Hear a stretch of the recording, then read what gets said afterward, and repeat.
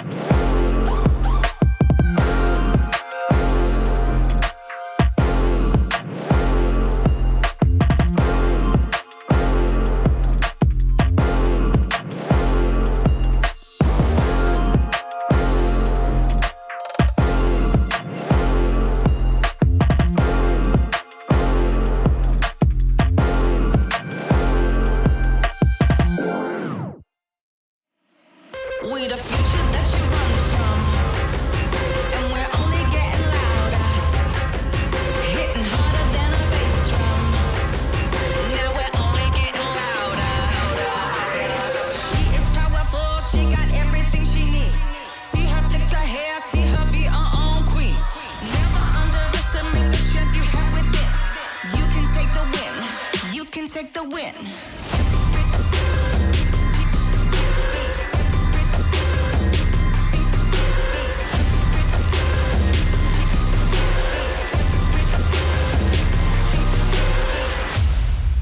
We the future that you run from, hitting harder than a bass drum, and we're only getting louder, and we're only getting prouder.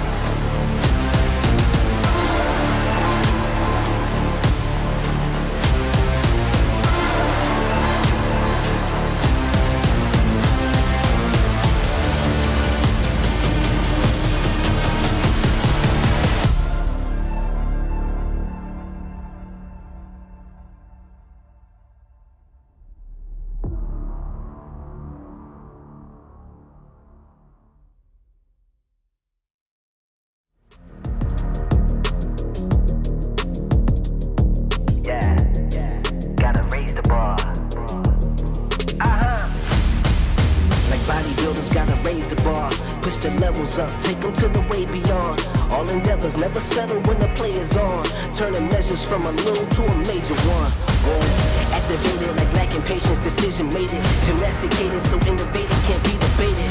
Flow aquatic, don't know a challenge, it been amazing. Fact of the matter, got the pattern to be the greatest.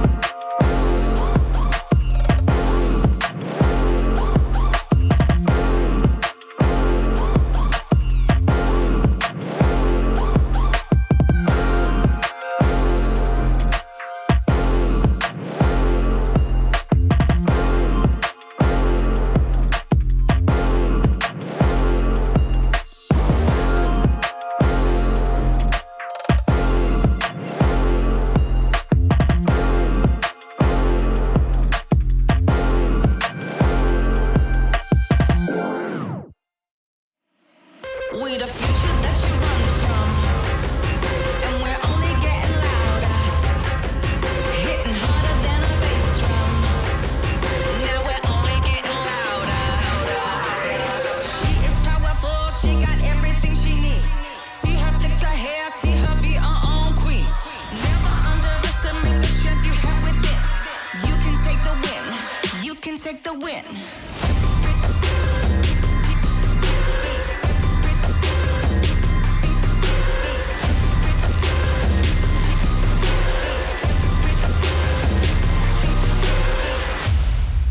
We the future that you run from, hitting harder than a bass drum.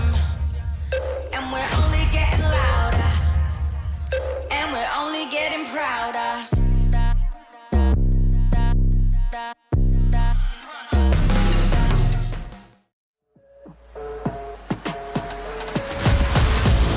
Lights out, lights out. Lights out, lights out. We back in it, ain't no pretending. We hit it, get it, we hit it with it. We back in it, ain't no pretending. We hit it, get it, we hit it with it.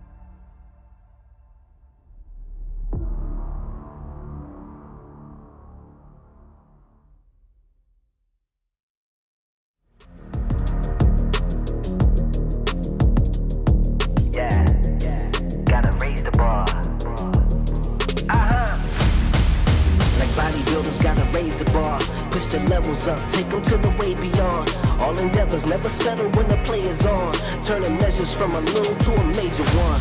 Whoa. Activated like lacking patience, decision made it. Gymnasticated so innovative can't be debated. Flow aquatic, don't know a challenge, it been amazing. Fact of the matter, got the pattern to be the greatest.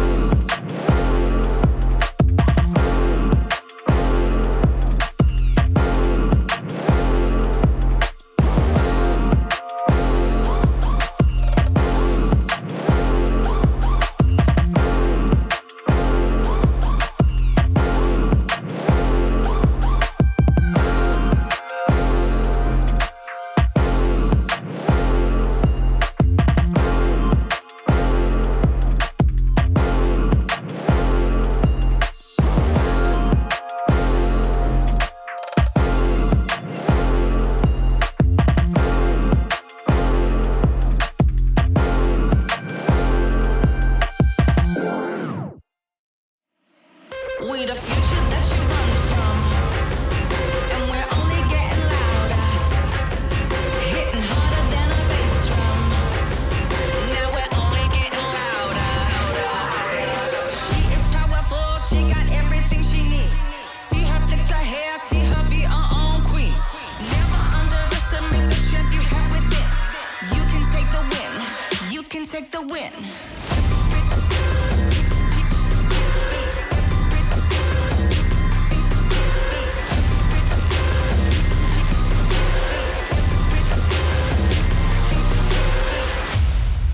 We the future that you run from, hitting harder than a bass drum.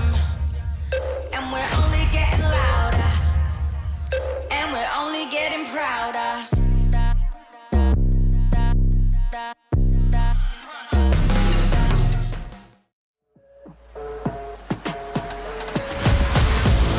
Lights out, lights out. Lights out, lights out. We back in it, ain't no pretending. We hit it, get it, we hit it with it. We back in it, ain't no pretending. We hit it, get it, we hit it with it.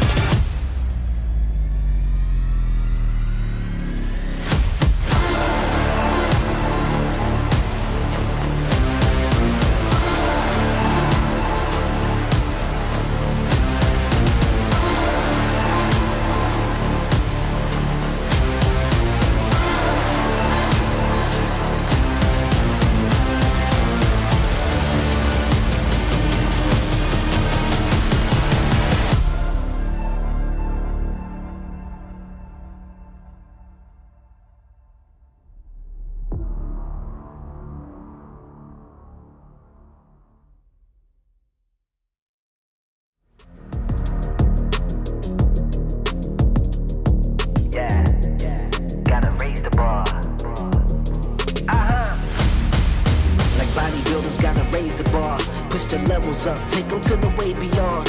All endeavors never settle when the play is on. Turning measures from a little to a major one. Whoa. Activated like lacking patience, decision made it. Gymnasticated so innovative can't be debated.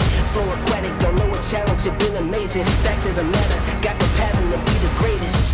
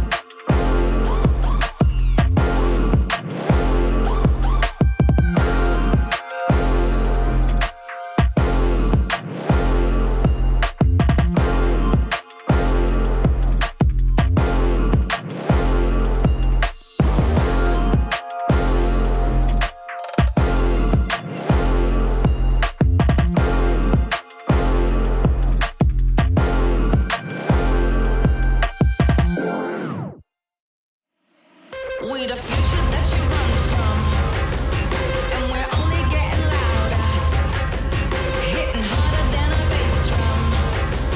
Now we're only getting louder. She is powerful, she got everything she needs. See her flick her hair, see her be her own queen. Never underestimate the strength you have within. You can take the win, you can take the win.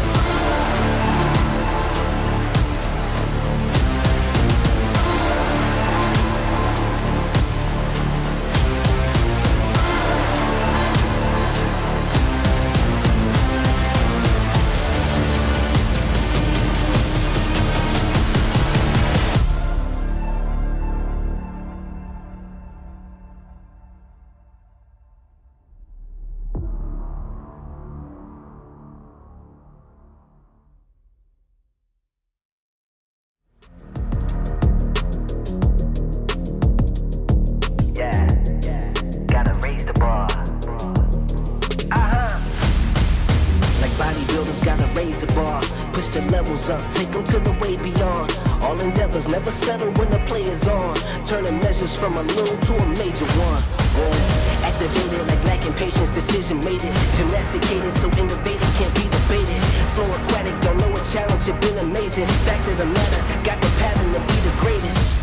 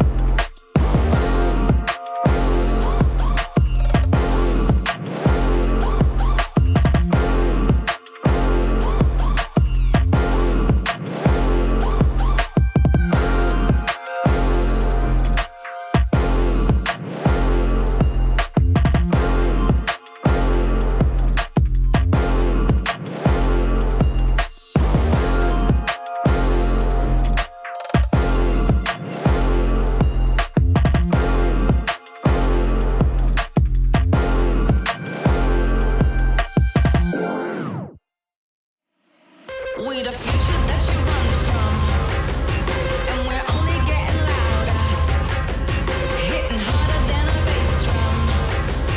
Now we're only getting louder. She is powerful, she got everything she needs. See her flick her hair, see her be her own queen. Never underestimate the strength you have within. You can take the win, you can take the win.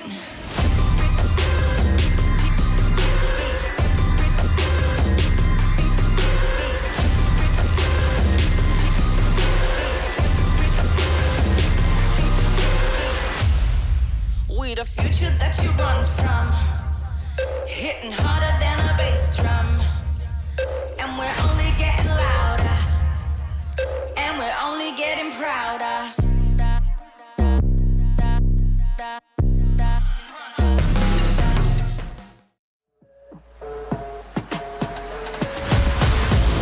Lights out, lights out.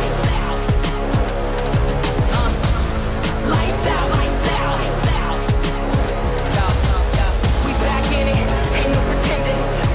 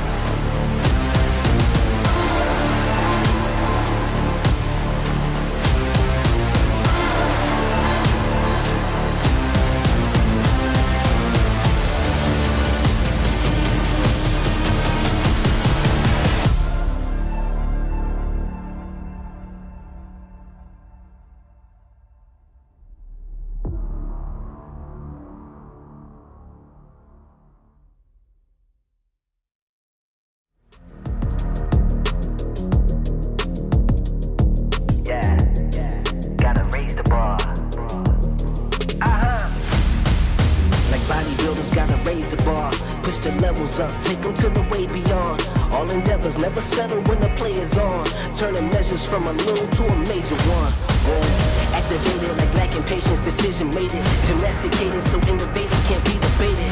Flow aquatic, don't know a challenge, it been amazing. Fact of the matter, got the pattern to be the greatest.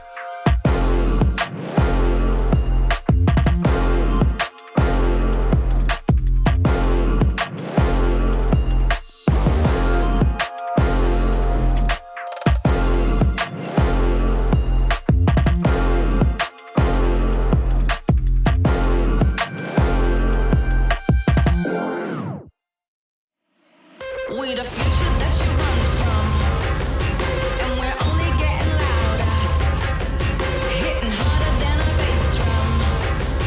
Now we're only getting louder. She is powerful, she got everything she needs. See her flick her hair, see her be her own queen. Never underestimate the strength you have within. You can take the win, you can take the win.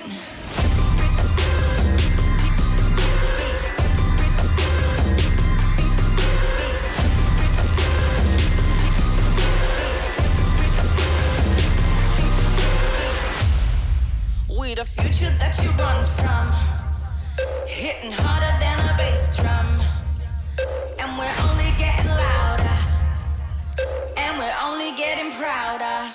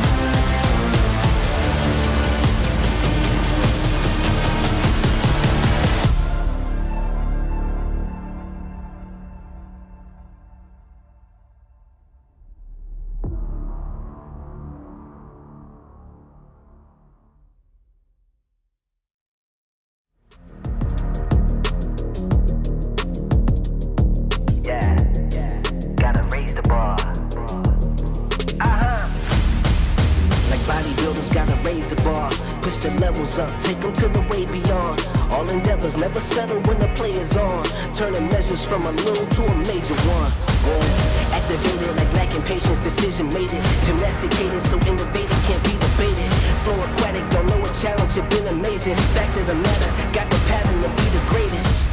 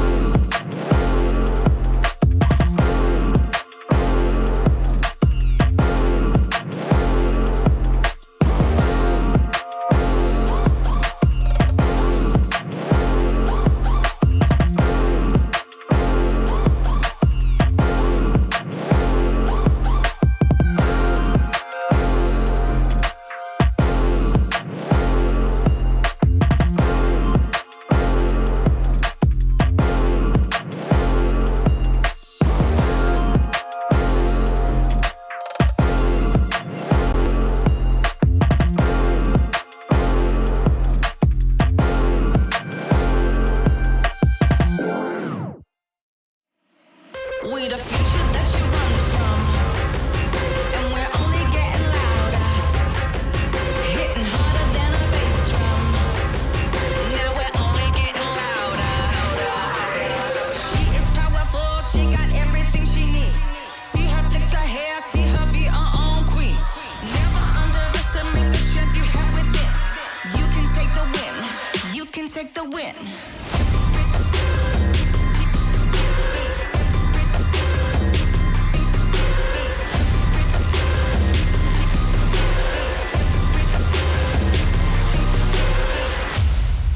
We the future that you run from, hitting harder than a bass drum. And we're only getting louder, and we're only getting prouder.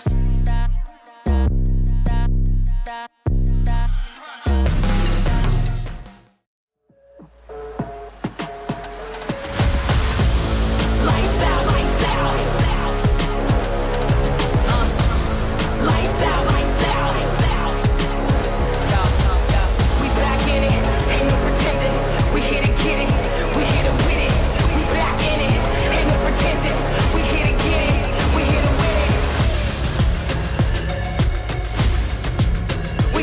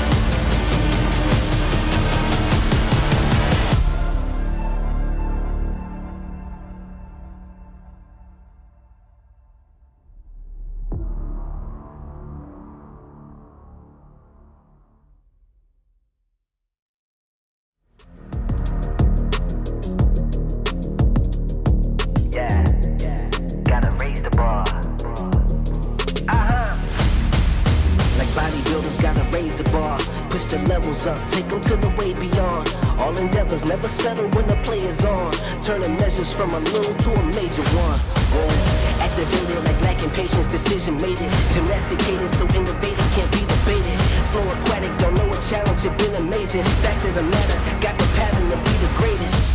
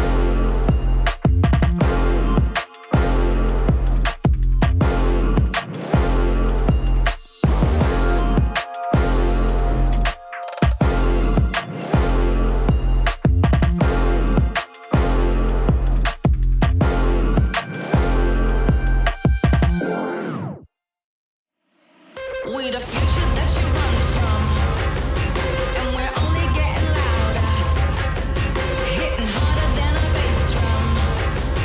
Now we're only getting louder. She is powerful, she got everything she needs. See her flick her hair, see her be her own queen. Never underestimate the strength you have within. You can take the win, you can take the win.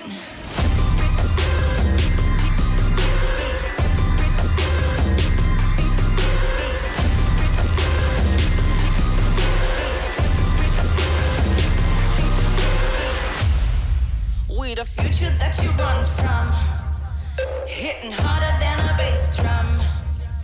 And we're only getting louder, and we're only getting prouder.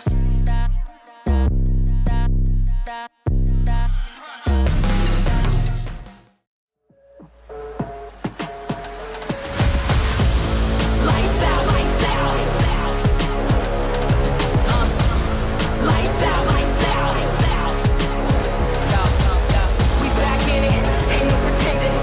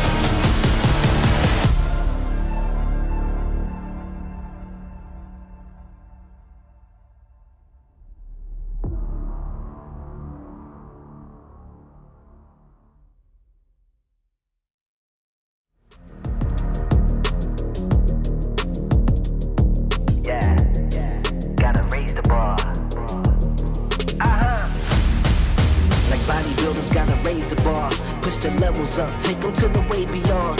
All endeavors never settle when the play is on. Turning measures from a little to a major one. Activated like lacking patience, decision made it. Gymnasticated so innovative can't be debated.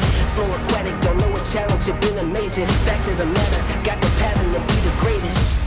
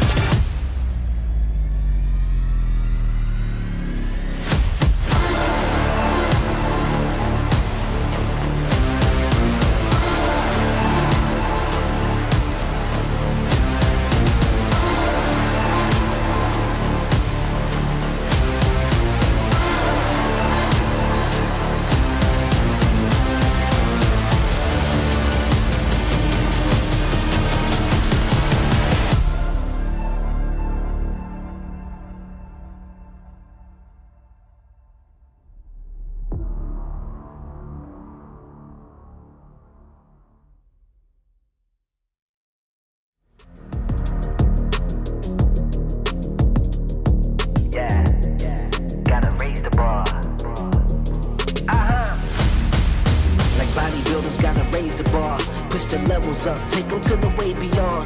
All endeavors never settle when the play is on. Turning measures from a little to a major one. Activated like lacking patience, decision made it. Gymnasticated so innovative can't be debated. Flow aquatic, don't know a challenge, it been amazing. Fact of the matter, got the pattern to be the greatest.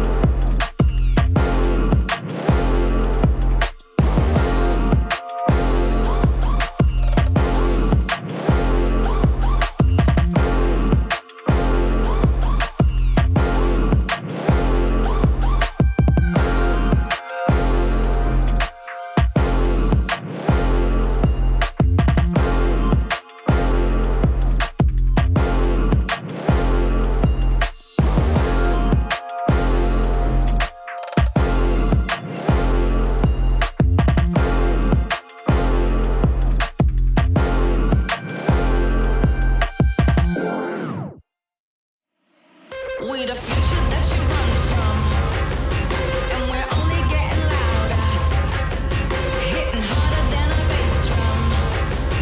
Now we're only getting louder. She is powerful, she got everything she needs. See her flick her hair, see her be her own queen. Never underestimate the strength you have within. You can take the win, you can take the win.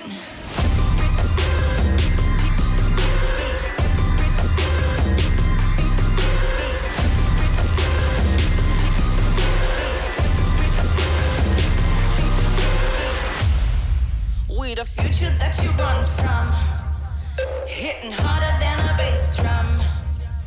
And we're only getting louder, and we're only getting prouder.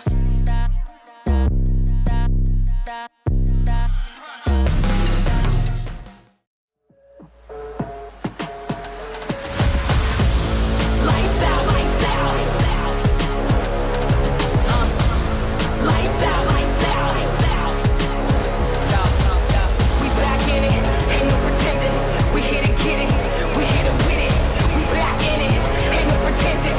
We hit and get it, we hit and win it.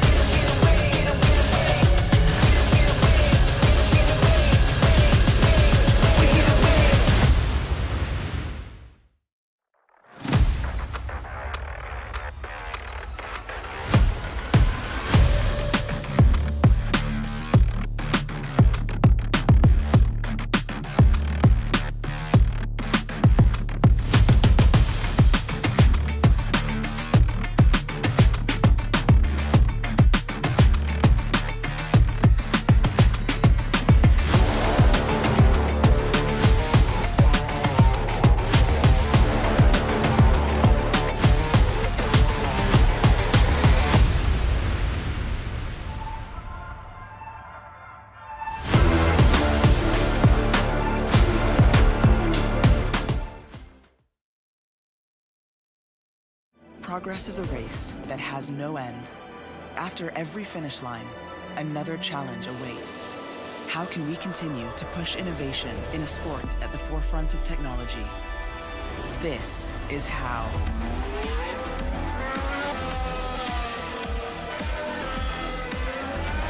Discover how Aramco and the Aston Martin Formula One team aim to meet Formula One's sustainable fuel targets. Aramco, powered by How.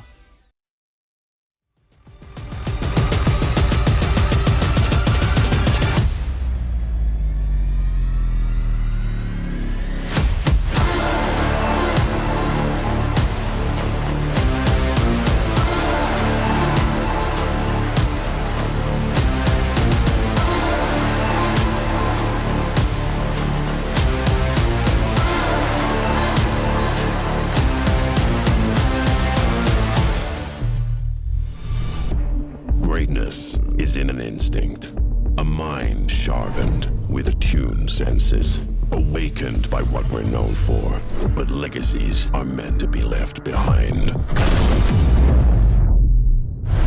Why play to your limits when you can break them? Hear only victory. Forget what you know.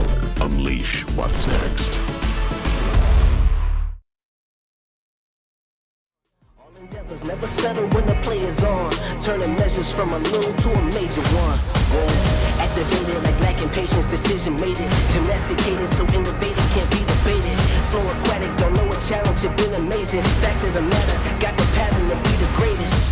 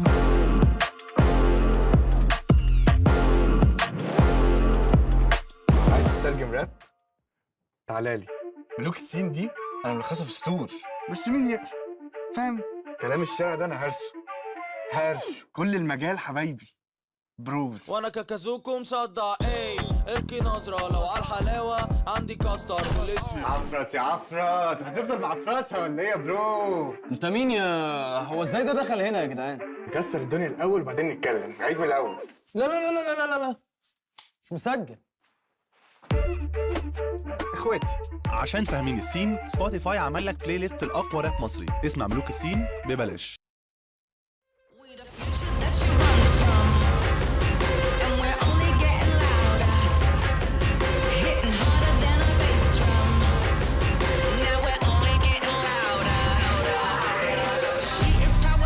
She got everything she needs. See her flick her hair, see her be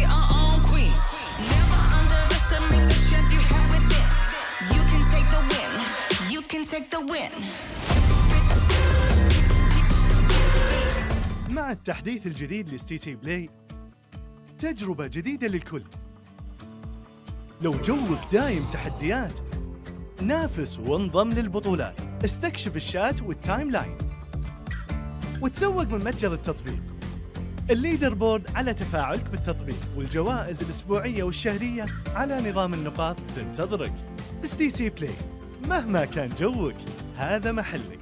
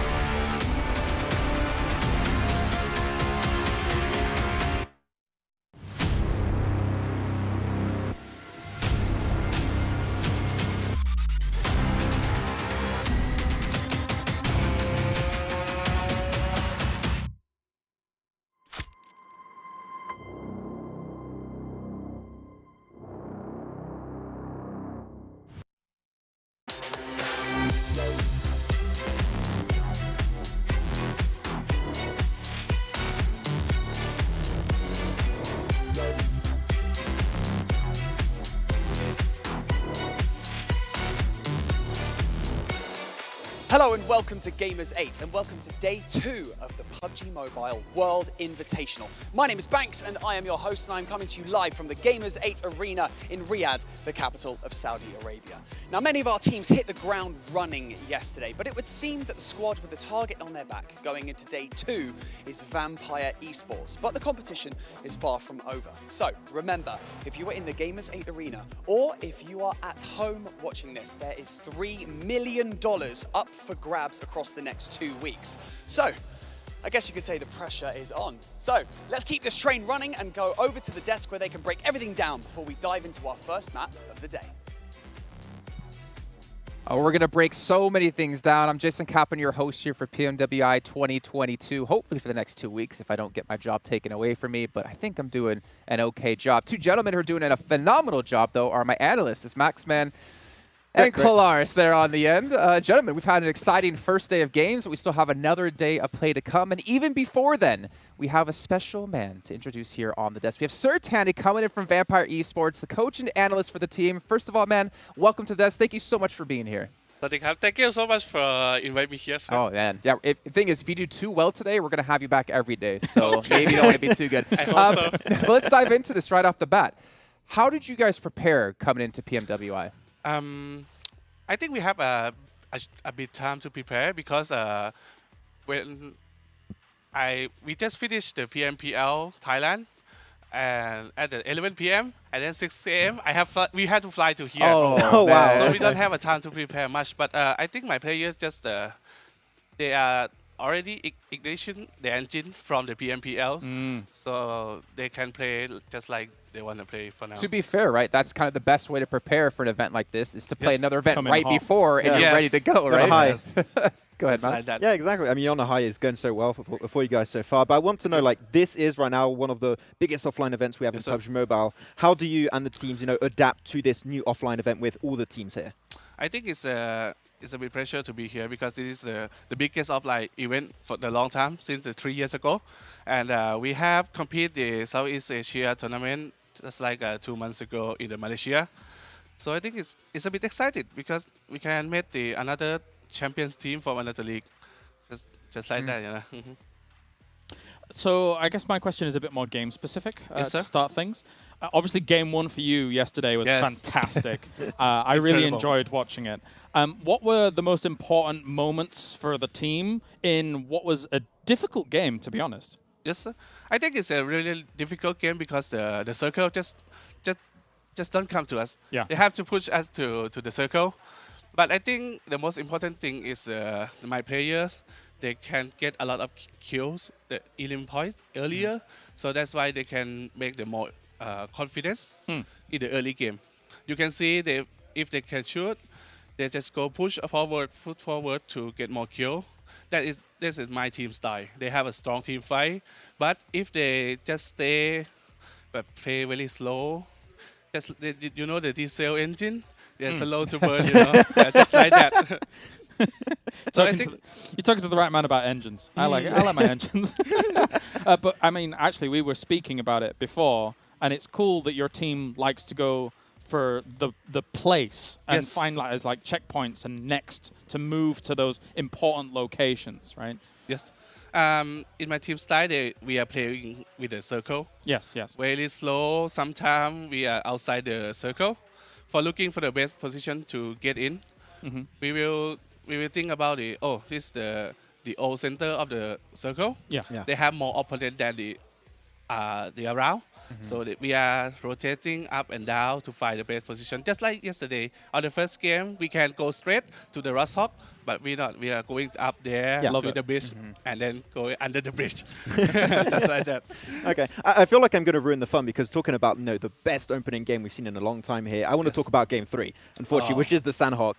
There was a little bit of an altercation you had with TJB Esports EU, right, when they were leaving Same and you came down from Rins. You definitely felt unprepared on your side on that. Is there like some changes you might want to bring to the table on that?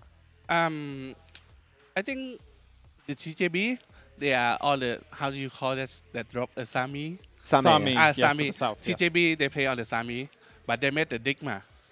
And they leave the city for the Nigma, and then they go forward to us. Yeah. and we don't have any information because no Q feed, no the sound of the gun, something like that.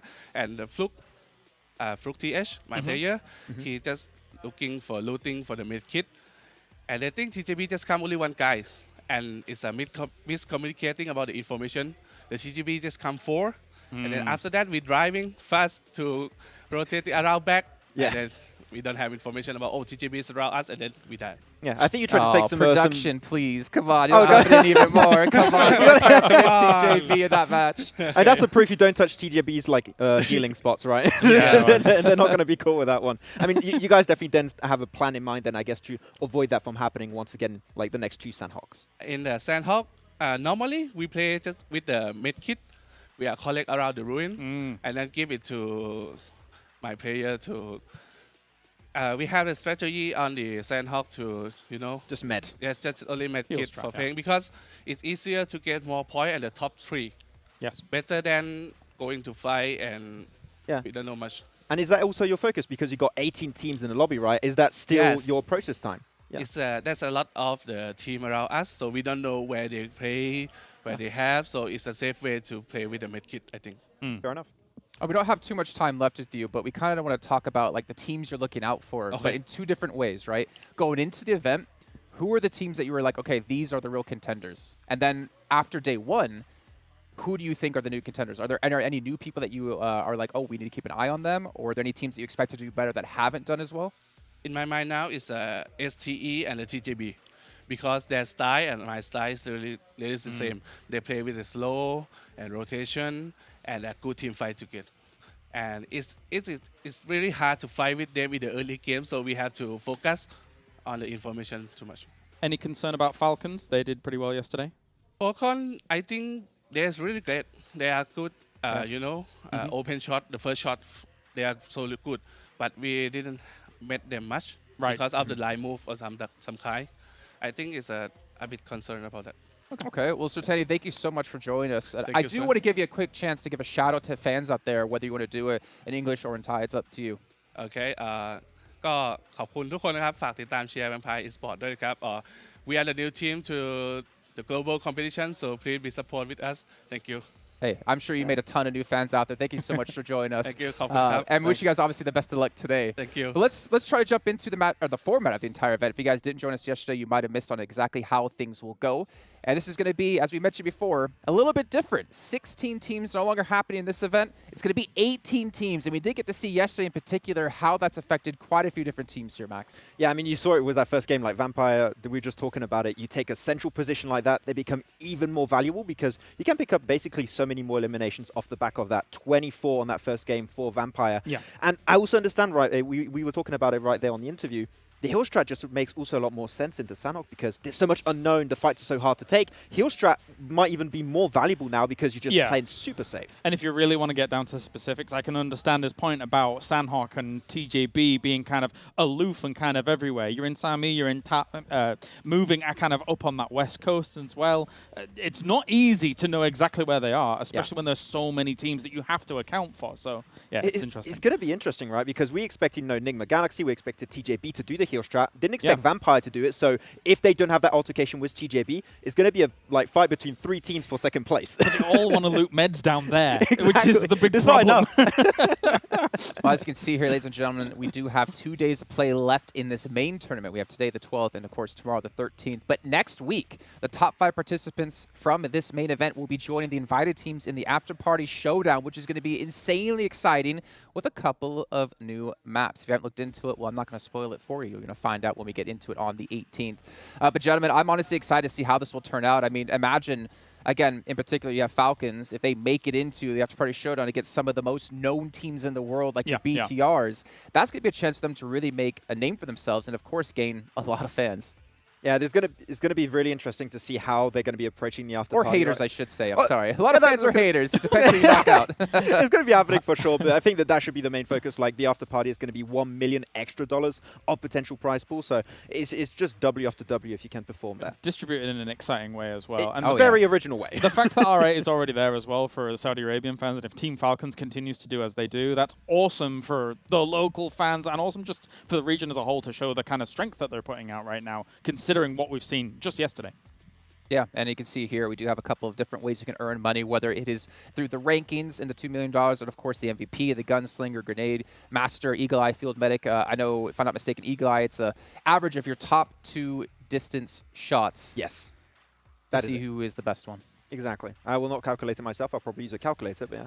And also, we saw the... even if you use a calculator, you might get it wrong. We saw the Grenade actually award coming through. Like, who is it from Stalwart that's got, like, an insane amount of nades? I can't remember. I was keeping an eye on the Eagle Eye, and I think top was Eagle Eye, and I think maybe he was even Grenades as well, actually. So yeah, it's one of Stalwart for sure. Yeah, they're doing well. Well, we still have, obviously, a lot to come up today here. I'm going to remind you guys once again, though, about Sony Xperia, the 1V, which is created in collaboration with esports professionals and is official smartphone partner here with PUBG Mobile. Make sure you guys check them out. Make sure you guys pick them up. They're actually down here, well, down here, but they're also here on the desk as well. All right, ladies and gentlemen, we're getting extremely close to kicking off our first match of day 2, but I'm going to remind you guys once again with a sick hype video of the teams that will be participating not only today, but in the next 2 weeks.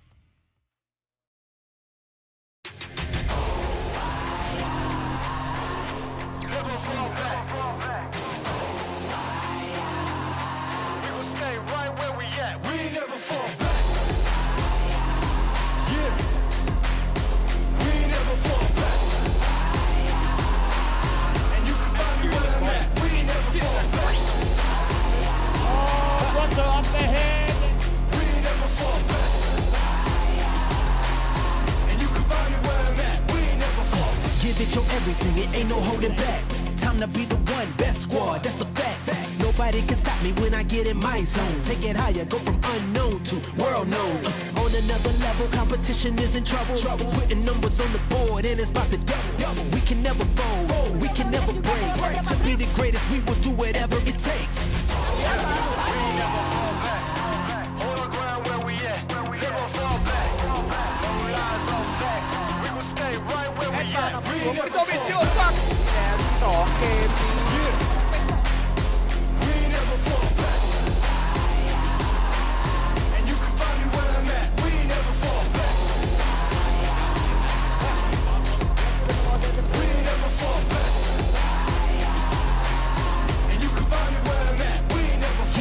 Legendary, feeling like it's my moment. No slowing down now, we can move forward. We got the passion and drive, we stay working.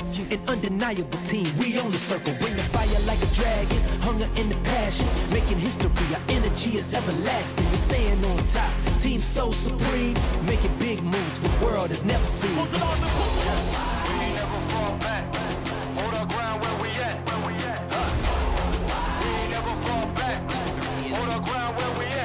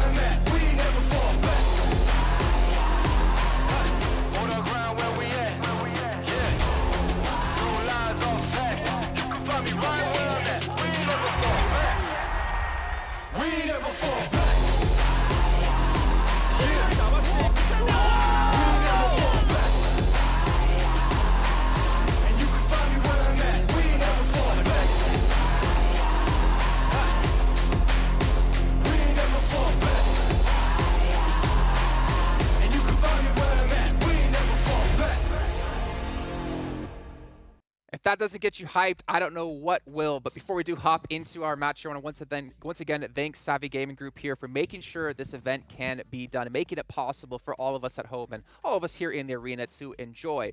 Now, for you guys to enjoy other things, we have tons of things and tons of prizes to give away. One way you can do so is by changing your social media profile picture to the team that you are supporting and making sure to post on the official channels, as you saw right before this video, about your teams and why you want to see them do well. And you can get some sweet prizes, maybe even a sweet phone. But ladies and gentlemen, we got to start talking about overall standings. We did have one day of play happen. We have had 6 matches out of our 18 total now done and dusted. And it's time to check in who's currently sitting at the top. And as you heard us talking to Sertani before, Vampire Esports in first place.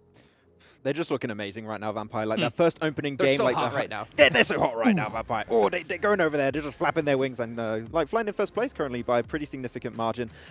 The thing about the top 3 teams right now, we talked about it already extensively, Kalaris, is like this is day 1 mainly focused around Vampire, Stalwart, Team Falcons. These are currently the teams to beat, and there's a small gap that has been created now between 3rd and 4th, but there's still clear potential like for teams below. If they get one good game, they're back in the race. And the important thing that we took away from the fantastic interview actually with Sertani is the fact that, and they realize it too, is that some of these top teams, they're bringing very similar play styles across the board than those 3 teams. They understand that they're taking it slow, steady, playing those edges, playing for the position, and then the kills come, sorry, the eliminations come to them a little later on. Ultimately, he didn't quite mention Falcons in that, but they are doing a similar play style to him just because they're not actually coming in on the same angles. So these 3 teams, they're playing the style well. Whether or not that develops here throughout the next 2 days remains to be seen. We'll keep our eye on it. Yeah, and I think we can all agree that if teams can't start to perform today, if they're not at the top, then you could pretty much kiss it goodbye of them getting into the AfterParty Showdown. You have to start making plays right here, right now,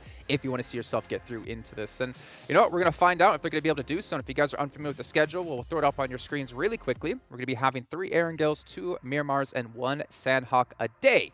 But that obviously will be changing when we get into our 2nd week of play. But I'm excited. I want to get some quick predictions out of you guys of who you think is going to take the first match of the day for the chicken dinners. I want to see Donuts keep popping off, actually. They had that good first game where it did go a little bit bad at the end because Vampire performed well. They still got himself a chicken dinner later on down the line. So I think Donuts, if they have still a good performance today, they can catch up to the big 3 here. I'm not changing my bets. I'm still sticking with Stalwart all the way. I think they're an obvious one. Amazing team. And I do think eventually at the end of this, they will stand head and shoulders above the rest. So I'll go with them. Well, I want to see Damwon and Kia step up today. We got to see them do so well when it came to PMGC, and obviously they do have every opportunity to do so. But as you can see here, the players are getting ready, we're getting ready, and hopefully the commentators are getting ready because it's time to head into our first match of the day. As you saw, it's going to be over on Erangel. We get to see a massive 39-point game out of Falcons. Not Falcons, sorry. Out of Vampire Esports yesterday. I should correct myself on that one with 24 eliminations. The question is, can they do it again? And the gentlemen, they're going to bring you all the action here in this first match. It's going to be Avenger and 7 Worlds Gaming. Thank you so much, Jason and the desk. And what a fantastic interview as well we were able to have with Vampire. That was so great to see. And of course, we're getting ready with the first game, 7. It's great to be here, great to start, and we have the opportunity to do your favorite map. Yes, we will. Don't get me too excited until... just give me some time, okay? Give me some time. The build-up. Yeah, the build-up's going to be great for Sanhok. But what I was going to tell you is with Vampire Esports, something that their analyst and coach was just able to say is how they're going to be looking out for STE. They're playing, STE especially is playing really slow, and they are playing their game, and now they are starting to be consistent again, finishing off the day with the chicken dinner. Can STE continue that kind of performance here today on the first map, or are we going to be seeing an STE that we kind of saw between match 4 and match 5? Match 4, to refresh your memory, 15th place, 0 elims. Match 5, 9th place, 7 elims, which was great because they were able to make up so many points there with the eliminations. But I'm intrigued to see what kind of ST we're going to be looking at. Yeah, exactly. Now we're just taking a look at how the first circle is going to be popping up for us soon after the plane path. We're starting over to Stalbert and going down to Primorsk. This eliminates a lot of potential drops in Milta Power, Prison, Shelter, Farm. Novo is going to be hard to get to. Military is going to be hard to get to here, which is going to be really, really interesting, of course. First game of the day. I'm super excited to get things started here, 7. And obviously, highest damage also checking in on action. Mike Flug also in there. But right now, Stalwart Esports is really paving the way in multiple ways. Yeah, and with Stalwart Esports, I mean, as I just said, getting that chicken dinner to finish off the game put them in a great place to hunt down Vampire Esports, and hopefully they will be able to continue to do that because it's going to be a battle between these two. But then you heard Jason say a team that actually surprised us was Falcons. This was a team that just kind of came out of nowhere. Falcon Esports decided to show up and started performing really well. And what's crazy to me right now as we're looking at this circle is that it's almost the exact same circle that we got on the first game yesterday, and we know what Vampire Esports was able to do at that time. I mean, they were able to collect 24 elim points. Could this possibly benefit them again? And I love this, that This circle is actually really good for this plane path here. We're flying in from Stalwart down to Primorsk. A lot of the teams are going to be able to get into the good drop spots for this. Again, thank you to Sony Xperia, the official smartphone sponsor here for the event. Super great to have you guys on board. And now we see REGAN.S and back-to-back actually kind of chasing each other. JWay taking some shots. There's a DPS in play here in Flower C2. Let's see if we're going to be able to have some potential knocks. It's a little bit of a chase, actually. We have an UMP in play on JWay. But Polo and the boys here in the coop are going to be leaving. And I'm pretty sure back-to-back is going to try to not lose anybody. This is a team that's currently in 18th place, dead last. So you don't want to start off the day 2 when you're wanting to make a comeback like this. And you can see the chase finally stops. It's going to be great for them. And with back-to-back, I mean, at some point here, they are the NA hopes because they're the only NA team that are going to be participating in this next 2 weeks. Right now, it's not looking like it's going to go their way. Yeah, I'm lucky in that sense, you know, having multiple teams that I can cheer for my kind of home region. We have Aton, we have VIVO, Keat Stars, so I'm kind of fine with that. No, it's obviously unfortunate that they've had a really rough start in that matter. It is day 2, so they've only played 33% so far. They have 12 more games to make up for it, which is going to be interesting to see. Now that, you know, especially the amount of preparation you can do from day to day is huge. So the question is, have they prepared? Have they spent that time getting into seeing, okay, how can they improve going into day 2 here, and how well they're going to be able to do compared to some of the other teams? Yeah, hopefully they went back yesterday, watched a lot of VOD, figure out what's going to be happening today, right? And treat today like your day 1. This is something that we were actually talking about before the show started. Yeah. They might as well treat this as their day 1 because their day 1 was absolutely awful. And for everybody watching at home, let's watch PMWI together. Complete daily missions to earn points. Once enough points are accumulated, tap on the rewards icon to claim the corresponding reward. Yeah, exactly. And you can participate in the event solo or with your teammates that you usually play with. It's obviously easier if you're able to get that together with a whole team, and you can get the reward easily. But I was going to say, we have seen some great skins. Oh, for sure. Especially the PMWI packs. And between August 4th and August 13th, they are going to be 50% off for the PMWI packs. Get a set straight away and 5 chances to draw PMWI treasure chests. Yeah, and that's a further sale on the PMWI packs, and you can get 6 chances to draw the treasure chest from PMWI. Well, what I'm going to be looking at here is, I mean, I would like to see some of the bottom teams. I mean, Virtual Gaming Squad. This was a team we saw a little bit like they didn't know what they wanted to do yesterday. I forgot which map it was exactly, but they weren't sure what they wanted to do. If they wanted to be pushing or if they wanted to be a little bit more patient. And you can see a bit of a disconnection between that team. I'm hoping today they went back, watched that VOD, and they're going to be more assertive on what they want to do. Whether it's aggressive or defensive, as long as everybody is on the same boat, that's what I want to see. Yeah, especially the teams that were able to do well yesterday was the teams that were either very aggressive together as a team, moving together and getting the eliminations that they were for, or super heavy focused on getting the placements, trying to stay 4 alive as long as possible. Because obviously, if you're in a 4 versus 3 situation, you're the team with 4, you have the upper hand just by nature, by that. So that's the very hard focus. One of the teams that did that, obviously, was Donuts. We saw their game on Erangel. They were able to hold down the barn, just east of Pachinki, and then move out and then take over control of the late game, which was very good to see, of course. Yeah, and you're talking about Erangel. They ended up getting the chicken dinner, right? Yeah, and on top of that, they ended up the first game, 4th place, 8 Illims. So far, Erangel has been working for them. Can they continue on this trend? And I mean, same with VIVO Esports. I know we've been talking about them, but I want to talk about them a little bit more because their damage is just out of this world. I think it's almost more than 2K damage than the other team with that 2nd place damage, which is going to be Donuts. To put it into context, the damage dealt from VIVO Esports, 9,503. Donuts in second, following them, is at 7,638. So just... you can see how much more aggressive VIVO Esports is right now. Yeah, I really love to see how they're able to play. Damwon-Kia, another team that we've seen some from.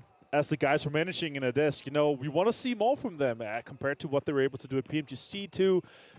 And, you know, we're having big expectations to these guys. You know, they are a team and a organization that have huge respect amongst all the teams here and globally. So let's see how well they're able to fare throughout. Yeah, and I mean, you heard Jason say too, Damwon Kia. This is a team that just hasn't performed. Like, we haven't seen them at all. We saw them getting eliminated over and over again, and they finished off at least they finished off the day with the 5th place and 2 elims. So maybe that'll spark up. Maybe they'll be able to carry some kind of momentum. I'm hoping it happens for Damwon Kia. They're super focused on their placements. They want to get high placements, but considering that we have these 2 extra teams, the most of the points that you're getting in the total games here does come from eliminations, so they need to focus on that as well. But being able to still have, you know, their top 10 placements, but they're just not able to convert some of these eliminations and not stealing enough kills like some of the other teams are really excelling at right now. On screen, Cielo from VIVO Key, we have a lot of teams that are already taking in some of these positions that we are close to the river, which is going to be really hard. Some teams are obviously taking some terrain that could be high ground or very easy to traverse across the river, or potentially gatekeep on some of the bridges that we see here on screen. So high ground here in the castle, overlooking multiple angles. I was going to tell you, with VIVO Key, I was actually really impressed with how they were able to play yesterday. I mean, they started off the day in 8th place. I think at one point they were in the top 5, which is good to see that Brazilian team, we know them how aggressive they can be, and we know how great they did in Sanhok. I want to see them translate that a little bit more to Miramar, because Miramar was not the strongest suit. I know we're currently not playing Miramar, but I am already thinking ahead for that team. Yeah, really looking forward to see if they're able to step up and show what they're made of. We know they're capable of great things. Also what we've seen both regionally in PMPL, but also the PMPL Americas Championship, where they did well too. Here we have Bucks Gaming on screen. Now next circle is going to pop here, and it is going to be a great one. The question is it going to be an odd one? Is it going to be a center one? It's going to be a center one. So actually the vast majority of the teams are already in, but look on screen 7. There are some teams far outside the current circle. Yeah, I mean, we heard the analyst from Vampire Esports said that STE, they're going to be looking out for that team because they're playing so slow. I think this is just a perfect picture of what he was talking about. Most of the teams are already starting to rotate. They're in vehicles. They're trying to position themselves. And guess what? Stalwart Esports are like, we're taking our time. We're not going to rush through this. We know exactly what we're doing, and I'm pretty sure they watched a lot of VOD review from yesterday and try to see how those teams were going to be rotating, especially since, in a way, this circle does kind of mimic a little bit of what happened yesterday with some of the Erangels. I'm gonna continue to expect ST is going to continue to just play it slow, as we do have an engagement here coming up. Damwon Kia going up against USG. Who's going to strike first? Who's going to get that first knock? Yeah, this is one of the high ground positions that we saw really key for yesterday's game, that also ended close here in Russia, obviously, with Vampire having 24 eliminations. Damwon Kia Song taking a lot of damage from the utility here, and a lot of damage can be put out. I want to see multiple nades. I want to see more, not just one nade at a time. I want to see nades on both sides, deep into this warehouse, that could potentially knock some of these Damwon Kia players first right now with an M16 in hand. Some more heals are popping off, and they're using the Molotovs to deny any peaks that are close. They don't want to commit much more to this fight here. Now Virtual Gaming Squad takes on Falcons, and Gaddafi is able to take down Yusef. And we were talking about Virtual Gaming Squad being decisive on what they were going to do, whether it be aggressive or defensive. Guess what? Ooh. Right now, they're being aggressive. And ooh, powerful from Team Falcons, almost being able to get that nade. Oh, 1 HP? Are you kidding me? Oh, Falcon returning the favor on the Virtual Gaming Squad. Super unfortunate for Faluji there, yeah. Never alone able to finish that off. Dama here on the front line. And Virtual Gaming Squad is splitting off here. I think Zeus could also potentially be taking an anchor position on the high ground or disengaging from the rest of his team. They need to figure out what they're going to do here. As you're saying, a little bit indecisive. You want to see them play together and really execute these situations a little bit better for them to pop up on the leaderboard. But it's obviously, it's very hard to defend a compound like that, so when you don't have any other teams around that are putting pressure onto Falcons, because it's far north in the circle, is most likely not going to end there at the moment. Now, Wildcats on screen fighting Vampire. Wildcats obviously coming out of Turkey. And Vampire Esports, are they going to continue with that aggressiveness that we've been seeing out of them? And also, I know we're currently watching this fight, but with Virtual Gaming Squad, I'm glad that they decided to rotate one player out to get the angle. That's completely different than what we saw yesterday. A little bit more decisiveness in their aggressiveness. Love to see that out of them. And Wildcats, what are they going to be doing here? Are they sure? Are you sure you want to take this fight against the team that's currently outputting the most damage? If I'm them, I will probably need a confident booster. I'm going to go for it. All right, next circle is slowly moving in here. Stalwart coming into the circle, joining just as the second circle closes here, 7. Let's hope that it comes close to them. Otherwise, they can just stay in their cars and keep rotating. And yeah, it's going to be interesting. Oh, it's going to pop north. Okay, so we actually eliminate all the rear play now. All the teams, they're going to be focused on getting across. Potentially, we could see some gatekeeping, some bridge camping, but most of the teams, they obviously want to get into some of these situations where they can lock down a compound, because in this circle here on the north side, there are not that many compounds available. You kind of want to fight for them early on. Obviously, also the road that goes on from Yasnaya up to Cerveny is a huge factor. There's not a lot of cover around that road, except for those few compounds. And as I'm looking at the map here, I'm going to be looking at Stalwart Esports. How are they going to try to break into that circle? Are they just going to do a full-on rotation edge of the circle and slow it down as they've been doing? Or are they going to get a little bit more aggressive now that an opening is happening for them and try to reach that? I think they might just play that outer circle. Yeah, we'll see. And also we saw just on the map real quickly that back-to-back is actually in front of them, so that could be rough for them. Let's see what the situation is going to be later. We'll jump into now. 4 rivals on screen coming out of Malaysia. Oh, this is a fight that I want to see here. This is a big one. Aton Esports, please. You guys are currently in 16th place. It's a team that I expect a lot more, especially with the new player, Texa. We saw some flashes of greatness yesterday out of that team, but just not good enough, hopefully today. And TJB, I mean, this is 6th place. I'm pretty sure they want to continue on that trend. They want to continue to position themselves within those top 5. Because remember, top 5 is the desk, and the analyst was saying they are going to be moving to next week when we do the after party, and that's going to be even that's going to be even crazier. Wait until you see what's going to happen. Now, I do want to let everybody know, currently watching between August 4th and August 13th, all users in the region of the top 3 teams will have the chance to win a prize, maximum of 1 award per user. Keep an eye out on that. And here we go. They are going to decide to engage. Oh, TJB is actually boxed. Aton Esports might be wanting to back up, and Box is just going to be full sending it as he's able to run over a player with Kiss. And Box Gaming is just absolutely destroying the TJB players. There you go. There's a little bit of a break. There's a little bit of a trade for them. Yeah, that's a rough situation. Let's see what they're able to do. Also, you can see VIVO keyed in the distance, and now all the teams are definitely moving into the circle, trying to get into a bit of an angle here. Box taking some shots at TJB, putting more pressure onto them. Can they continue? They try to eliminate them right now. Oh, Shao! No, he goes down. He's getting traded real quick. Sabu, insane by Box. And it is going to be just Trismi. As Trismi is getting third party, he's going to hop on that car and just decide to back off as Vivo Kid was trying to get into that action. And I'm surprised, actually, that Aton Esports decided not to push the action even more. I feel like they might have been able to third party and at least get some free ilims. Some of the likes of what Vampire Esports was able to do on the first match yesterday. And here we go.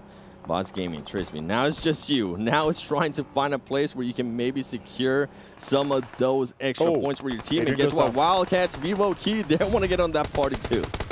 Defoe, oh, can he do? He's going to try to go for the rest. No, he gets straight. Diego down, Adrian down. It's actually only McGrillen left here against Hexray and Boran. And Vivo Key is out. And we can hear our Turkish colleagues be pretty damn happy for that, because it looks like they could potentially get both their players up again. Now Vampire rotations coming in. Solo Mega there with the DP28. Yeah, and Team Solo Mega is going to get caught, and he's going to get knocked right away. His team, though, is going to be able to position themselves. This is going to be an interesting fight, even though Vampire Esports don't have the height advantage. I would love to see how Team Soul is going to be able to defend this.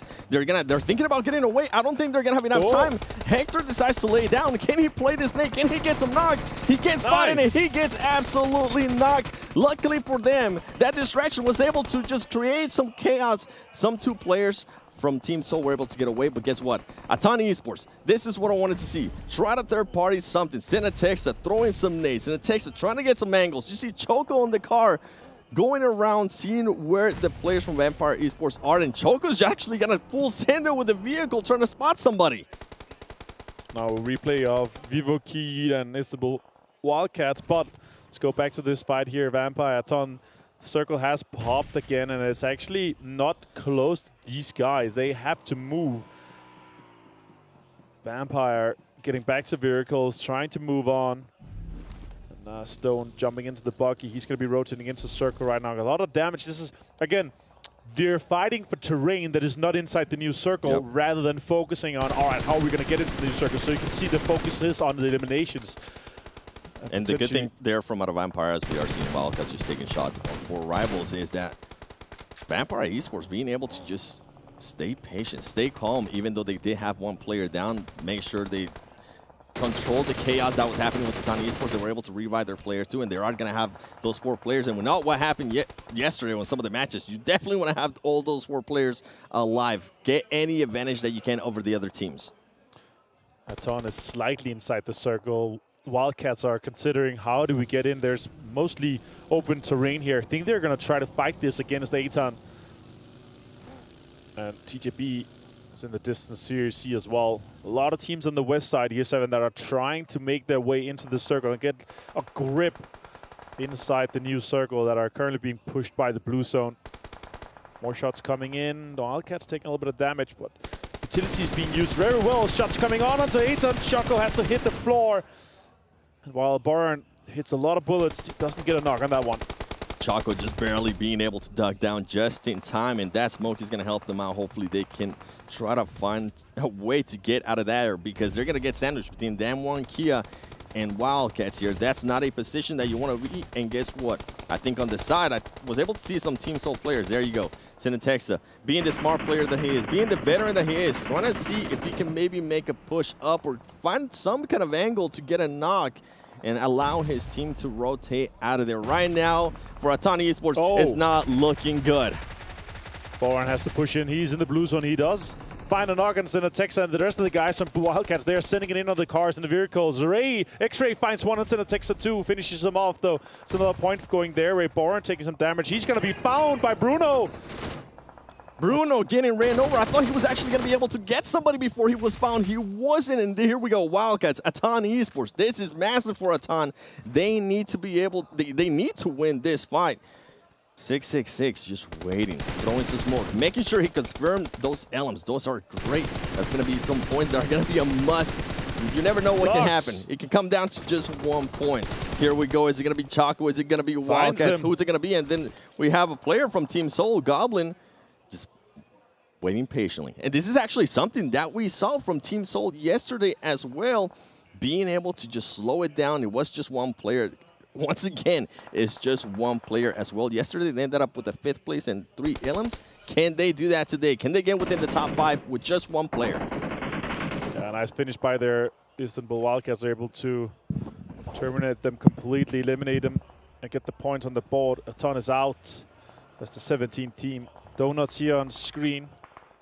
Stalwart has a decent position. The circle is getting very close, and the southern side of this circle here, where Stalwart and Donuts is under a lot of pressure from many teams, and not that much space, not that much terrain available for most of these teams. Yeah, and I was seeing some trades there on the Elim feed. I think it was back-to-back between RSG, and there you go, Wildcats out as well. Vampire Esports, here we go. The aggressive team, they're trying to find some people too. Not able to confirm anything there with 52 Esports. Looking around, trying to see if there's going to cause some kind of damage. And Morph, I see Morph there on the other side of the gas line. As I talk about that, guess what? Vampire Esports continues with the nades, and they are knocking people as they are trying to get different angles. Fluke being able to knock Deku, but Gaddafi is starting to third party. Oh no, Vampire Esports starting to get third party from a lot of people. So much pressure on this southern side here. Vampire Esports is out in 14th place. No placement points, but 3 elimination points gone their way. Soul is out as well. 15th place and 1 elimination for them here. Stalwart is really controlling this. They're able to maintain Pika, finding a lot of shots onto 52.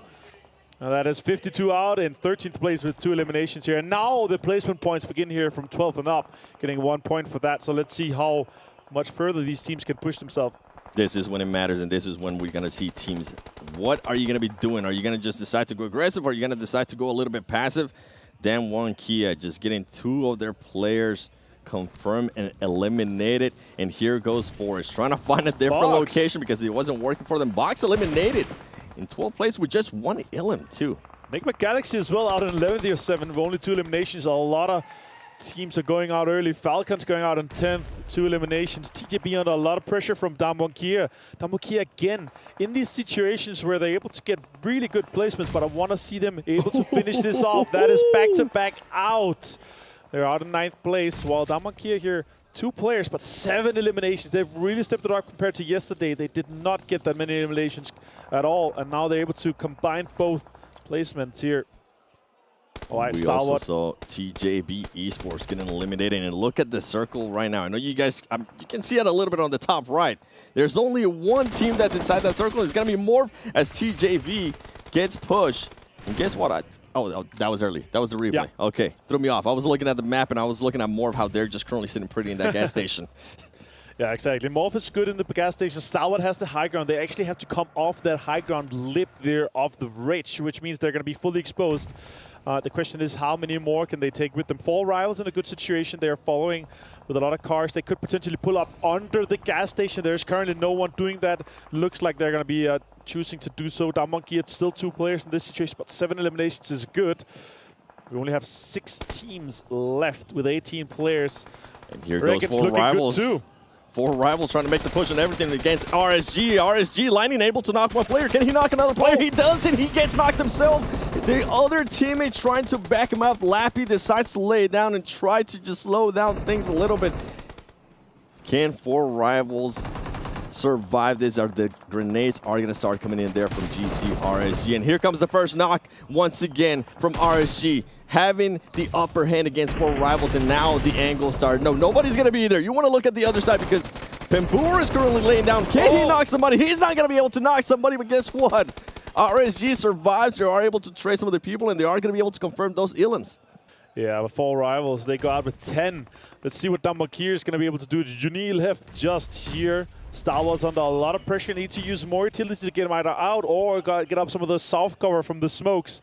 He just spotted him. Action saw him. And Donuts is out of 5th. Shots coming in from Action again. One of our top fraggers here in PMWI so far. It looks like they're going to be able to get the rest off. REGAN.S also recovering from a really rough fight with 4 rivals, while Morph inside the gas station. There are only 2 players, so they are not going to move out aggressively on this. It's simply not worth it just yet. But we're down to just 3 teams. REGAN.S, Stalwart Esports, and Morph. And REGAN.S and Stalwart is the only teams with just 3 alive. Morph still 2. So let's see who can get the most out of this situation. But I want to say Damwonkia did get 16 points just for that. That was actually a crazy good game for them. It really wasn't. I mean, 4 rivals, too, being able to get at least 10 points. Now, Morph, they've been here for a very long time. Everybody knows where they're at. I did enjoy what Rocky was doing in regards to just trying to find some angles, seeing what Stalwart Esports was going to be doing, and Stalwart Esports still slowing it down. And this is the question, right? They know the circles on the gas station, and they know that they need to either clear Morph out. But if they start this fight with Morph, that means that Stalwart is going to push up and third-party that fight, and that's the really interesting part. Morph just wants to defend. You can see the utilities being thrown. Nice nade coming out and finds double D right there. Fire actually really well played with the utility, while GZ is actually putting pressure onto Stalwart. Finds multiple with the vehicle explosion. GC coming up huge, being able to shoot at that vehicle, exploded, and Top, I don't know if Top is going to get revived here. RSG playing this very, very smart, and Morph is just, as you said, backing them off with utilities, throwing nades, making sure that, hey, don't get close. Please don't get close. And I think, I thought he was going to be able to spot him right there. He was not.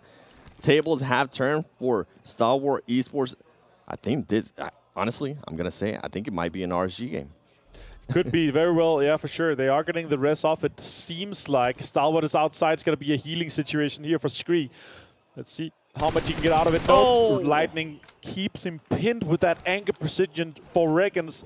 Super important here. Now the Molotovs are coming off in the corner to try to deny the peek around the corner. They want to maintain them inside this because the circle is going to move away from Morph eventually.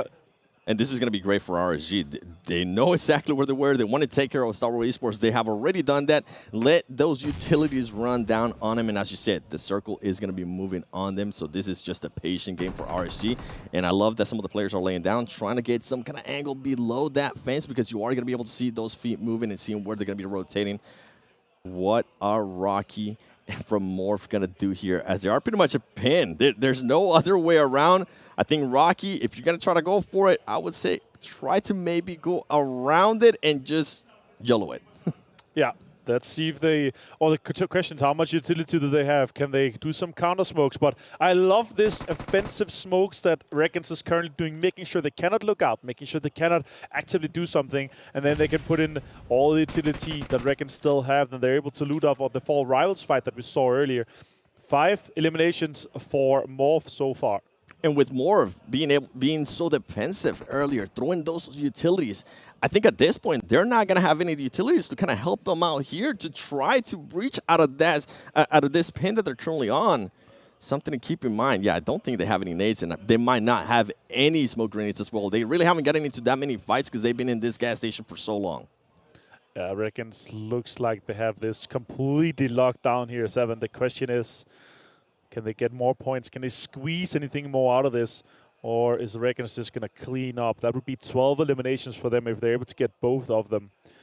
And the win, too, with another 15 points. It would be a 27-point game for REGAN.S. If they're able to do so. Shots coming in. Lightning takes down Rocky.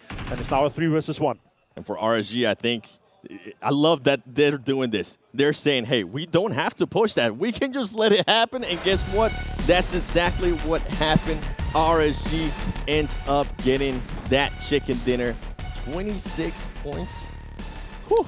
That's a huge That's a great them. start. And both of these teams are middle pack teams right now. They are chasing. They're trying to get into the top here, 7. That's the really interesting one. But REGAN.S able to close this one out. The Wolf team, as you see here on screen with our amazing stage here in Riyadh. Really good game to start things off with here. Obviously, Erangel, first game, they know it so well, but it ended up completely different to what we've seen so far. Damwon Kia really being able to step it up and get these eliminations that they have so hard been needing yesterday. Yeah, and a battle that I was actually going to be looking forward to seeing between Vampire Esports and also how Stalwart Esports was going to be doing. Stalwart Esports actually being able to come out on top in regards to points and the rotations. I mean, the way Stalwart Esports are playing right now was just so slow, patient, let things happen. It's going to be great. The consistency out of this team, I'm just impressed. Yeah, super impressed with what they were able to do, but the Circles just didn't play in the fair until later. But they were able to defend that high ground little house that they got so many eliminations and they squeezed out so many points from. But it went away from them. It went to the gas station, unfortunately. But I will say this first game here, amazing. Is there any other things that you were really liking that you saw here from the first game? Morph, great start. Great start. Yesterday, I mean, they won first 2 games. They ended up with 0 points. For them to be able to finish second place here, even if it's not chicken, that's just going to be such a confidence boost for them. Yeah, exactly. All right. That was game number 1 here. We're going to go over to the desk here with the match ranking sponsored by SCC. Thank you so much, gentlemen. As we do see RSG, there were questions, and to be perfectly honest, I was talking to Max Span, to Kalaris, to John Allen, and Blake watching the game of, I'm really disappointed in what China's actually brought to the table in this event so far. And of course, Karma completely biting me in the backside. 26 points here for RSG, but honestly, GZ was the star player in my eyes for that team, keeping them alive time in and time out. Yeah, the way they were peeking under that wall side, if they saw just a pixel of movement, they were going to instantly shoot down the players of Morph. And really, the way they cleared the eastern side, which you already mentioned also, Kalaris, in the green room, it is not an easy position to clear. There's a lot of open areas, not a lot of really good peeking spots, and yet they cleared out most of the teams on that area, cleared a lot of space, and then just went for the push onto Morph at the end. Definitely. A lot of the fields on the east side of that kind of gas station position, they're very... there's no bumps really that provide you any cover whatsoever. Some of the fields in this game and stuff like that, they have like little bumps divots here and there. Yeah, divots and stuff, but not on that side. So well done by RSG to take these points. I'm not going to do more hand motions, Jason. I know you guys can't see it on air, but he's done so many so far. And I could be a politician talking with my hands, you know, doing what I'm doing. I mean, if you guys actually don't know, off air, you do have, you know, the casters actually just mimicking what James does do here on air that you guys can't see. Anyways, moving on, though, you can see Morph, those 17 points, fantastic for them. Damwon Kia. Damwon. You know, I wanted to see more out of them, and they show up with 16 points. Junior, if I'm not mistaken, Junior able to really get them higher up on the rankings and really lock in some points.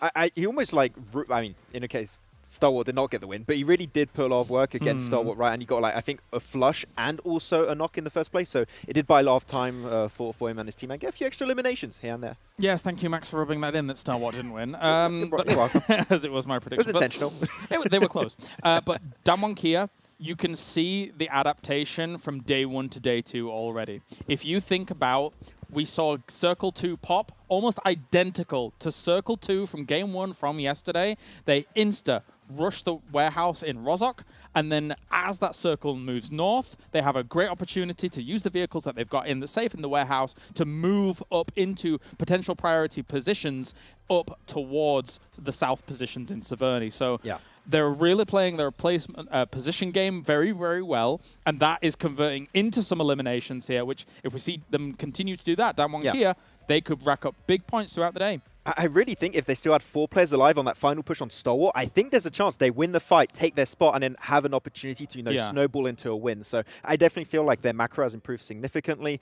We're going for donuts in that game. They did struggle a little bit towards the end game. They were just in that showroom position, and like all teams are looking in their vicinity. It was hard to move out of there. I just love seeing things like that for Damwon Kia because it's such strong cerebral play from day to day. It shows that they are master tacticians to be able to kind of take away where all these other teams are moving around them and say, this is our opening. This is a building. Especially Donuts I could talk about this forever, I'm sorry. Especially Donuts USG, who comes from a region where Japan actually does fight against South Korea, and they know not only that Donuts USG is in Rozhok, they know exactly which buildings they're going to be taking. So they can adapt to that, even just in these micro decisions. Especially in that circle, you want to go for it. All right. Well, I mean, we did have obviously some teams a little bit shy. I want to say, looking at Donuts, they did have a couple of opportunities in there. But hey, 6 points. They're keeping themselves going forward, right? Not a big deal. For you guys at home, I want to give a shout out here to Aramco as well, another sponsor, another provider here to make sure this event has been happening for all of us to enjoy, not us just here, not just the players as well, but you guys at home who are watching. But we got to move forward though and talk about again like this game. It's just the first one of 6 today. We got to see some teams start to show up. I think there's a lot of questions in our mind of how would teams be able to recoup or revitalize or do something differently with their game ended to. You mentioned Damwon Kia. For Rivals, I mean, hey, they performed a lot better in that match than we saw them do in any single match yesterday, I feel like. I think that's one of the first times we've seen them on the front page. Yeah, I think this is like their best game so far in the tournament. And I still think like with a Northern Circle like that, they drop up in Severny. I think they should have been a little bit more present, a little bit earlier, take those positions of interest, and it could have been potentially a chicken dinner for them, but I think that they just allowed teams to rotate too quickly, take those spots, and then it just crumbled apart. I think the things that really hurt them were the south shift away from kind of at least holding a little bit of the South Severny compounds in play, because if you're actually holding those South Severny compounds, they're super prio. They have so many lines of sight across a big open area, but once that shift comes in, it's very difficult for them to transition down into a lobby where actually we're seeing a lot more teams survive than your normal 16-team lobby into the later stages of the game. Just really quickly, by the way, you saw Shandy in there. I believe that is GZ in game. I know we had Mike for Vampire, who is Stone, if I'm not mistaken, in game. So just wanted to bring that up. But we're going to actually head over to some highlights brought to you by Sony and kind of recap what quickly went down in that last match. And honestly, there was a lot of action happening nonstop. We were having some flashbacks to match 1 yesterday. I did like that little bit of a clash that we had between Damwon and Donuts. But more importantly, I feel like we got to see some individual brilliance. Thinking back to Lin up against B2B, I think 2 players were crashing into him on a vehicle. He and just he actually takes both of them out, You're just rolling down to him in a Dacia, and he's just like, okay, like 1-2, easy knockout from him. It was very impressive from Lin. And TJB is a team that I feel like people are slowly adjusting to TJB as seen like as a real contender. But this was a fight for Rivals, ruck up a little bit too late. If they had that position initially, I think that fight versus RG potentially goes their way. Yeah, it's just such a difficult place to fight out. I mean, either team could have really won that. True. Given the scenario, as you say, the RSG was well set up, ready to go for that. And again, actually, all that being said, great to see now China properly on the board with this one, because I think there's a lot of expectations and a lot of hopes around this team being able to do something on the international stage. They don't have as much international experience as some of the Chinese teams, so they're going to be having to represent hard here in the next 2 days. And they are still playing like PL right now, so there's that adaptation that's going to be happening. And like as you already stated before, they have the hardest adaptation to make from their home region to PMWI. And this first game is great for their morale, and I think they're going to have a better understanding of like how these games go with this type of lobby, and that's just a great way for them to hope to improve even more as the event goes on. I'm going to correct myself again, actually. I think Shending actually is Lightning. I did like double check really quickly. I believe it was actually Lightning able to stand up. It's tough when they're using 2 names. It is very tough. So, yeah. maybe people should keep their names in game the same it is outside of game. Obviously, a big shout out as well to Saudi. I've mentioned all the sponsors here because, again, without them, it wouldn't be possible. And if you guys haven't actually seen, the outside of this whole area is ridiculous. So many LEDs. It's been a phenomenal event.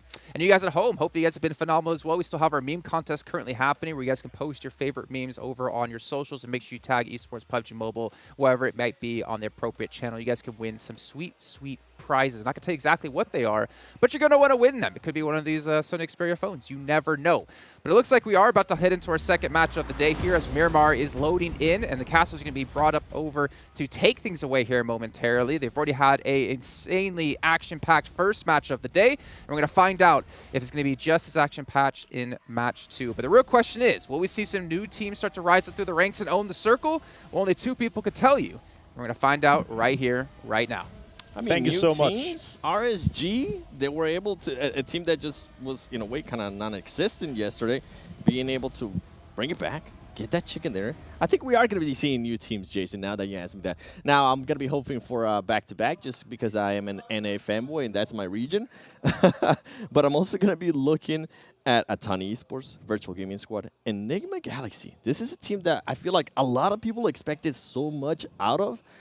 But right now, they're just not performing to the expectations that people had. Yeah, for sure, and that's the big one. But on screen, we have our plane path, and it's actually quite west, considering the middle of everything is close to Picado. So a lot of teams going to have a hard time reaching the eastern drops in Pala, La Pedita, La Saha, Jungard, Chiara Branca.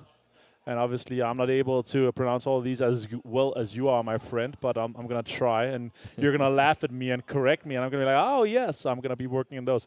Favorite map here for me, I don't know. I know that yours is obviously the next coming up, but we are going through all 3 of them today, 7.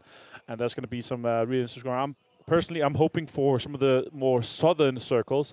I really love the terrain, the really hard terrain that we see. Super high ground, deep valleys with the roads in there and the compounds that we're able to see some of these players play out of with the insane high ground control can make some of these crazy games. We were talking about it yesterday, these high elimination games, and potentially could we see something above 25 now that we have these 18 teams? And that's really what I'm hoping that some of the teams are going to be chasing, try to make a record-breaking game for this one. Pretty much the most standard circle that we can have here in the whole world. Picado absolutely dead center, and most of the teams are going to have an easy time getting some terrain in this one here. Yeah, I was going to be looking at Box Gaming to see if anybody was going to try to land on them. We saw some scrims earlier that were starting to land on them, but I think that was just messing around.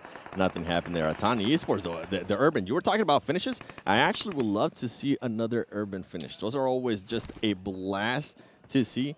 And Aton Esports, we're talking about new teams. That's a team that I want to see more. This is a team that dominates their region, but when it comes to global events, they just become absolutely non-existent. And another team, I mean, them won Kia. They did get a 4th place in that previous game.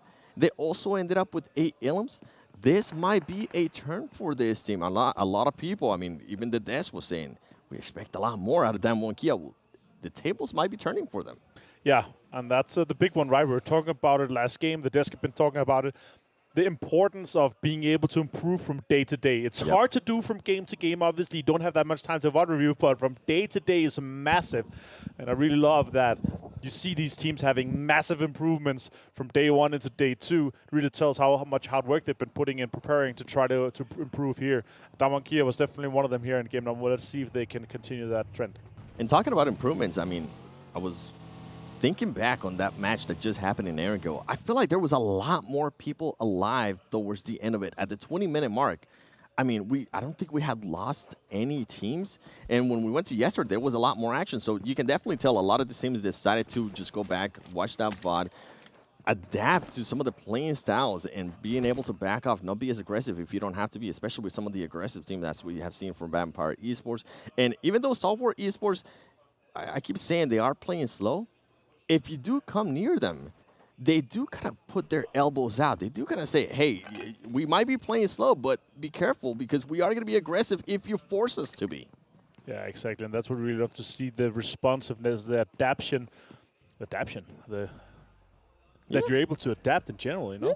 And that's what I really love to see in general. But here we have Aton and Soul on screen, and remember, we do have 50% off the PMWI guns, kits, and outfit right now, so check that out here. You have obviously 5 chances to draw the treasure chest too, as you just saw on screen. TJB here with Virtual Gaming Squad with a little bit of a fight. Virtual Gaming Squad, I wanted to look at the indecisiveness that we saw yesterday. Are they going to continue on the trend here? Are they going to go aggressive? I think they're going to be pushed to do it. And here you go. And TJB Esports being able to get that knock and continue. In Virtual Gaming, though, being able to trace out some players, getting the knock themselves and trying to get that elimination. But Kiss trying to find somebody through that smoke, and Faluji is able to find Lin. This is going to be a tight fight here from this, too. But right now, TJB does have the men advantage. Can Virtual Squad Gaming pick up their almost. Virtual Gaming Squad, he almost got him, and he goes back for it, but he's not able to connect. Kind of a standoff here in Chimosera. And obviously, it's not that center, but still they're fighting for protecting their drop right now. Don't want to see them contest that. It's really rough having a team dropping on the high ground and then being able to look into the city. You don't really see that. You want to be able to control everything yourself. But that's what we've been talking about as well. That, you know, with 18 teams, there are going to be some teams trying to squeeze in, trying to take the terrain away from you. So you're going to have to defend. And I love what TJB was doing here. They decided to live Skirt on that exact same building, and some of the other 2 players, as you were able to see on the overview cam, they started rotating. You can see Xiao 7, you can see Kiss right there, being able to rotate and try different angles, and you can see Skirt just putting on some damage, at least making some noise, letting them know, hey, I think the whole team might still be there.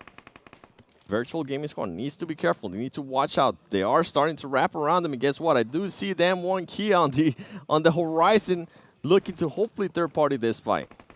Yeah, that's definitely a good opportunity to do so, right? You see a prolonged fight that takes a long time. Xiao finds a pump shotgun, knock on to Gaddafi.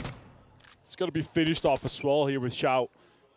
And TJB in a bit of an advantage here with just 2 players left from Virtual Gaming Squad. You see the distance here you're talking about here, 7. Shots are coming in from Junai itself. Valucci gone down. Forrest finished that off as well. So Virtual Gaming Squad is just down to 1 shot. And this is perfect for them, Kia. I hope some of the other some of the other players need to go up to that little mountain or hill, whatever you want to call it, and try to continue to get some of those extra illums. Try to continue to just output some more damage. You really don't have to worry about anything. I mean, I'm pretty sure they're going to have another player just looking out for them, making sure they themselves don't end up getting third party. But if I'm Damwon Kia, if I do hear TJB and Virtual Gaming Squad start getting into a fight again, I might just want to push that, considering you already know they have lost some players from both teams. Yeah, exactly. Potential easy points for Damwon Kia. Just looking into this, not really prioritizing the circle just yet. The first 2 circles on Miramar doesn't matter as much as on the other maps because you have so much terrain ahead of you. You have a lot of space to play. It's really much for that to see. Let's see what the J-Way sees here through his eyes. He has some information, and it's somewhat of a potential gatekeeper that we could see from back to back, but I'm not sure how much they're going to commit to it while the circle moves in. And a lot of teams, around half the teams, have prioritized getting some of those center locations. J7 on screen. I think at this point now the teams are going to slow down a little bit more. You can see back-to-back just being patient, and J-Way was one of their best players yesterday. He was able to, I think, collect 4 illims. He was not the player with the most illims, but it was interesting. By the way, for everybody currently watching the live stream, reach 100 million people live watching, then everyone could get items in the 2022 PMWI Lucky Crate. Maximum of 1 award per user. Maximum of 1 award per user. Yeah, Avenger. You can visit that in-game, and you can do the watch together in-game, of course, every day here. But let's see what back-to-back is going to do on this TJB situation, Seven. It's a potential gatekeep or even a camp on that rotation we're going to be seeing coming out of Chimosera. Circle's also closing slowly, so they're getting ready to get out of there. They could have hurt them, though. Circle's going to be popping soon, and as you see here on screen, A lot of teams is northeast of Picado, around the graveyard area, west of La Bandita in that. And right now, you can see our most elimination leader. There's obviously... I love that TJB kind of have their spidey senses going, and they were like, yeah, we need to back up from that. And look at that right there. We might end up getting an urban finish in Los Leones. Yeah, I could love to see that for sure. Headshots as well. A tie. Shandian, Ravenclaw, and Shuazubu is going to be tying that up. And the other one that I'm actually really interesting as the desk we're talking about here, there is the Eagle Eye reward. $5,000 extra for the 2 longest shot average of those eliminations there. And right now it's 375 meters, and really close by in second place, 373 meters for the 2 top ones currently.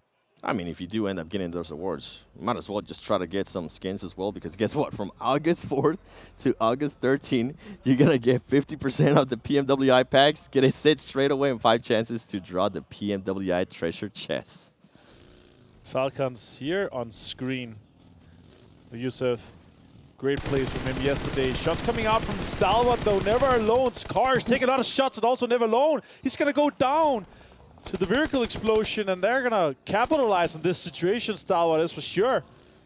And that's what we're talking about. If somebody does come near them, they are going to start shooting. They are going to try to just put their elbows out, and that's exactly what we see out of that team.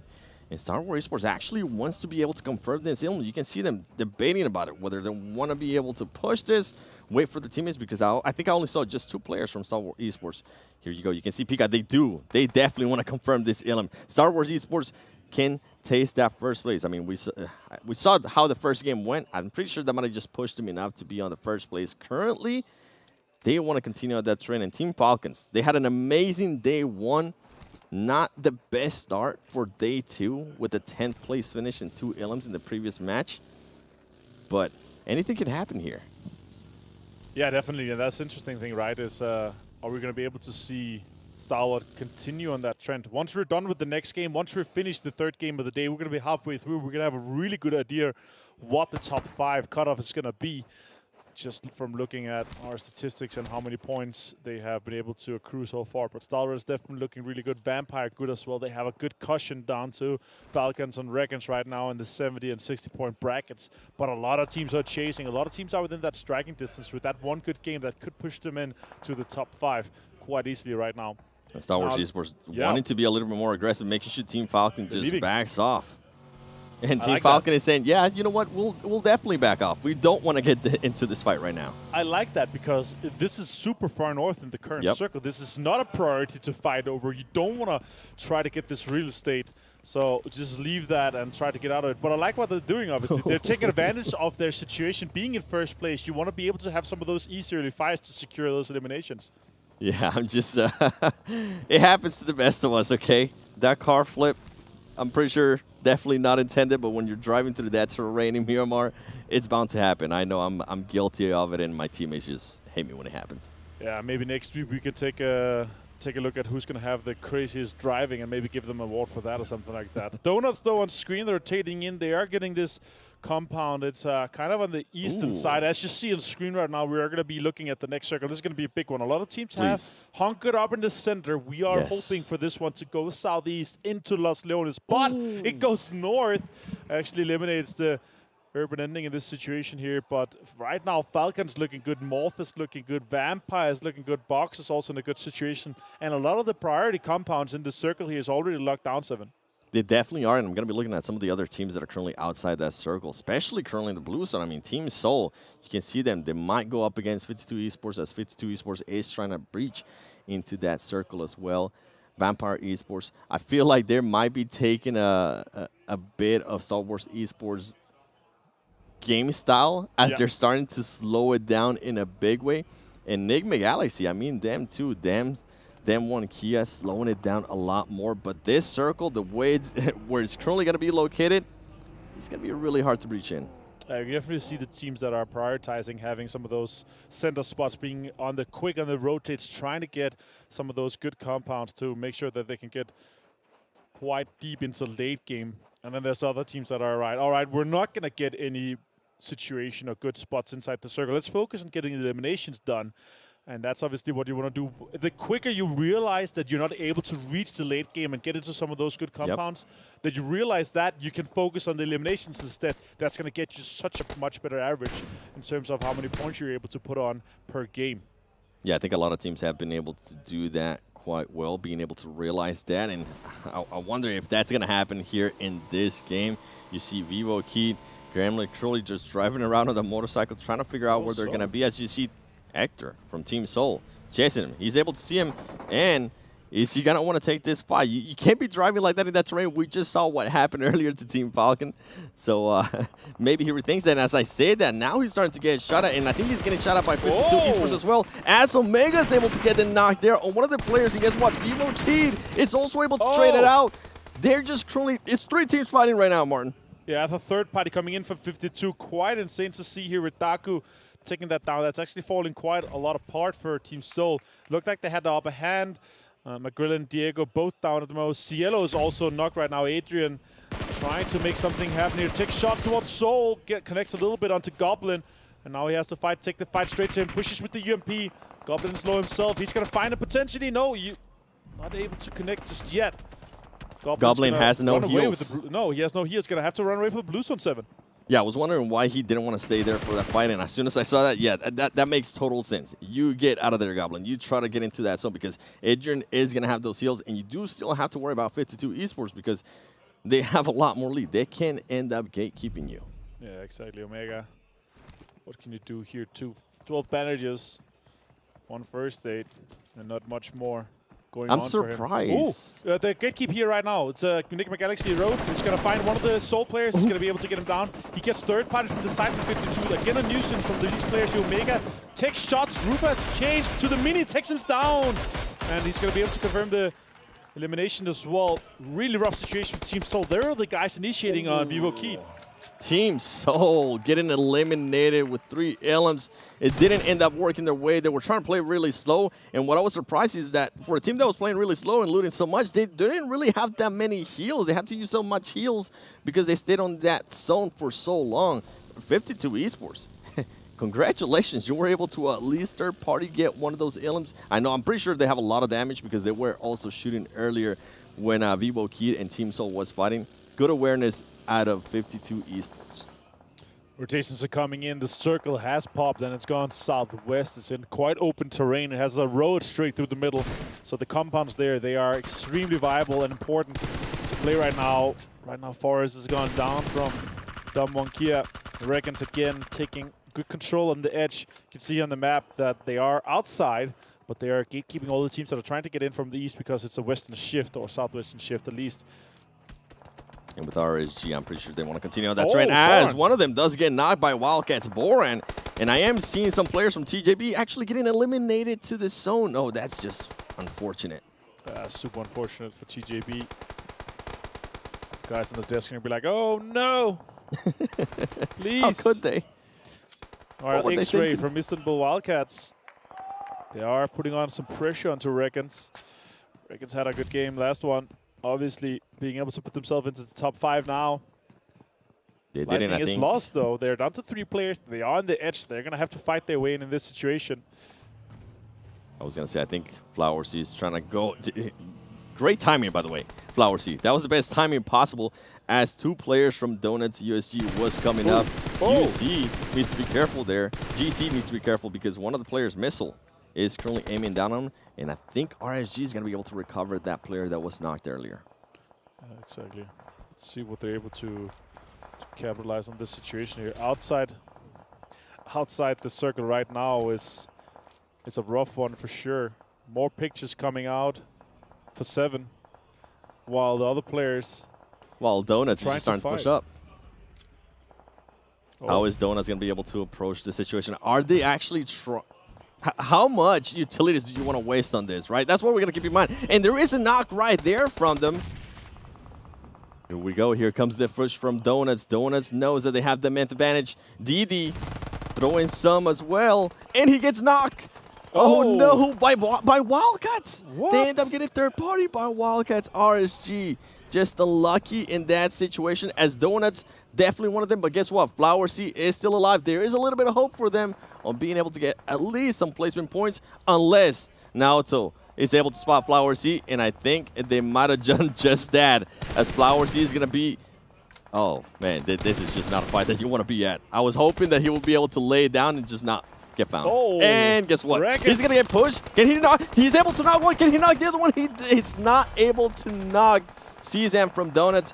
Good try there from RSG, the winners of the previous match. Yeah, exactly. All right, 4 rivals here fighting. You can also see Vampire in the distance. The next circle has popped northwest. This is a really rough situation. The vast majority of the team are actually on the eastern side, so it's going to be having to fight for terrain that is not a lot available for them right now. 4 rivals on the distance. They actually got a hard shift towards their direction, which is good, but Vampire right now outside the circle. They have to fight their way in here, 7. Yeah, and if we look at the current circle, I mean, there is some teams in there, but they're currently pretty much on the edge. And as you mentioned, there's just so many teams outside of that circle. Aton, you see it right now, Vampire Esports knocking one of his own teammates, as Stone does get knocked by 4 rivals. I thought they were going to be going up against Morph, and guess what? Morph realizes that, and he's also going to try to push. He needs to be careful. He's able to get one knock. He gets knocked himself. Can Fluke clutch this up? He was able to. He might be able to heal up himself and also revive that player, as we see Lappy now moving around, trying to get some of the other confirmed ilms. More frenzy, though, throwing nades and being able to confirm those ilms. And this is a really rough situation. As you see, these teams are trying to get into the circle. There are so many teams outside. Donuts is one of them. Vampire is one of them. Back to Back is one of them. Damwon Kia, Istanbul Wildcats, Aton. All these teams, they have to move into the circle, but they are focusing on the eliminations because they know it's going to be really hard to get into this. That's why they're not rushing to get to the circle. They're rushing to try to get these eliminations confirmed. Vampire down to 2 players. And right now, for them. I was going to say, there's so much third partying going on. We saw 4 rivals trying to third party that fight, and guess what? They ended up getting third party themselves by Stalwart Esports, and also the place on Vampire, though. Looking at Donuts, can he get that knock? He's not going to be able to get that knock. Fluke about to go down to the zone, actually. He ends up going down to the Donuts players, and there you go, Vampire Esports, Team Falcons, if I'm not mistaken, being able to get that final ilm. Donuts just trying to get deeper and deeper into this situation, but it's not looking too good for them so far. Damwon Kia with the utility usage now, it's coming out. Zone is pushing them. They're not inside. It's not going to stop anytime soon. Wildcats in front of them. They want to try to clean up this situation maybe. They are just on the edge of this. They want to be the last team to come in from this southeastern side. And as you can see, it's been found. Some players from Damwon Kia driving around, hoping they can survive a little bit longer. And guess what? They might be able to do just that. Good scouting out of that player, too. Nicken. Ooh, Donuts trying to make something happen here versus Damwon Kia. Can he win it? He does. Damwon Kia gets him down. Fantastic play here. Denba. And now Istanbul Wildcats decided to move into this spot, and they want to be that team that are controlling that southeastern edge. Aton on the further side here. Great Wildcats positioning as well there yeah, from I like Wildcats. That. Oh my God. I can't believe it. They're able to get some crazy shots coming out of this one. Aton taking more shots towards Wildcats. Now Stalwart on screen right now, Speaker. The reason why I was saying great position there from Wildcats, you guys aren't currently able to see it, but they are going to be able to gatekeep at least one of the players from Damwon Kia. And the way Damwon Kia was playing just there, I mean, that great awareness out of them to just focus on getting into the zone. Some of the other players are going to try to get into the zone. We see Action going up against Falcon Esports. Can he get this knock? He does decide to get in the car. What are you doing, Powerful? Oh, man. That was so scary. Action only has a little bit of HP. He is able to get that knock, and that's why he was one of the top players of day 1. And guess what? Stalwart Esports confirming those ilms. That's crazy. Yusuf, last player here for Falcon. 3 eliminations for him so far. Trying to get some utility out. Potentially could find one. Top gets taken down. He's pushing in. Utility is also taking further ones down. And Box is fighting with Nigma Galaxy. More utility being used. That could be a good grenade too. That does some damage on top. Use it. Putting himself in a great position. Stalwart Esports is going to have to push this up. I'm wondering if he also has any other grenades. Oh, and he's starting to get third party from, I believe that's Wildcats or Damwon Kia, stopping the idea that he had. And guess what? Action finished it off. Yeah, and now they have to move in. They have to try to get any further to the circle. This, as you see on the minimap top right, it's a really rough southern shift. A lot of teams are fighting for that north control right now. 52 really close to top. Stalwart. Vast takes him down, jumps with the UMP out and just finish him off really quickly. Did not expect that for sure, but that's a good third-party advantage peak right there. Scry is also making something happen, but 52 is disengaging from that fight. They want to take control of the lower ground instead and let Stalwart fight with Damwon Kia inside the crater. They were taking advantage of that, and also you can see Vaz still staying over there, still trying to get an angle in case some of the other teams, especially Stalwart Esports, decides to push up. Great awareness out of that, and I mean, for him to be able to get one of the players from Stalwart Esports out, that's exactly what you want to see. Yeah, exactly. And you want to have Stalwart push that southern side. They want to get into the fight here with Damwon Kia. They need to take control of the inside of that crater. Juni has a Groza, though, I see right now in hand, so it could be a hard player to take down. He also has a really good Rich to play with. There is utility being pushed out as well. Yeah, this is when you start wondering how much utility this 52 Esports going to have, because if they can throw a Molotov, they're going to absolutely stop that push from Stalwart Esports, allow them to back up a little bit more, and also cause some damage. And as I'm talking about Molotovs, that's exactly what they're doing. They're trying to stop that push from Stalwart Esports and position themselves a little bit better, get some angles. This is going to be an interesting fight, how Stalwart Esports is going to be able to get out of here, and if any of the other teams are going to be able to their party, because Wildcats might just get an angle on 52 Esports. That is crazy. That's a really aggressive push for Wildcats. You see them pushing in. The foe is just putting more damage into it. The UMP is in play. Looking down Badu. The foe also aggressive in this situation. 5 eliminations for Wildcats. A lot of really top heavy right now in terms of eliminations across the board. 5 on Stalwart, 5 on Wildcats, 8 on Nigma Galaxy. I was going to say, they really are, but one team that's being quiet right now that also has elims, Nigma Galaxy. They're currently sitting at A. They're playing it patient. You can see some nades coming down into Damwon Kia. Is Wildcats going to make this push? He decides to back off as Nigma Galaxy. There you go. Now they're finally starting to wake up. Now they're starting to see the opportunity that they have here. Raduv, he knows where they're at. Is he going to go for the knock? Is he going to be able to get Pharaoh? The nades are going to be coming in. Here comes the utilities. And you know Stalwart Esports are going to be loving this as Nigma Galaxy able to get one knock, but they're not going to be able to confirm it right now. Stalwart finds multiple players here, or just one actually finishes him. Damwon Kia. That's 52 under so much pressure from multiple angles in this situation here. Lord is doing a really good job trying to make sure that it happens off. Damwon Kia is out, meanwhile. 5th place, but Istanbul Wildcats joining this fight here. Third party from the high ground, trying to put pressure onto 52. 52 under so much hardship right now. They're going to go down. They're out in 3rd place, and now it's down to Stalwart and Wildcats.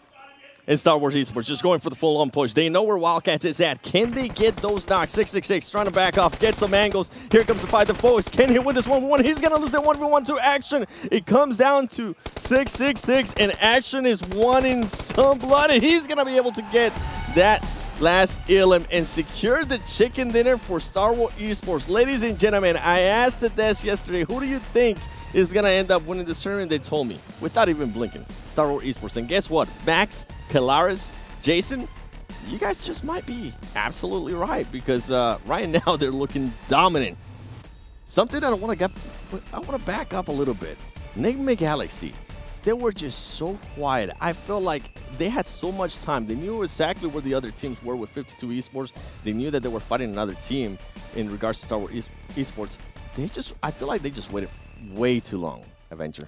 Yeah, for sure. I will say this, though. It has been extremely impressive to see Stalwart so far in this tournament. That was our 8th game. We have one more for us today. We're going to go to Sanhok afterwards. That's going to be really impressive. And after that, we can really look how far they're going to be able to take this, because this is crazy. I will say this, super impressive play by Wildcats. They were able to close that edge off completely.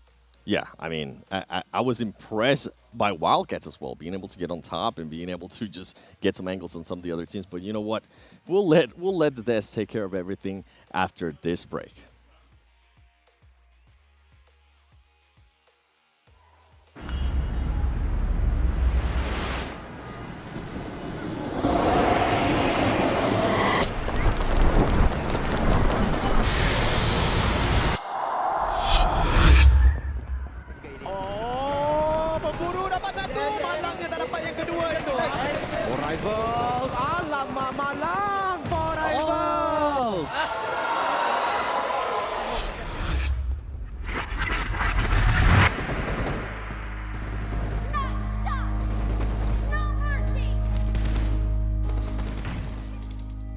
Saya tidak akan membiarkan saya berada dalam zon selesa.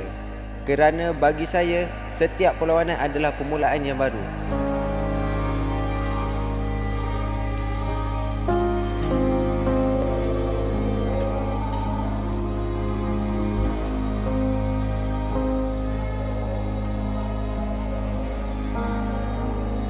Yang menakutkan kita orang bukanlah kekalahan, tapi kehilangan yang asal dari titik permulaan.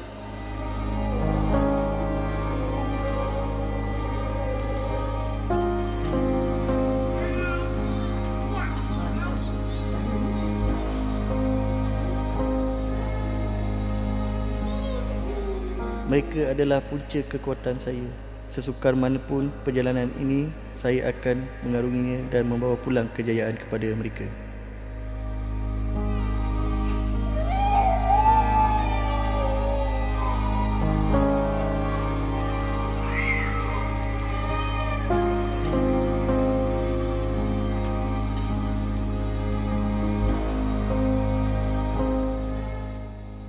Walaupun sudah mencapai 2 juara C Championship dan pingat gangsa Sukan C, kali ini saya ingin mencabar diri di peringkat dunia. Saya percaya pada pasukan dan diri saya untuk mencapai ke tahap yang lebih tinggi.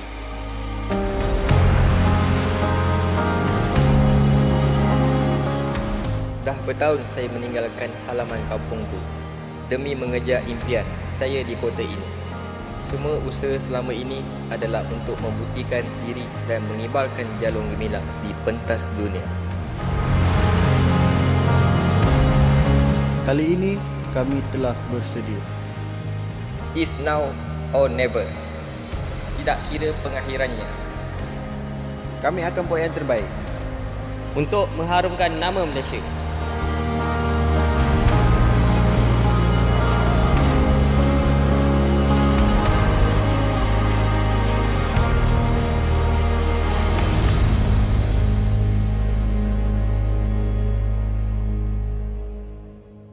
For rival, play with pride.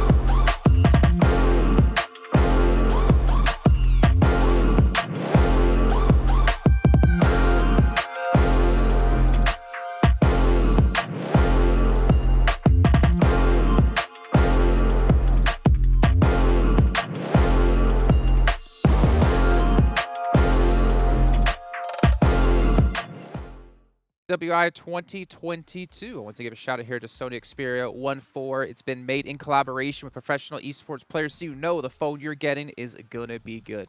Not to mention, it is official partner here of PUBG Mobile.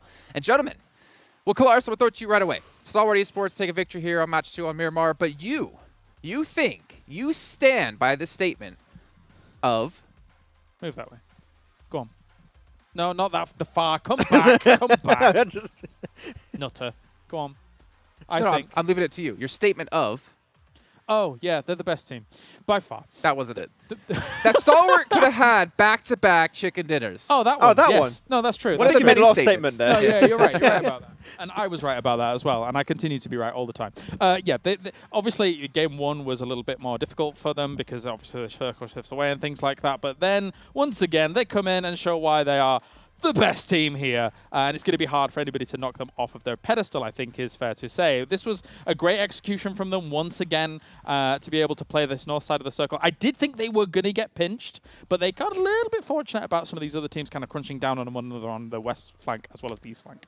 As we take a look at our STC match rankings, you can see Stalwart Esports, 26 big points, Max. Yeah, 26 points on top of that. Like, every single fight was once again super snappy. They actually took a very early fight versus Falcons. Falcons wanted to play edge. They just kept pushing on them, so Falcons could not play to the level of gameplay they would have expected in this Miramar game. So a little bit rough, but yeah. And even Scry's like, yeah, I'm the support player. I'm just gonna send it. I'm just gonna jump above the wall and just go and eliminate an entire squad. So, I mean, as you said, you think Stalwart's going to be a top team. I think everyone here thinks that Stalwart is the best team. Like, there's no way you don't think that.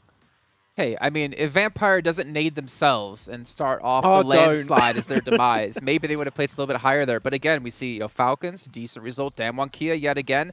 And for one of the first times, DenizBank Wildcats able to make themselves a second-place finish. Yeah, we were actually surprised while looking at like the stats. In the tournament before this game, X-Ray was like the third best fragger of the entirety of PMWI, was what, 16 eliminations? Yes. That was a little bit unexpected, so there's definitely something working out for them, and here it definitely worked out with a second place and 19 points. Yeah, coming into today, I think he was in that 5th tied pack where there was all the 11 eliminations and things like that, but yeah, definitely so. I mean, looking at their placement to elimination ratio, I think even from yesterday as well, it was a little bit of a surprising, variance to that. I think yesterday when they were trying to hold off against Nigma Galaxy that came on a wide wrap around them against Erangel, I think they could have held that off better and then potentially beaten out Stalwart in the game that they won yesterday of all teams, actually. But Wildcats wasn't able to hold that down. So it's nice to see them getting some points here now. It's just cool to see the resurgence of a lot of teams that struggled on day one, right? You got DenizBank Wildcats, Nigma Galaxy, 52 Esports, Damwon Kia. So like they are slowly climbing back up. They can't afford another bad day. I think you touched upon it earlier, right, Jason? If they have if you had a bad day one and you also have a bad day two, your hopes of a championship position in the top 5 are dead. And just as an aside as well, I'm actually happy to see 52 Esports getting themselves 13 points in this game. The reason being is because they already kind of put themselves at a little disadvantage in Miramar in that they're dropping in Ruins, which is far northwest. It's arguably one of the worst drop spots on the map, but they're still using it and did okay. Gentlemen, I'm just going to clarify this for you guys here and obviously for you all at home. This is the player stats of Stalwart Esports, not the entire event. This is just today in 2 matches. Action was the MVP of day one. So you want to give them the trophy for champions. Do we give the MVP to Action too? I think we just do 2 in 1. We just do it. Like, just give them both. It's pretty much there. I was going to say, are you sure that this is just day 2? Did he just double his eliminations? Because he had like 17. He had like the most eliminations day 1, didn't he? When we looked at our top eliminators, he was like at 17 or 18. So he almost doubled his eliminations in 2 matches. Okay. Yeah, Action. He's really good. I don't know what to tell you. I can't say any more about it. Yeah, exactly. MVP Arnold material. Schwarzenegger would be happy because he's definitely the last Action hero. I mean, he puts up almost as much damage as Vampire Esports put up on that Erangel in the very beginning of yesterday. Ridiculous stuff, but to be fair, this is the team we have been talking about quite a bit. We know what they can do. We didn't see it quite as much when it came to day 1. But we're definitely starting to see it now, and this really makes me worried for all the other teams out there as we now dive into our Sony highlights. And it's probably just going to be them, I would imagine, for the most part. But to be fair, I mean, 52 Esports, at least for them, I was really happy to see them get towards the later stages of the game. This is a team coming in from Pakistan who didn't get a single chicken dinner. I'm sorry, James, you're going to be cut in half by a phone. Chicken dinner when it came to PMPL Pakistan.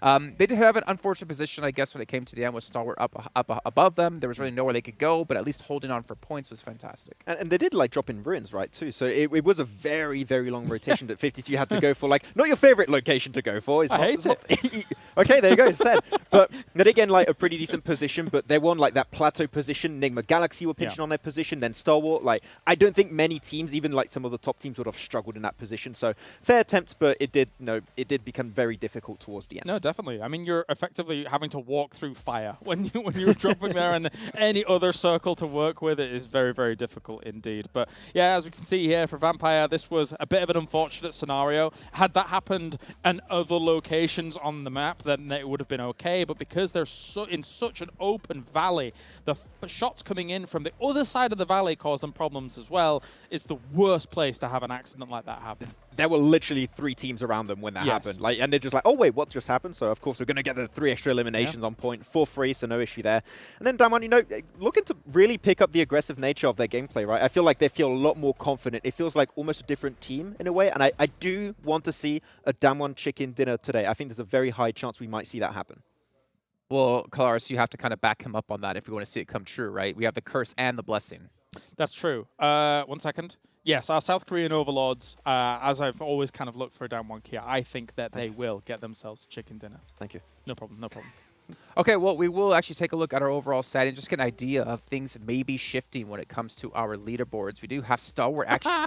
So not only did they take first place, but they've created the gap that we talked about between 3rd and 4th. They've now made that gap between 1st and 2nd. Fair. I mean, what do you want to say? They're just chilling at the there top was like right now. no words out of Max there. I mean, what do you want to say? There's nothing to say. I mean, they came in as favorites. They showed why they're the favorite team, right? And their gameplay are looking good. I had the chance to talk with Senator a little bit yesterday, and he said, we don't need to change anything. We have prepared everything beforehand. Day 1 was exceptional. We're just going to keep on going. That's the scariest bit about it, because if 1 or 2 things don't go slightly awry in day number 1, they would have been number 1 there as well. And now they're showing why coming in, they don't need to change anything. Their prep seems good. They know how other teams are moving around, how they're going to approach them in this lobby. I mean, even look at the last situation there in that game, right? You have a drop shot on towards a team, taking them out, which doesn't really lend you decent angles on the remaining team, but they're still so confident about taking that battle as well in a 2v2. So even though they've got 3 people alive. So yeah, it's ridiculous at the moment. And the jump up from Wildcats is then pretty severe, right? They were a team that was at the bottom of the rankings in like the middle of day 1. So they are putting themselves back in the competition. I can hear I was kind of teasing the Turkish talent there and saying like, oh, well, how they're doing. But they're actually popping off slowly. We're getting ourselves in a situation now here, Jason, where we're approaching the halfway mark here for PMWI, the main event itself. The top 3 teams, it's been a little bit rough for a start for Falcons here, but they're still got themselves a bit of a buffer.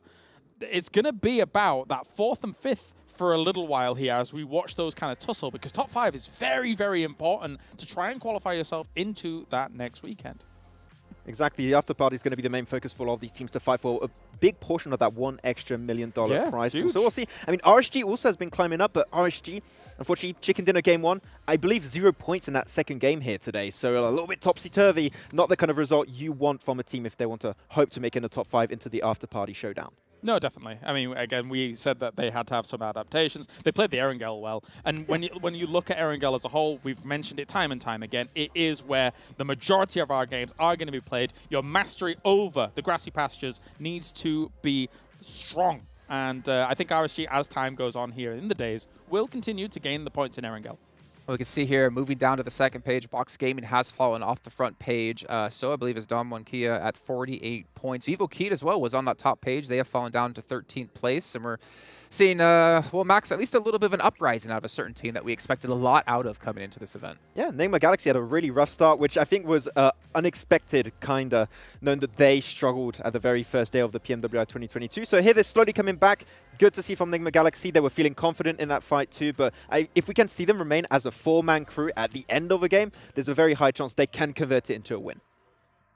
Yeah, well, gentlemen, we are actually about to head into our 3rd match of the day. We do have Sanhok coming up next. Things are going to get spicy, and they're going to get moist, Max.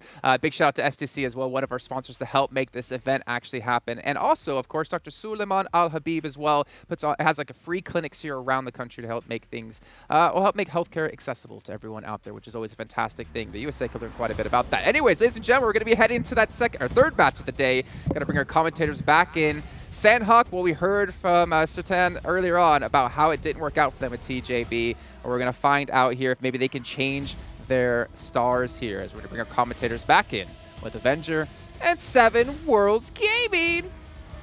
Moist, you said this is my favorite map. I finally get to cast this map. And you know what I'm going to be looking at? I want to see a hot drop. It's been a very, and I mean very, very long time since I've seen a hot drop here in bootcamp. And I think it's about to happen, Martin. Yeah, it's very likely also because we obviously have the 2 extra teams compared to what we are normally seeing. I will say this, though. This is a very, very northern playing path. Doesn't matter as much, obviously, here on Sanhok as it does on other maps because you can basically pretty much reach anywhere with a really long drop in this situation. But we have our eyes peeled on the screen. Where are we going to see fights from the very get-go? Are we going to see some of the top teams already now have a little bit of a early fight with some of the teams, but we will see for sure within the next couple seconds. I will say this though, the highest damage in action, 1,000 more damage ahead, or 1,000 more damage than Fluke, ahead of Fluke there. That is quite insane to see. Northeastern Circle. Yeah, and I think this Northeast Circle is actually going to force the hot drop because guess what? If I'm not mistaken, I'm seeing Stalwart Esports and RSG. They're both currently in boot camp. Are they actually going to try to go for it? Is there any team going to back off? I don't think it's going to happen. They're currently fighting. You can see somebody from back-to-back already getting eliminated to Aton Esports. I think back-to-back is going to be surprised to that drop. And guess what? Now we go to it. Now we go to this fight. RSG going up against Stalwart Esports. Who is going to win this fight? Let us know in the comments below. This is about to get interesting. Martin. Yeah, I'm loving what I'm seeing already here. REGAN.S, what can we What can we see happen here from this situation? Scry, can he do something? Action goes down. Our top damage dealer is out. That is unfortunate for Sal for sure. But I love that REGAN.S is taking these guys on. Somebody has to stop them at this point. The first team to go into the triple-digit points, and they're looking very, very certain to be going into the top 5 in the AfterParty Showdown. Like the desk have been talking about here. This is a ballsy rest, but it actually worked out quite well. Top is low, though. Action is low. I'm not sure they have too much healing going on for them either. Top is outside. Trying to take advantage here. He's going to do some movements there forward, and they'll not be able to hear him too much. It's going to be interesting who's going to be able to strike first because this team's right now nothing. I mean, we got some knocks, right? RSG. They do have that DBS. They do have the DBS. We know what they've been able to do with it before. And guess what? Stalwart Esports getting eliminated by RSG. Yeah, that is quite crazy to see super early on here in this situation. There's obviously always boot camp that's being fought for. And REGAN.S being able to close that run out, take out Stalwart. It's going to be this game for everyone else to try to catch up, try to capitalize on the situation that our current leaders are right now not alive as the first team out for this situation here. In Sanhok, it's always a blessing. We always have so many fights, so many crazy situations from the very get-go, and we're going to be having more. Now, down Monkey, I really love what I've been seeing from them for the first 2 games here because last days it was not the best for them, but they have stepped it up. They managed to combine both their placements with the eliminations that they were needing so much, and now they're looking really, really good. So hopefully they can do quite a lot better compared to day 1 here. Let's see what happens in this game. And the rest of the day, we have obviously 4 more games, including this one. Nice shots coming in from Bane. Putting out some destruction onto that one. Let's see a replay of what happened here. Oh, he actually ran into it while he was focusing on the window. That was quite impressive. 52 Esports, they are pushing on to Donuts and USG here. Yeah, and if you're RSG, I mean, you're going to be happy about that. You didn't really have to move much. You just pretty much had to shoot and then let the player walk into that line of sight. And you were talking about teams that weren't improving. I mean, 52 Esports, they had quite a performance, not in regards to Ilms, but at least in regards to placement in that previous match in Miramar. The 3rd place finished 3 Ilms, and right now they're starting off hot too, being able to get at least 1 Ilm. Now, with Stalwart Esports being out, I'm hoping that a lot of the other teams are going to be able to take advantage. And I'm going to be looking at some of the teams that are towards the bottom. Team Seoul. I mean, they currently have 32 points. That's a team that really, really needs to figure out if they want to continue playing the passiveness and slow gameplay that they've been playing, or if they want to just get a little bit more aggressive, get a little bit more confident, be willing to take fights to those teams, because right now I'm really not seeing that out of Team Seoul. No, and obviously a huge following, huge fan base that are cheering these guys on. TJB on screen, though, they are currently in the mid-pack, able to kind of pounce into that top 5 if they have a good game.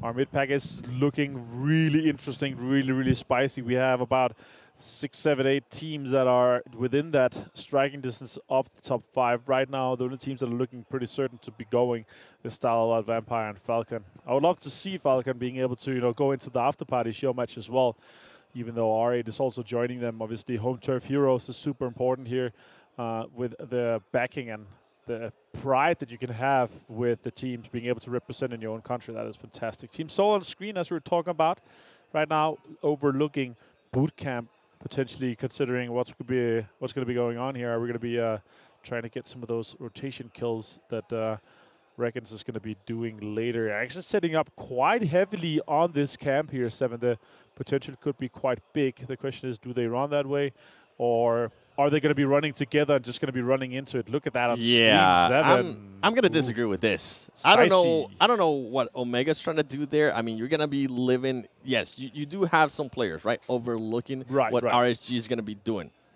But when you lay down in between 2 rocks, are you scared that you might end up getting third party from the other side? You have to make a decision right there. Am I going to focus on what? Am I going to focus on RSG, or am I going to be focusing on just what's behind me? I feel like I don't agree with that decision. I'm hoping he's able to change it, because Team Soul can definitely get some eliminations here, especially if they catch RSG by surprise. And I think that's exactly what they're trying to do. We'll end up seeing what's going to be happening with those 2 teams. But I mean, RSG has already gotten at least into 1 battle. We saw what happened there with that Stalwart Esports. They are ready to get into a fight. Virtual Gaming Squad, a team that so far has been a bit lackluster. They're also looking to get some elims. And here we go. RSG going up against Team Soul. What's about to happen between these 2? You see Didi, and I think they have an idea. And RSG is going to let those grenades rain down on Team Soul. Who is going to get the first knock? That's what it's going to come down to. Goblin, there you go. He decides to get up. He gets a knock, and now he's about to get knocked himself. They do end up trading. Ashot going for the knock with Lightning. I don't think he's going to be able to get it. He does end up getting knocked. GC being able to get everybody off the elf angle right there. Wow. And Team Soul escaping with just 1 player, but RSG, I mean, actually not even. Team Soul just got eliminated. Team Soul, you had the height advantage. You had everything going your way. You were trying to get the surprise, and instead, I feel like RSG ended up surprising them. Yeah, that was so unfortunate for them. They should have been able to capitalize on that situation, but they just weren't. And RSG, REGAN.S able to jump out, get the points confirmed for them. They're right now on 7 eliminations. 7. Yes. What do you think about that? I think that is a great number. And I think even though they do have 7 elims, I think RSG is going to be a little bit upset because they ended up losing 1 player. Yeah, that is an unfortunate situation. But I will say this. I would trade 7 eliminations for 1 player less on your team any day. I mean, unless it's action. Yeah, from Stalwart Esports, then I'm going to be like, you know what? I'd rather action be alive.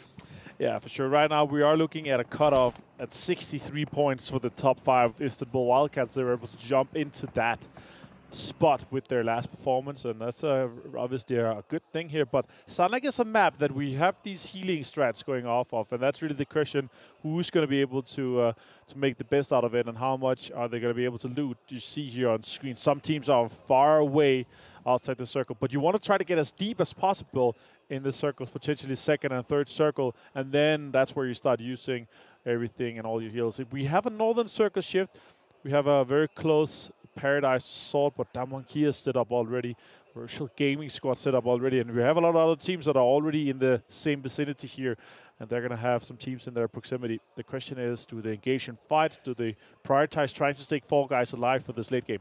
Yeah, and I think right now at this moment it's just better to try to stay alive. We have TJB, Vampire Esports. These are 2 teams that are currently inside the blue zone and far away, must I add, from the actual safe zone. They need to figure out if they want to continue to engage this, because this, in a way, this is kind of pointless, right? Right. This is just going to hinder in a big way, and they actually decide to go for the 5. TJB being able to strike first and being able to eliminate somebody from Vampire Esports.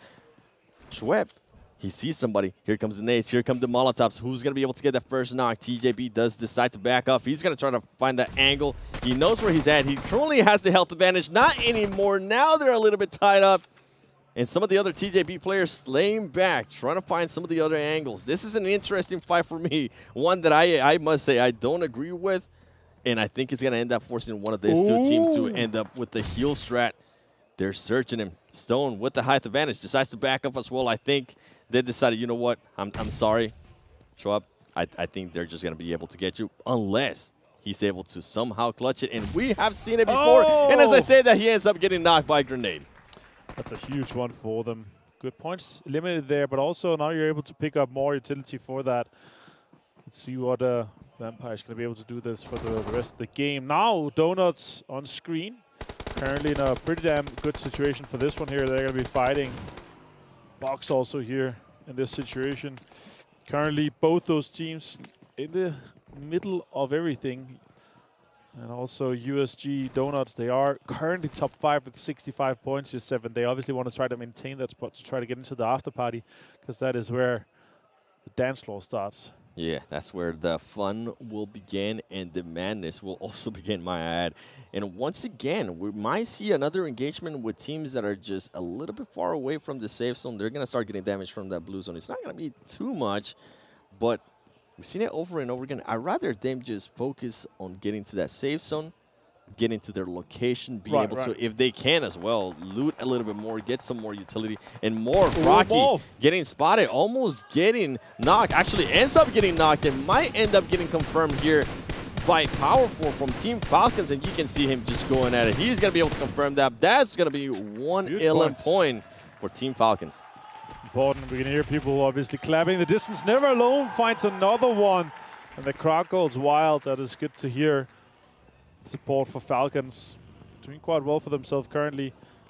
Another point confirmed in the book for them. That is going to be a total of 3 eliminations so far.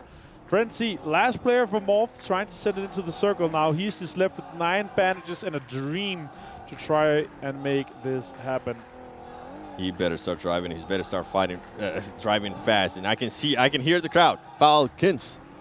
Falcons. Yeah, I'm all for it. Honestly, Falcons has surprised a lot of people, and they've been playing great. And as we say that, guess what? TJB, Vampire Esports, the team that we're fighting earlier, they finally end up fighting that other player and gets eliminated. TJB, they are currently just Avenger. They're so far away from the zone, although that new circle might end up benefiting just a little bit. Yeah, that could be a really interesting one. A sudden shift for this one. A lot of teams going to have to move. Wildcats are one of them. 4 Rivals are one of them. Some of the teams that are right now outside the circle in the south side could move in and actually get some free terrain for this one. The question is, are they going to choose to do so? We're going to have a little bit of a replay here, see what happened with Vampire and TJP. An easy open door surprise. And here's my point for me. We're down to 16 teams, 54 players remaining in this situation. Nigma Galaxy right now on screen. Some healings are going off. They're going to have to get in on the circle here on the southern side. Nigma Galaxy, a team that has decided to slow down their playing style in a big way, I feel like, compared to yesterday. It has worked out for them so far today. And you can see RSG going up against a fight with VIVO, Key, Dan1, Kia, just looking around, trying to figure out where stuff is happening, seeing if they can maybe possibly somehow third party this. 52 Esports. You heard us talk about them earlier. They were aggressive. They do have... They're just trying to spot anybody. You see Wildcats on the horizon. That's not going to happen there. And I'm hoping we get a chance to see Nigma Galaxy because they're very close to Aton Esports. And we could see a fight ensue there, as we do see as well Dan1 Kia very close to 52 Esports. More friends, the only player alive trying to secure some placement points. More teams are moving in on the northern side. There's a lot of teams currently on the north half of the circle. The question is, do they try to do bigger rotations, try to get closer in? The circle is super close to Ban. Still have Paradise inside. Dan1 Kia first on the screen.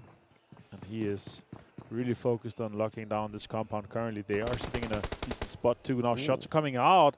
It's VIVO Keat versus REGAN.S. McGrilling gone down. Unfortunate for VIVO Keat. After this game, we are going to be halfway through the main tournament. Ooh, that's a great amount of damage coming out from that nade there, 7. That is a great nade there by VIVO Keat. And at this point now, REGAN.S decides, you know what, I think we need to go back him up, and that's exactly what they're going to do. REGAN.S right now with 9 ilms. And I'm pretty sure they want to be able to add Ooh, some more to the tally. And if I'm not mistaken, I think that might have been back-to-back that I saw on the horizon. Trying to get an angle on some of these players. Can he make that jump? Ooh. Oh, no. I really thought he was going to make it. It looked like it for sure, but nope. That is back-to-back, as you were talking about here, putting some bullets towards the direction of Cielo. As you see on screen, we still have TJB and Vampire down outside in the blue, trying to get as many heals as they can get off action. Most elimination, 9 more than X-Ray from Wildcats. That is impressive. Yeah. 1,000 more damage still for...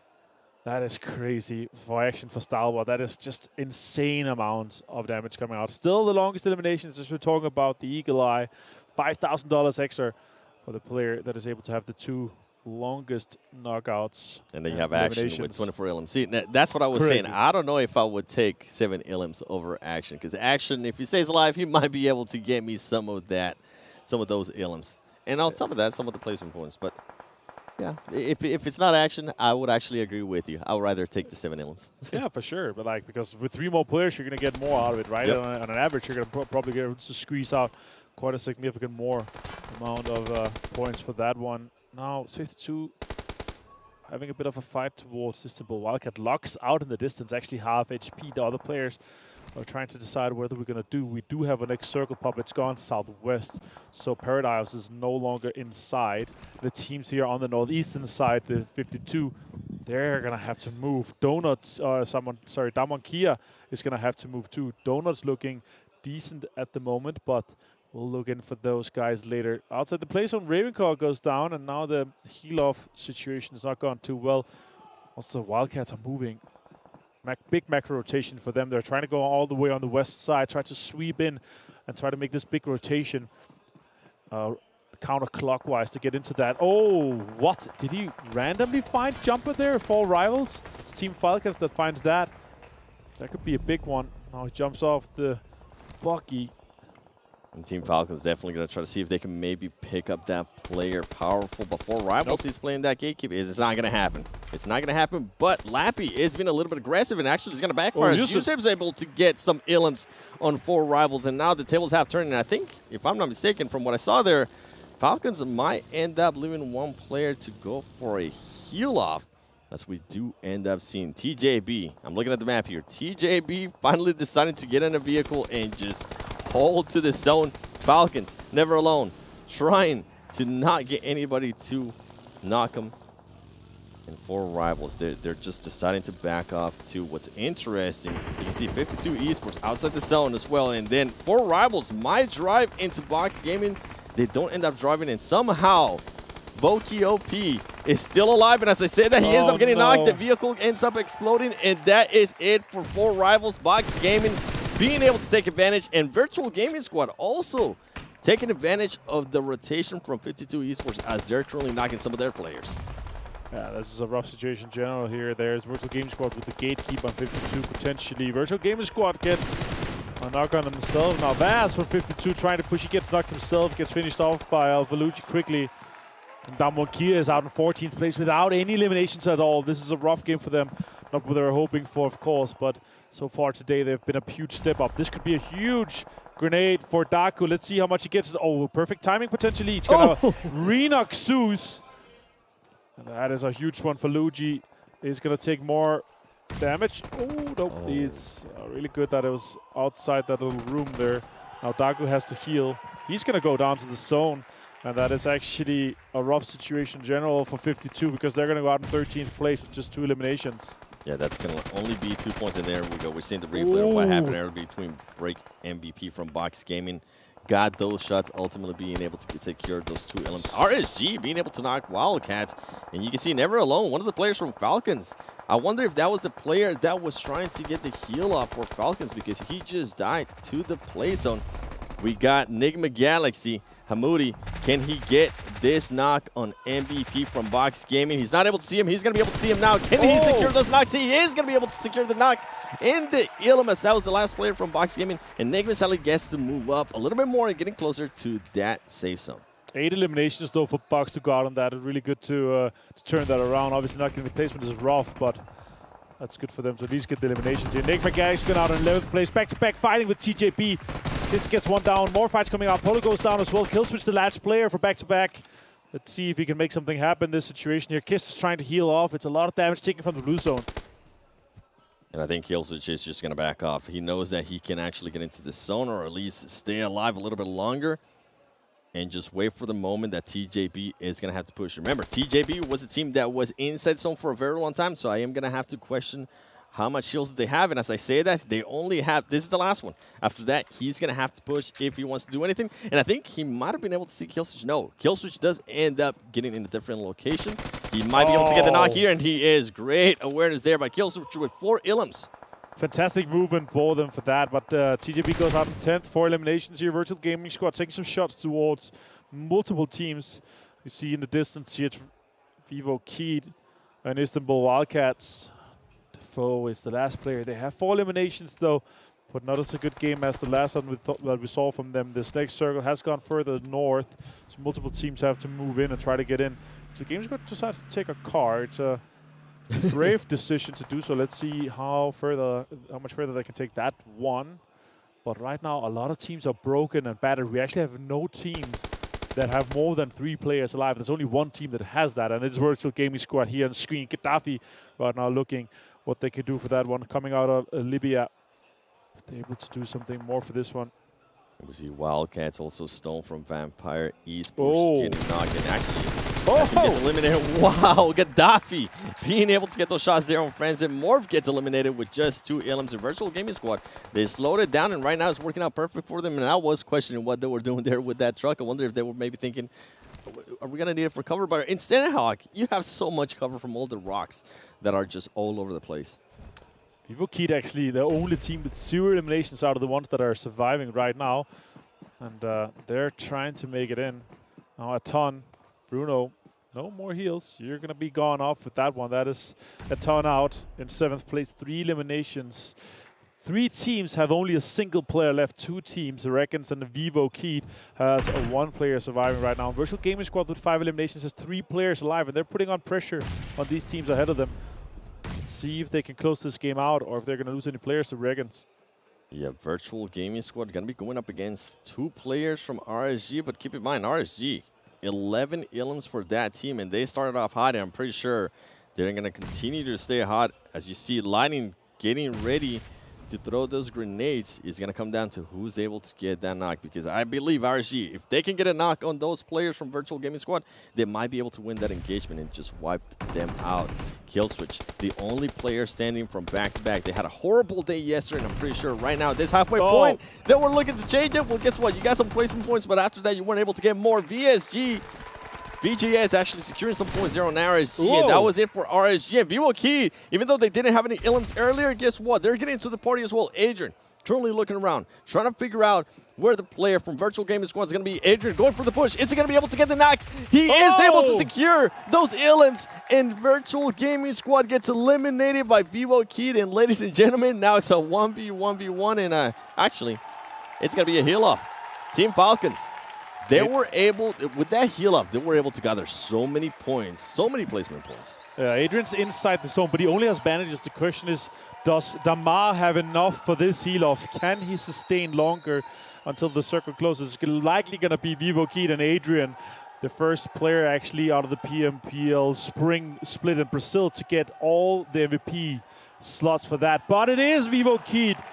The boys coming out of Brazil to be able to close this one out here. Huge game for them on Sanhok. And we're going to be halfway through today and also halfway through the main tournament after this one. Yeah, and I'm excited to end up seeing what that leaderboard is going to look like, because remember, Stalwart Esports got eliminated first. RSG, they're being able to pick up some steam. They've been able to get some Ilums, and as well, they've been able to get some chicken dinners. But overall, just absolute madness. Now you know why I love Sanhok, because it's absolute madness. You don't know what to expect. Ended up coming down to a heal-off, which I'm okay with. That was an intense finish. Yeah, super intense finish. Obviously, a situation where you have so many teams that are pushing and also the pressure coming in from the north side. There's so many teams are fighting for the same terrain. I will say this, though. I'm happy to see back-to-back being able to step it up here in Sanhok. They had a lot of eliminations as well. I think it was 6 they ended up with in a 6th place. So it's their best game so far in the tournament after 9 games. So they're able to turn it around just a little bit.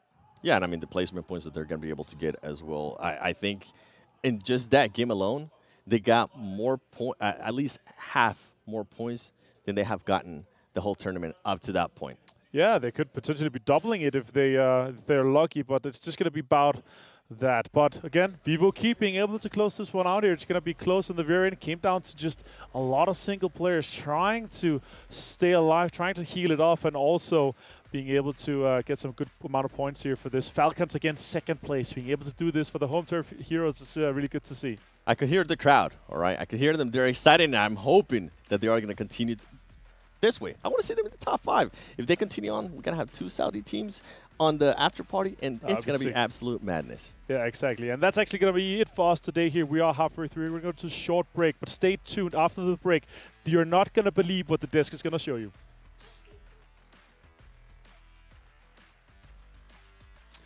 But well, you know what? They're not going to believe what we're going to be able to show them. Yeah, the question is, do we show it or do they show it? Yeah. That's the question. We are going to have a short break, though, very soon. But, yeah, of course, once we get to the after party, we get to the dance floor. We're going to see what Maxman and Kalaris is going to be made of. I heard they're going to have a breakdance up to show me what they have learned from me throughout this event. Yeah, I heard Maxman might end up getting a haircut, too. So that's going to be... Oh. I think it's going to be a mohawk, maybe? I'm hoping he ends up going with a fade mohawk. I think that'll look great on him.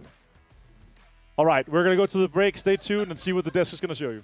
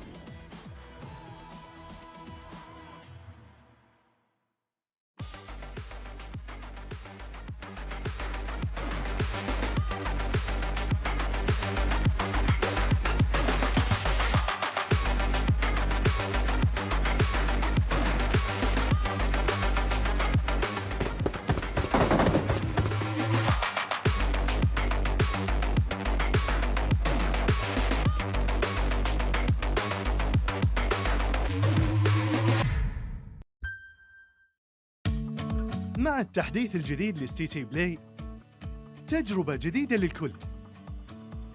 لو جوك دايم تحديات نافس وانضم للبطولات. استكشف الشات والتايم لاين وتسوق من متجر التطبيق. الليدر بورد على تفاعلك بالتطبيق والجوائز الأسبوعية والشهرية على نظام النقاط تنتظرك. ستيتي بلاي مهما كان جوك هذا محلك.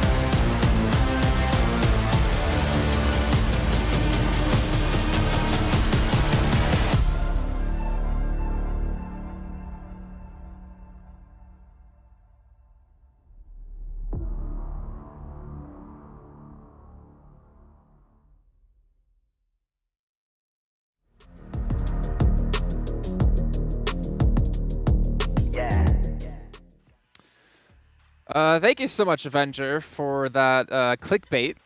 I don't know what else to say, but you did probably hear us laughing about it. Pretty much we all laugh at his casting anyways. Maybe it's a little bit too mean. Anyways, beyond that, because he's probably going to come up and beat me up, let's talk about Spotify as their sponsor here as well at G8 with the PMWI 2022, making sure this event can be done, bringing it all to you guys to watch at home. Gentlemen, we had Sanhok kick off. Max Mem, he wanted to show us really quickly the VIVO key rotation. Can you do that once again for us? Okay, so this is where they drop, okay? Arrived. Oh, yes. Thank you. That was good. I know, thank you. That's better than my dance moves. Yeah. To be honest. Let's take a look at our STC match rankings, get an idea of how many points the teams did get. VIVO Key able to get themselves on the board here with 19 in that last match, but Team Falcons actually coming out ahead with 20 points. Yeah, they cleared a few teams playing the edge gameplay right. They got themselves a few teams in a really bad spot, and as they like to do if they have a very advantageous position, going to clear out that spot at the first place. But man, RSG came out swinging very early on there, Kalaris. Yes, they did. It was a statement piece, I think is fair to say. When you have boot camp as quite the priority position that it normally is, RSG, the fact that they just take the fight straight to Stalwart, who's currently #1 in this lobby, is a big statement. It's not an easy battleground to play, but being able to wrestle boot camp away from them, I mean, top was gone instantly, I feel like, in that fight. Yeah. So RSG, they're gaining steam, gaining momentum. Yeah, we're seeing Wildcats, though.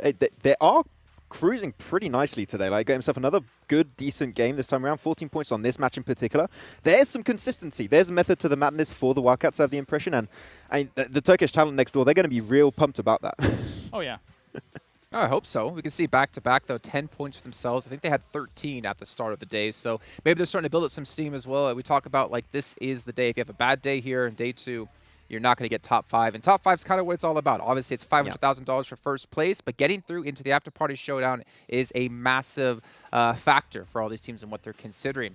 You guys at home, though, while we're not actually here broadcasting the show for you, guys have the Vibe and Drive event happening currently within PUBG Mobile. Make sure you guys log in, complete the missions with your friends, and you'll be able to get your hands on permanent legendary sets. So make sure you guys check that out if you have not already.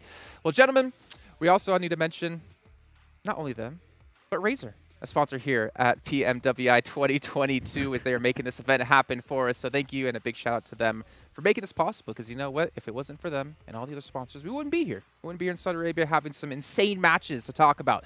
All right, so gentlemen, we have a few minutes until the next match is about to kick off. We're obviously heading back on over to Erangel, but we're going to quickly check out some Sony highlights from Sanhok. We did have an interesting happen, I believe, between TJB and Falcons, or not Falcons, Vampire in the beginning, that actually allowed them to stay alive for a very long time. And after the interview, I really thought that Vampire would try and avoid the situation as much as possible. But you have 3 teams doing the exact same thing, which is you've got Nigma Galaxy, you got yourself Vampire, and you have TJB all looting down towards that Same and Ruins position. Some clashes are expected to happen, but they committed for so long, they lost a lot of time doing so. That's the main problem, and we alluded to it after the interview. The fact that, I mean, even Sotani was saying that they want a heal strat on Sanhok. Okay, yeah, then we say, okay, so how many meds can you all get from this one location? There's only so many. So I sort of didn't expect them to really avoid the fight if they want to go for the healing strat. So you can find these meds elsewhere. You can try and take some trash compounds maybe in the center of the island and then move down towards Camp Bravo and then eventually transition over towards the mainland. But yeah, that's not how it goes out. It's almost that mutually assured destruction situation, but TJB is very well versed in our region, and we know that very well. Well, I mean, if you're going to want to get meds, you're going to want to look for Lin. Lin is going to get you a ton of meds to be able to put inside of your pocket. But, I mean, gentlemen, we're at the half point now of the day, right? We have been able to see Stalwart rise up, improve themselves from day 1, able to get themselves to the top of the leaderboard here. But I'm really looking towards some teams like maybe Donuts as well. They're kind of on that cusp in 4th place, I believe, at least before this last match happened. There's quite a few teams still in reach of getting top 5, but I'm curious, are you focusing on any teams in particular here? Donuts was actually the team that I talked about at the start of the day, and I still would love to see another win coming out from them. I think they have the chops to go very far in this tournament, right? And it's great to see Japan like improve so much over the course of 2 years now. Just every single time, like you had Blue Bees before, and like now the region, it's just so good, and they keep creating so much more talent in the esports scene. But I would still like to see them go a little bit higher potentially. I want to see them be challenged in a far east or a far west circle. I think it would be interesting to see if they can actually deal with something like that beyond the realms of Rozok's stronghold. Okay, well, ladies and gentlemen, we are a minute away before we do hop into our second Erangel of the day. We're going to be bringing in some new commentators who won't clickbait at all because you know what? They're handsome, they're great at what they do, they're looking fantastic and fly. It's John, Allen, and Blake. That's right. These commentators will never clickbait you, but you won't believe what they're about to talk about next, Blake. Well, I hope you would, actually, to be honest with you, because you better believe that RSG are on that upward swing, which is exactly what the desk were talking about earlier. I think, you know, just taking Sanhok overall was a really big change for them and a really needed change. I think overall Miramar as well as Erangel, you know, they're on these trash loot splits at the moment, which works well in their region. I think Kale alluded to it yesterday, saying that in their region you get a lot more points in those first 2 circles. So getting trash looted and then just getting going and getting some eliminations, that works really well in their region. But we know one thing that China does very well is adapt quickly, and that's what RSG is doing here, bumping themselves already up into 4th place. Really solid performance so far on the day, but there is still a little bit further to go if they want to take that top spot currently occupied by Stalwart with that 19-point lead. We're going into map number 4 of day number 2. We are past the halfway mark now, Blank, and it's only going to get harder. Absolutely. I think that there's teams that like Stalwart, 20 points ahead of Team Falcons. And Team Falcons, by the way, in 2nd place, doing really good stuff here for Saudi Arabia. You know, getting a lot of points there on Sanhok. You know, it is a little bit cheesy to go for the hill strat, but that's where you can get the points over the 3 days here in PMWI. Those are the things you do need to do. Vampire Esports, on the other hand, fortunately slowly pulling off the leaderboard. I remember in that first day when we looked at these top players, it was all Vampire Esports. Now you're starting to see the likes of Action up there, who is really tearing up the leaderboard. 26 eliminations total, but we do still have at least Fluke here from Vampire Esports on highest damage with 3,412, although Action still making a huge splash in this lobby with almost 1,000 damage extra. Seems to be going pretty well today for Stalwart, as it generally does coming into the tournament, certainly. Team that everybody was looking at, plane path Severny down to Sosnovka military base, seemingly fairly good for most of these teams coming into this one, Blank. Hopefully they'll be able to find that little corner of what is far from paradise. I think right now this is a great circle, a great at least plane path here for Stalwart. They'll be able to drop out the plane nice and late here, head over towards Novorepnoye. Remember on the first Erangel of the day, they were forced to actually take a little bit of an alternative route down towards the south side of Sosnovka, into the water, in fact, and go for that famed boatation all the way around to Novorepnoye. This circle, on the other hand, heavy southwest, a little bit weird here, a fair bit of it actually in the water. Yeah, and a potential military island circle, which you're always going to mention when it goes down south, but most likely going to go to the mainland, I would say. In terms of the landmass that's available, the majority of it is on that mainland, so places around that Gatka field going to be high priority. Yeah, Vampire Esports actually dropped out quite early here and picked up some vehicles. You see Ravenclaw already hitting the ground, knows he needs to immediately pick up a vehicle. That might cause some problems for some teams later on who might want to get some vehicles into this circle, considering this is where we're going to be finishing. But for Quarry, Primos, Ferry Pier split, there's no one here, so Vampire's going to have the absolute lot of it here, to be honest with you, John. So they'll be able to get very, very looted up and not move too far from their original position. I would hope they'd move out of Primos just a little bit, maybe take some prime time ground over towards the northern side, just the south side of Quarry here, where you have that ridge line, get some information gathered, and then get going. Nigma Galaxy, though, unchallenged here in Pachinki. Happy days for them, and hopefully a better Erangel going forward for Nigma Galaxy.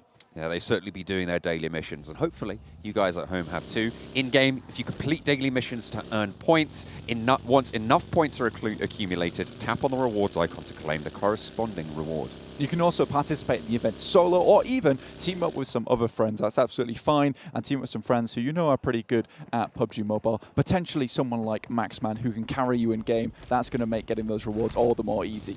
He's almost as good at PUBG Mobile as Avenger is at breakdancing. And that's impressive. I would say he was a little bit better. Remember, you know, in that national championship for the breakdancing, he only came second place. And I think Maxman, in terms of PUBG Mobile, he would have taken first. Looking back at the map here, though, we are checking out Nigma Galaxy in Pachinki. This is a decent landing point for them right at the beginning of the game, especially with this circle. They've got a fair, decent amount of roads to head on down. They could even stick around Pachinki for just a little bit longer, potentially even take up church position, get some nice scouting done nice and early in the game here. But for Team Seoul, potentially this is now a chance for them. Today and yesterday has been extremely rough for Team Seoul, and I think that they just aren't showing all that they've got here, potentially with Gatka being in this circle and so much ground around them being free. There is a chance here for them to prove themselves here on Erangel. They have those opportunities, right? This is, when you are given that sort of chance, the thing that you need to take. But with teams like Vampires waiting in the wings, with teams like TJB who have been doing some pretty good stuff here and there, I would say, coming down from North George as well, it's going to be not the easiest of tasks. Certainly always going to be pretty difficult to prove yourself in this lobby. As we're on board with Goblin, looting up on one of the North Gatka compounds. Akshat currently scouting around the Everest Foothills compounds. Already heading down, but down one has actually made a very, very speedy rotate here. And this is a change they've been making quite frequently at the moment, especially even on game one today, match one, which was Erangel once again. We saw them head up towards Rozhok, challenge USG out for that position. We got a heavy northern shift there, and immediately down one's on the move. Yesterday they were playing a little bit afraid for my liking. I'm so much more used to them actually playing central. So a little bit of an issue there for them, but today they're really taking matters into their own hands.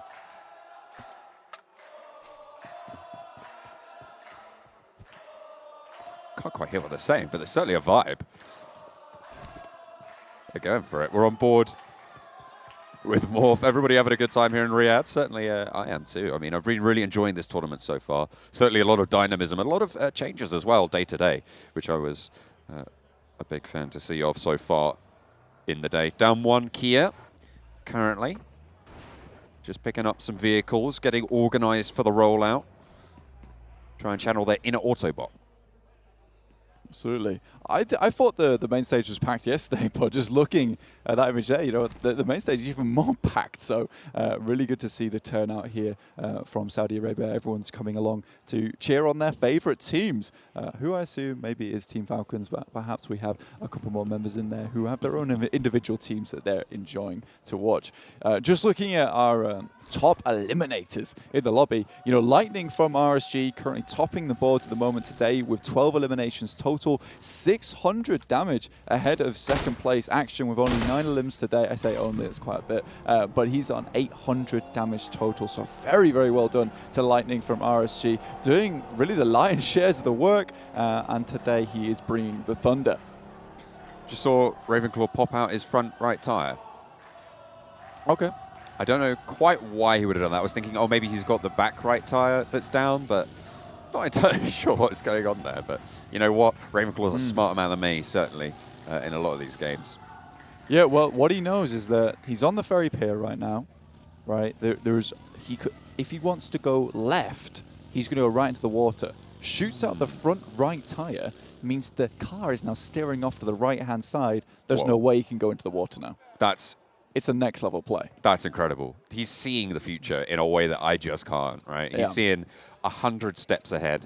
That's right. I'm only at 36 about right now. So. He sees the thin sheets of time slowly coalescing into an edge. He sees the time knife.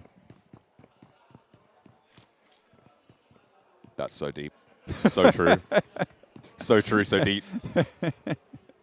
Oh, dear me. That's going to, yeah. Yeah, let's see. That's going to be on your gravestone, I think. You reckon? My quote about, absolutely. About our boy Ravenclaw. But yeah, so this is actually a decent position for them regardless here in Primorsk. A decent place to start from. We talked about this nice and early on. A lot of these other teams potentially out of the way. Tongjiabao heading back towards that prolific North George spot. That's where they started to see a lot more success over on EU. So hopefully this is something that we can continue to see on our angle. They have been a real pain for a lot of these other teams when it comes to rotating, specifically Vampire Esports. But this game, the tables are flipped. It is TJB who have to come to Vampire Esports. The shoe is on the other turntable, as I hear. That's right. I don't know who put it there, but it's there now. They're spinning around. The next circle is going to decide a lot of the pace of this next game plan as it comes up. It will decide if we get that military base shift or back up to that mainland. We'll see where this one pops. It's about to come through, as you can see that on your screens. Going to be deciding the pace of these next couple of minutes of gameplay. You jumped the gun here. It's not quite there yet, but we'll wait for it to shift through. We have had a lot of hard shifts, so southeast hard shift could be very, very interesting. It's something I imagine that Stalwart would be loving to see here. Aton Esports currently holding out that bridge on the eastern side. You can see that on your screens, though they are flanked by back-to-back. We do get pretty, I would say this is technically central circle here, considering we're pulling away from that water back onto the mainland. So Stalwart do need to now start thinking about how they want to approach this. Now, they could easily rotate down towards the Wildcats, but they've refused to do that in earlier games. So this eastern rotate for them past farm is going to be a little bit more simple for them, though they will run into this wall of teams. Aton trying to take shots over towards back-to-back and ostensibly succeeding in their endeavor. J7 already going down, getting flushed out. Looks like the representatives from NA just going to have to take the L on that one, unfortunately. Not ideal. Team Seoul, in the meantime, they started Gatket. They moved down to the ridgeline that's got a lot of trees, a lot of hills, a lot of cover. So they're on the south side of this this central cluster of teams right now. And to be honest, I think that's the right decision for them. I really like that area. I've talked about it a lot whenever I've seen these sorts of circles. I think it's got a lot of opportunity to move away from, and I think it's got a lot of nice cover and nice positional advantage. That's crazy. STE is so far behind the guys from Aton, but already taking a couple of knocks their way. So they're already, clearing the space in front of them, even if the space in front of them is around about 500 meters. But we do know that after Stalwart had Bootcamp brutally taken away from them on the last Sanhok, they're looking to lay claim to a little bit more of the landmass at the moment. Still show the rest of the lobby that they are the dominant force here in the PMWI. Roll up the sleeves, get stuck in. They will do so on the eastern side. He says as he literally rolls up his sleeves. Inspiration follows real life, It's inspiration follows yourself. I am the inspiration. Inspire You're right, yourself. Blink. I'm glad you think I'm the inspiration. That's very nice of you. You're welcome. I'm going to have to hold on to that forever. I wouldn't. He's never gonna say something so nice to me again. USG, I think you mentioned this actually. We were watching Erangel, the first match of the day, and you were talking about, they were stuck in Rozhok and they refused to move. And that wasn't a case of they couldn't move. Maybe they were stuck behind Damwon, but Damwon just sent it all the way to the northern side, got a central compound. But this game, USG has attacked onto that and they decided to make a quick move nice and early, waiting for Nigma Galaxy to maybe vacate just a little bit out of Pachinki. They're taking Church Hills here, so this is a decent place to be starting. RSG, REGAN.S, they're still just trying to find a little place to call home. I believe they're in the mix of it, just above Box Gaming, right on the south coast. You can see them there, just holding on to the roadside. They've got a 2-2 split at the moment, so really striking out here. I think that confidence from a couple of the games previously has bled into their gameplay massively. You would hope. You would certainly hope. REGAN.S right now, as you say, in the mix. They've got Box to the south. They've got Stalwart to the eastern side. On the north end of them, I think they've got Aton and a couple of those other teams as well to be worried about. Nigma Galaxy as well, as the map is going to close yet again in just a matter of moments. So far, not a big pop-off circle, but I imagine the next one is likely to be a little bit more dramatic. Absolutely. And just looking at, Damwon, they've already lost one player here. So they send in, I respect that they're playing a lot less afraid here. They have lost one player, but it's not the end of the world. Specifically when you see this circle here, this is really, really important. You get the southwest shift and just look at the amount of teams on that northeastern edge. Goodness me, yes, Damwon's lost one player, but the amount of players that are going to be lost just in this hailstorm on the northeastern side is going to be horrific, to say the least. It's good for teams like Vampires, like Team Seoul, who are further down on that southwest side already in that ridgeline that I talked about earlier. They can hold on to that and try and use that as some sanctuary. Unfortunately, the eastern side is going to get pushed on. REGAN.S, they've had to immediately leave that 2-2 split, come together now and try and figure out what they can do. They're looking towards the roads. They have some vehicles. This tree line is played very, very often, has really good sight lines over towards the road. Wildcats, not sure how long they're going to spend in this position, but I think they're just running straight past down towards Vampire Esports. Team Soul, they've lost 2 already, so not really able to translate that early rotation from Gatka in the beginning. But down 1, oh, they had 1 down, but they were able to bring him back up again. So down 1 currently at a 4-man. This is a surprise to me, but fantastic stuff either way. Soul have let it slip down to 2 as well, so they have a pretty decent spot for down 1 here. Falcons losing a player on the crossing out in the open. Jumper able to see off Damar. And now the Falcons have to figure out what they're going to do based on that information. They know where another team is, and they're playing in these fields. They've just made it to a shack, and they're just going to try and hold up for the time being. With Vampire on your oversight, though, it's not going to be the most comfier positions. Absolutely, you do need to be very, very careful. Now Vampire, in one of these places, like the little ditches, it's quite easy to get caught out here. Luckily, there's not too many teams around them specifically because, you know, there is a lot of open ground in this area. With so many teams watching, I think Vampire Esports can feel quite safe in their positioning for the time being. Team Falcons, though, they're being harried. A couple of teams taking shots their way, but so many teams able to make their way in. Stalwart making a long wrap over towards the northern side at the moment, but there is such a big line of field here on the eastern side that so many just want to head down towards the west. Now, the next circle could be extremely cruel, and currently teams are just trying to find a place in the circle that they can hunker down in. They're trying to find that golden position, get a little glimmer of treasure. And if you want to get a glimmer of treasure as well, you're in luck, because from the 4th to the 13th of this month, there is a 50% off PMWI pack sale. Get a set straight away, and 5 chances to draw PMWI treasure chests as well. And from the 14th of August through to the 15th of September, just in case you missed that previous sale, were extremely nice. There's still 16% off PMWI packs, and you get 6 chances to draw PMWI treasure chests. Next circle comes on in down towards the bridge, which leaves Vampires in the circle again on this ridge line that we've talked about a couple of times now. The western edge, though, looking to be pushed in potentially by TJB, by Falcons, and I think that's... who else is that on the western end? That was VIVO keyed as well. Yeah. Yeah, so VIVO key currently in this area. TJB just barreling their way into the circle at the moment. Yet to take too many casualties, but swinging straight past Vampire Esports directly towards the Wildcats here. But Ravenclaw in the tower takes some shots down. Tink Skirt, he's out of the vehicle. The car's going skirt in its way as well.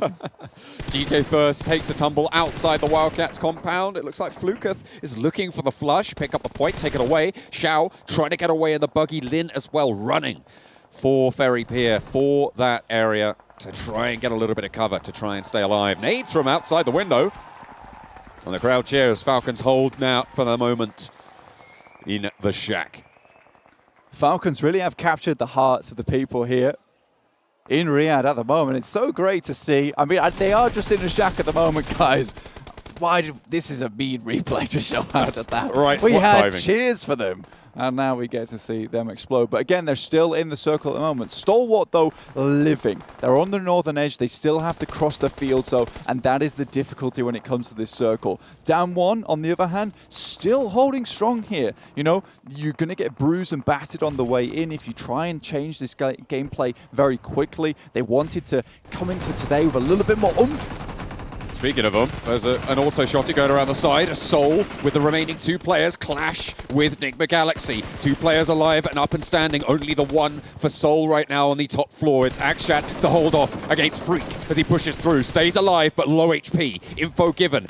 That's an ankle tapped as well as Lord's timer does tick down lower. Push from Ralph. The first aid not quite there, and Akshat falls. Soul eliminated. What is that? Is that a Molotov from his own teammate? Ralph actually? No, he won't bleed out from that. He'll stay just alive long enough. Get a quick replay here. It's 52 Esports rocking up on Falcons. Oh. One goes down on the approach, and a nade over the top. Okay.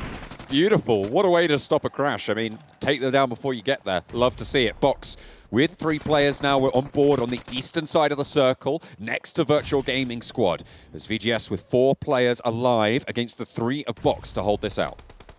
Virtual Gaming Squad looking to make their way into this compound. Box, though, holding the warehouse. There are smokes available to a couple of these teams. You can see REGAN.S off in the distance with DD there. I think the main advantage that Vampire Esports have gotten from this particular circle, though the ditch maybe is just a little bit misleading, is they've got so much information just gathered because they haven't had to move whatsoever, whereas it's been a gauntlet for everyone else. The Americas clash, VIVO keyed and back-to-back on this hillside, very, very close to one another, taking shots either which way. But it's actually the Donuts who come through, I believe. No, Stalwart, sorry, taking shots over towards Cielo. Will be able to take down one of those VIVO keyed players and give back-to-back a little bit of time to get J-Way back up to his feet. Oh my goodness me. Next circle pops and it's right on top of REGAN.S. And look at that, a gift from the skies. A loot box directly on their position.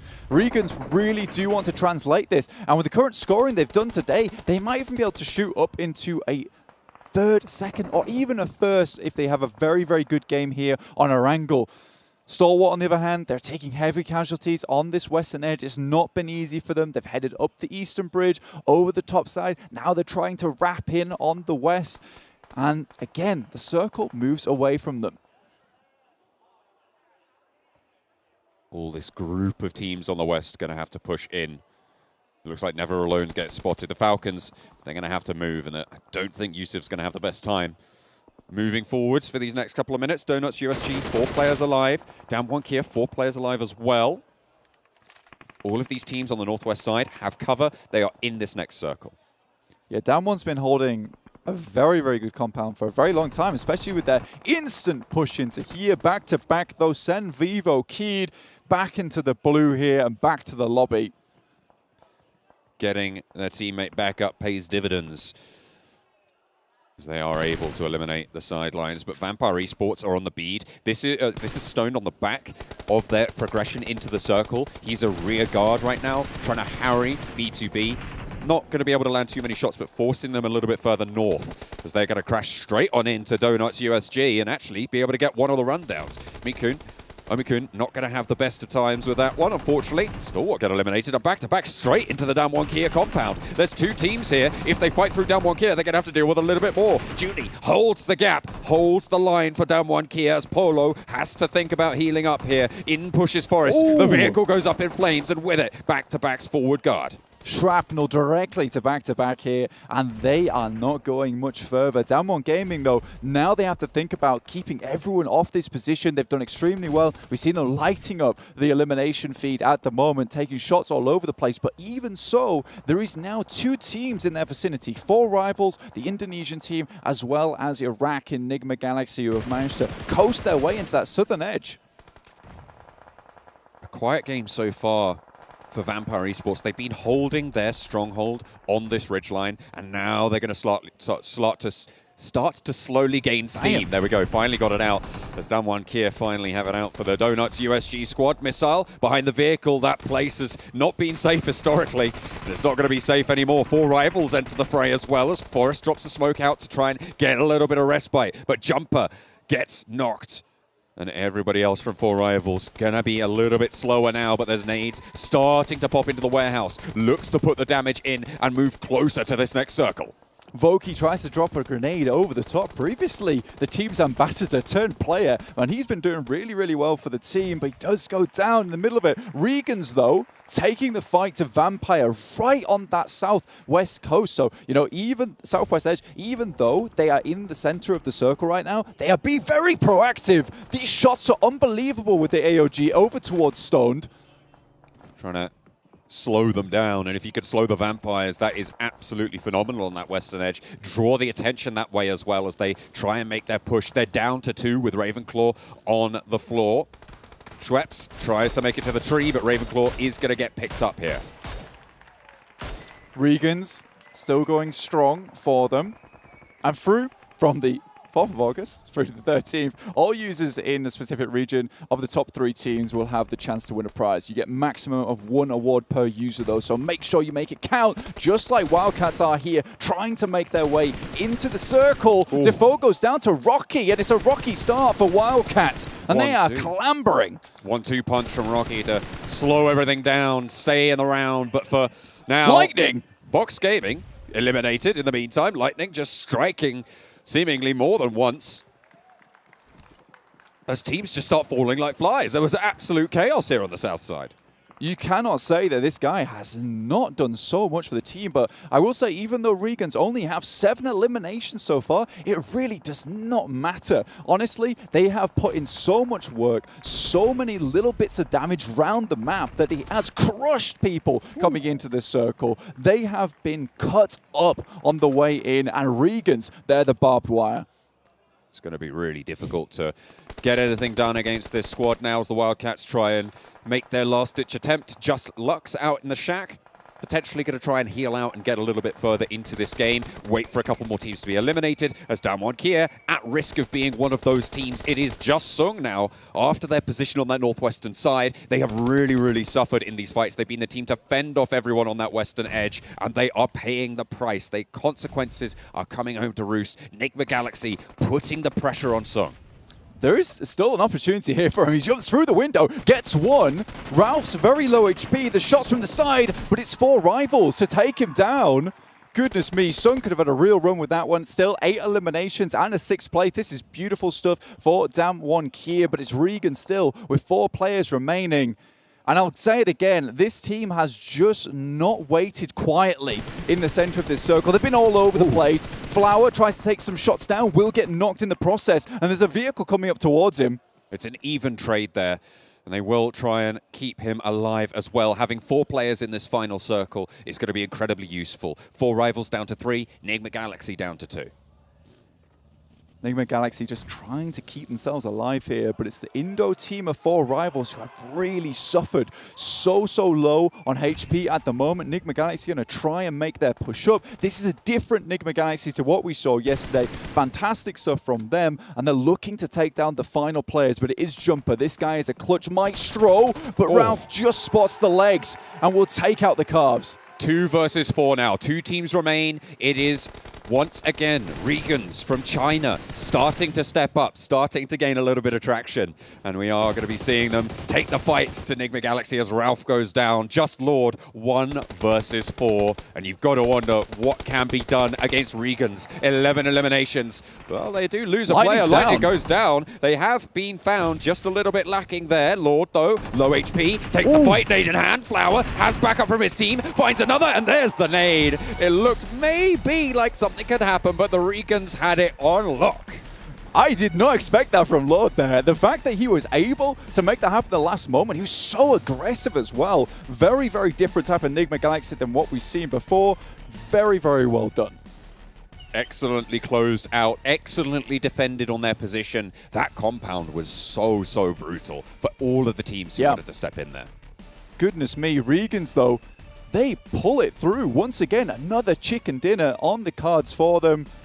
REGAN.S, they're not letting up. And I think this is the kind of game that could even send them up towards that first position. We'll have to find out, you know, after the break. But before we get there, quick little breakdown. Honestly, really well done to a lot of those teams. I have to admit, if you were any of those teams on the northeast edge, you know, it was just an absolute battle to get through there. A real assault course to get even into the circle at all. And even when you were in, you had to contend with all the other teams in the field. Yeah, no, it was really very difficult. It's what we call a bad time. Yes, it's a very bad time. Well, we're going to have a great time over on the desk, which we're going to hop over to after the break.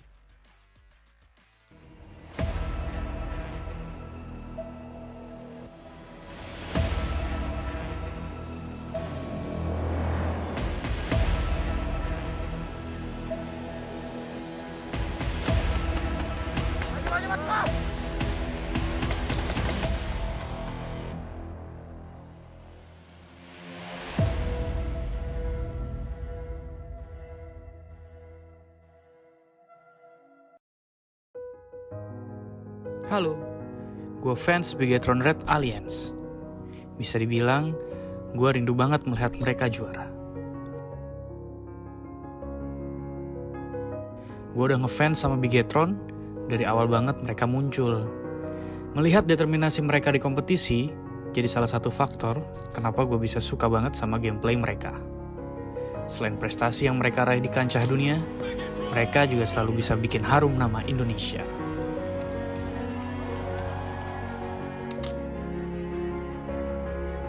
Dan ini saatnya mereka membuktikan kalau DNA juara mereka masih ada. Dengan amunisi baru, gue berharap ini adalah awal kebangkitan Bigetron Red Alliance. Meskipun Zuxi tidak bisa merasakan medali emas yang diraih Luxi, di PMWI nanti, gue berharap mereka bisa angkat piala bersama lagi.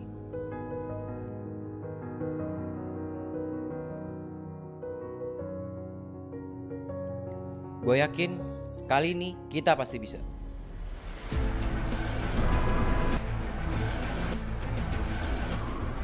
Kalau ngomongin soal Morph, bisa dibilang ini soal loyalitas. Karena gue dong support Morph dari awal mereka ada. Baliknya Zai dan Frenzy, serta pemain baru lainnya, bakal bikin Morph jadi tim yang akan diperhitungkan nantinya.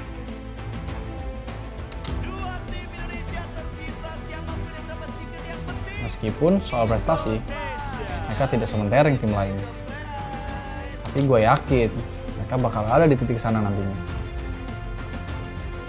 Evolusi yang dilakukan Morph adalah salah satu pergerakan yang sangat menarik perhatian gue.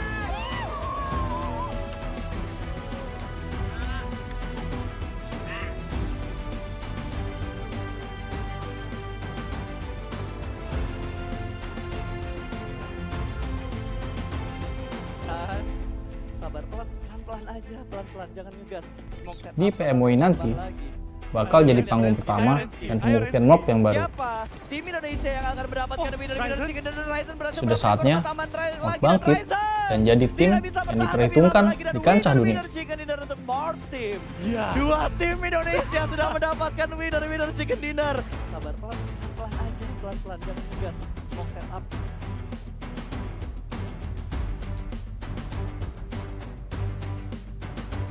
Kali ini, di depan ribuan penonton, gue buktiin gue bisa juara dan mengharumkan nama bangsa Indonesia.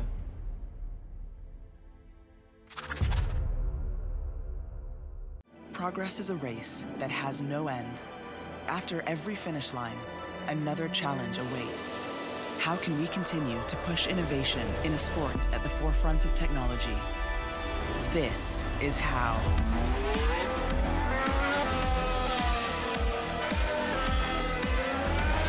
Discover how Aramco and the Aston Martin Formula One team aim to meet Formula One's sustainable fuel targets.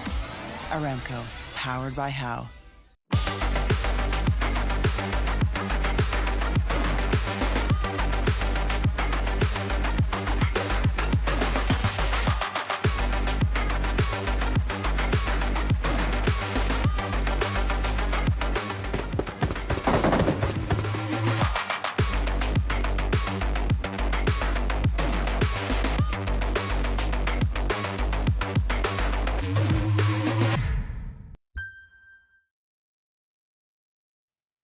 Hello everyone, welcome back to PMWI 2022. And remind you guys once again, you can play to win with the Sony Xperia 1.4, made in collaboration with professional esports players, so you guys can have your best performance when it comes to playing. Here's some PUBG Mobile, which fun enough is actually official smartphone partner as well of PUBG Mobile. I'm Jason Kaplan, your host. We're going to bring our analysts once again yet in as we have our fourth match done of the day, gentlemen. We're going to be heading into match 5 in a little bit of time. We finally have some time to talk, to relax, to kind of recap what's happened throughout the day, but we're going to start things off by taking a look at our STC match rankings, so you get an idea of how many points the teams did score here in this last match.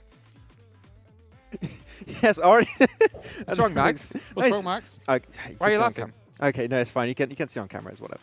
Yeah, RSG able to actually get himself the second chicken dinner hit. The first team to actually get himself 2 chicken dinners today. It's huge.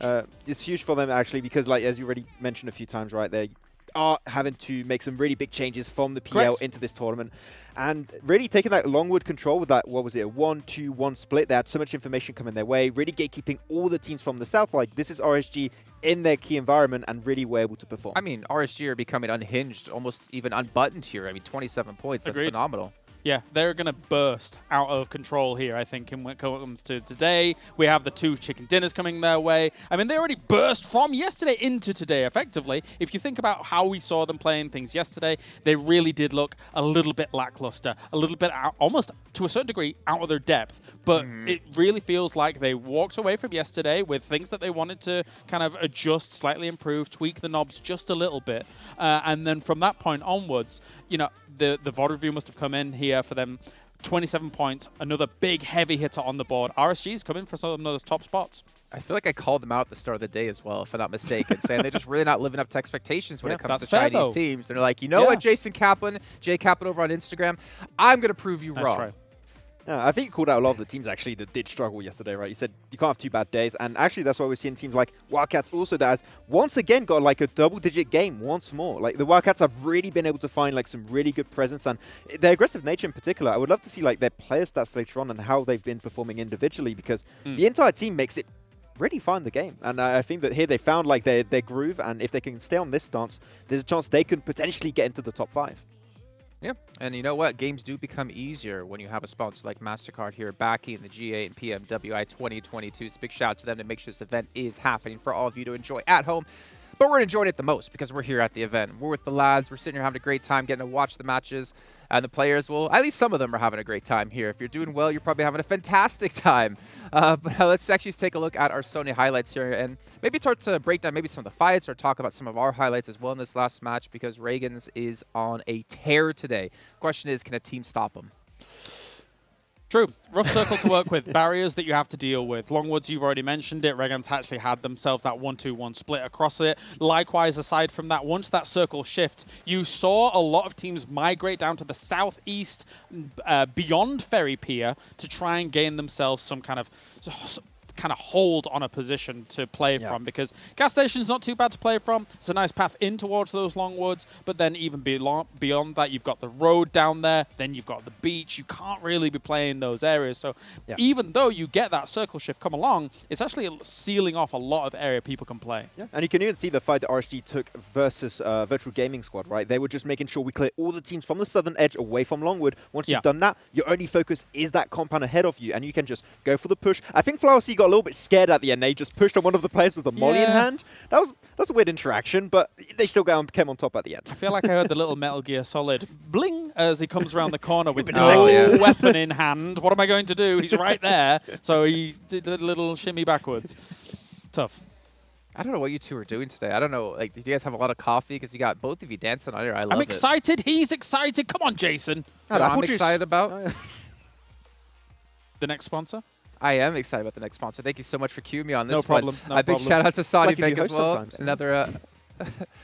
You know what? We could make that happen. Maxman, we're going to have you do all the sponsor callouts from now on. Thank you so much for volunteering for that one. But thank you again, obviously, to DenizBank for making this one happen. You guys at home, we still have another event happening for you guys where you can change your profile picture, whether it's on Instagram, Facebook, whatever, to your favorite team.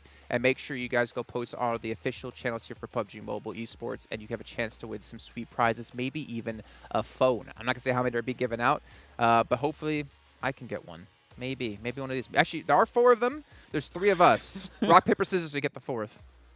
Not now. Not now. Because what we want to talk about, this segment is all about us. We want to talk about quite a few different things. The first one we're going to be talking about is REGAN.S gaming yesterday versus today and their change up in performance. Let's get that on your guys' screen so you get an idea of how much better they've been able to improve. So this is obviously the left-hand side from day 1 from 6 matches.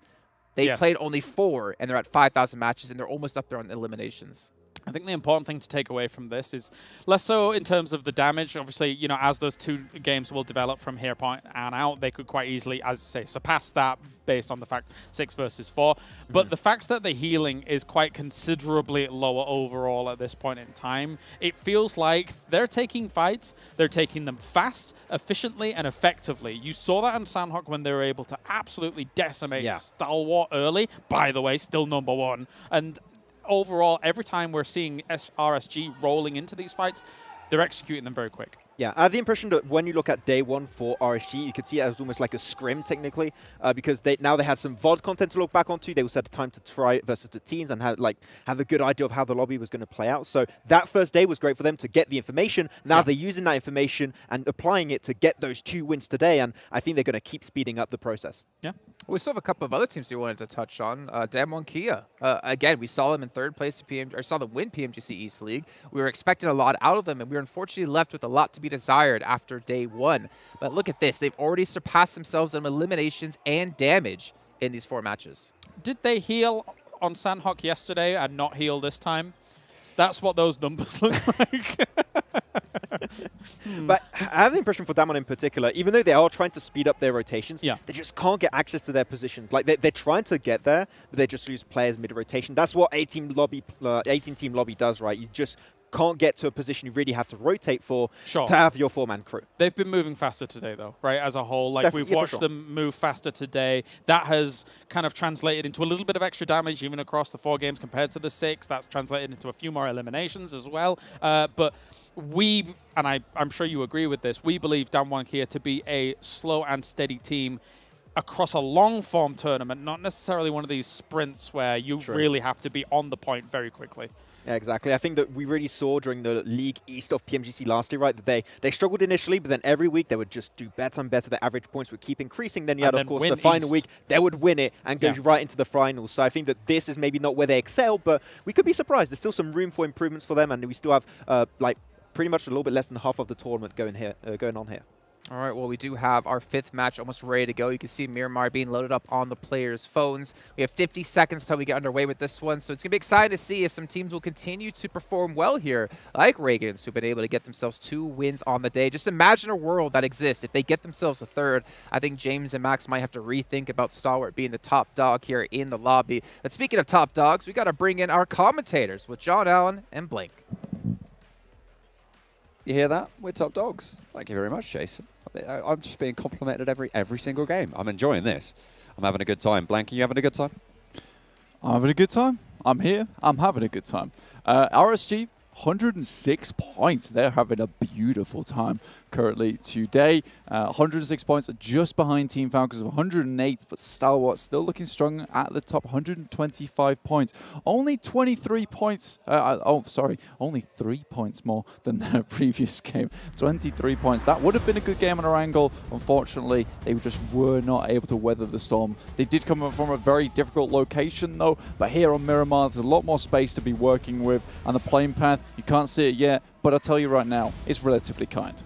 It's slap bang down the middle, right? All the way from south middle. There's no real landmarks, or no settlements certainly over there. I guess the east end of Los Chicos Islands, all the way up to La Cobreria, just a little bit further east of it. Slap bang down the middle of the Miramar map, as we will split it in 2. The plane into the sky once more. It's Miramar, Game 5.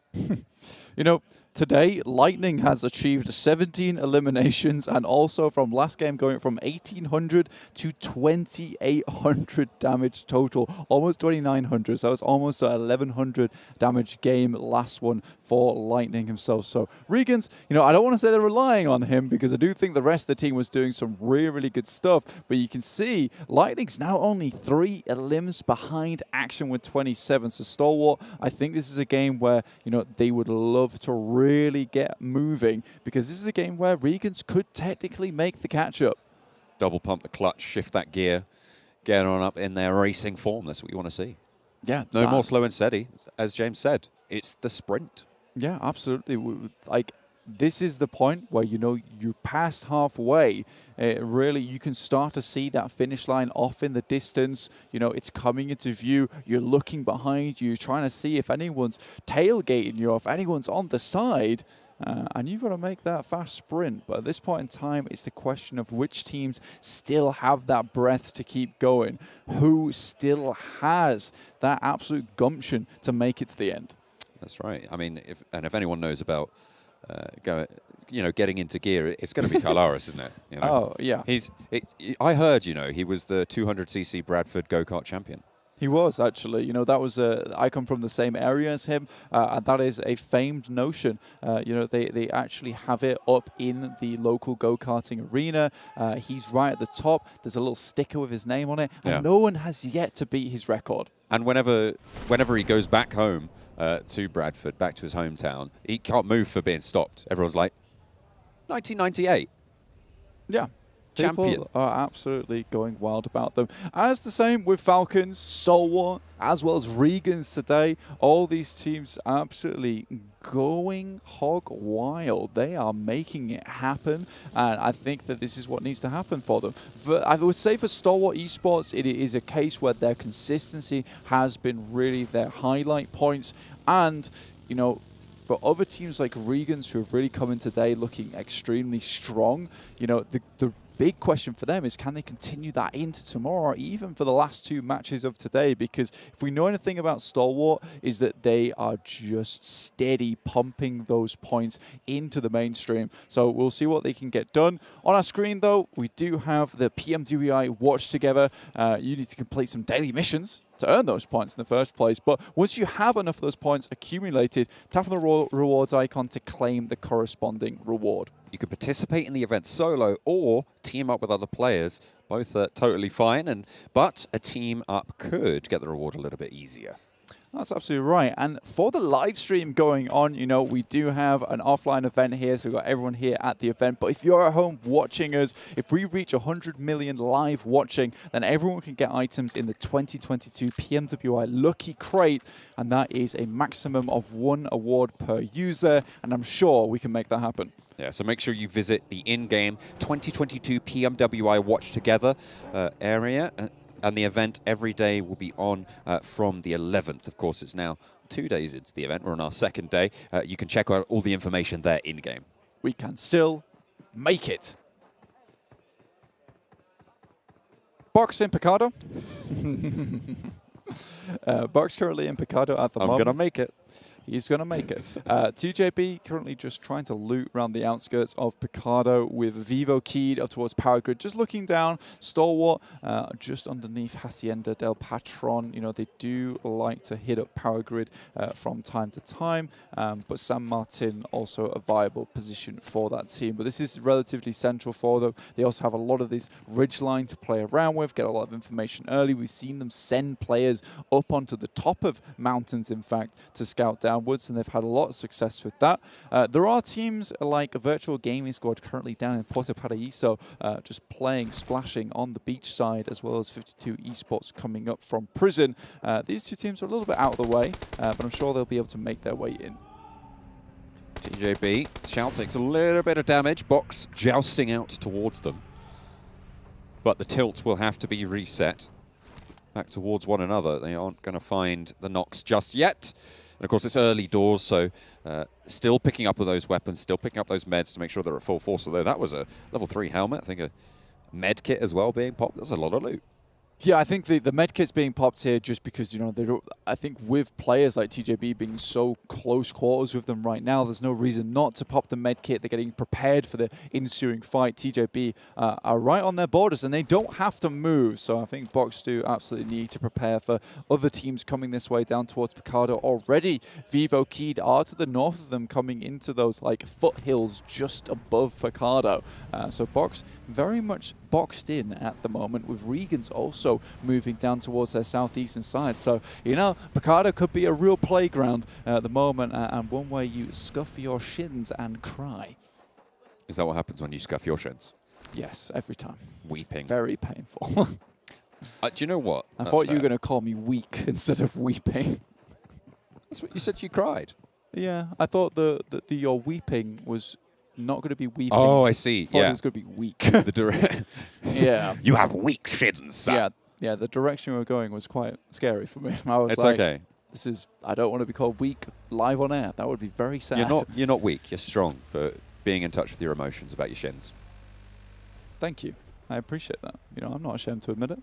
Sometimes you fall, but the important thing, Bruce, is that you get back up. What is that? I don't know what that's from. Really? Why'd you say Bruce? Who's Bruce? Oh my God, it's okay. Anyway, Bruce everyone Forsyth. No, everyone at home that did Has he understand fallen that over? reference, I respect you all, and I hope that you have a good time wearing those capes. But we do have some superheroes of our own in these lobbies. With REGAN.S Gaming, Lightning absolutely taking things out of control at the moment, doing fantastic stuff. Xiao still just on that western side, but now Tongjibao will have to start dealing with the likes of VIVO Keed as well as back-to-back. Box have been able to, just keep quiet, keep it calm inside that compound, and now REGAN starting to move away towards more Los Leones. Back-to-back. They're staying alive for the moment. They haven't had the best of tournaments so far, and we are beyond halfway, as we've touched on now. In 18th place, not where you want to be finishing. The point difference, though, towards the bottom of the table's surmountable. 3 points up towards Aton Esports. Another extra 1 point above that is Team Seoul. So there are places that they can ladder up. It's, as well, a race for top 12 to try and get invited to that after party, because there's a lot of money on the line there. Top 6, yeah. Top 6 going through. We already have 6. Oh, sorry. Yeah. Of course. Yeah. Yes. Yeah. We have 6 teams already directly qualified into that after party, but 6 teams will be chosen here. So currently our 6 teams, if we ended the tournament right now, Lin, get away. This is ambitious shots from Kadrian. But if we ended the tournament right now, it would be Nigma Galaxy, Wildcats, VIVO Esports, REGAN.S, Team Falcons, as well as Stalwart Esports making it their way through to the after party. On top of that, there really is a lot of money on the line in the PMWI, other than just getting through to the after party to maybe potentially earn some of that $1 million prize pool on that side. It's 2 million here in the PMWI, so a lot to play for here, John. Absolutely. I mean, to be fair, though, the glory of being PMWI champion, I think, has to be on everyone's minds. Next circle just about to pop. We've had the first one centering around Power Grid and Picardo. We'll see where the next one falls as well. You can see the scoreboard on that left-hand side of your screens right now. 125 for Stalwart Esports, but there's that group of 3 teams just below them. Falcons, REGAN.S Gaming, and Vampire Esports, all very, very close. At the moment, the momentum is there for REGAN.S, and Team Falcons have been pulling that out consistency. I'm worried for Vampire Esports in terms of upkeep. Yeah, this is some real chasers, but I will say that you're 100% right. Vampire Esports, they have been starting to slow here just a little bit.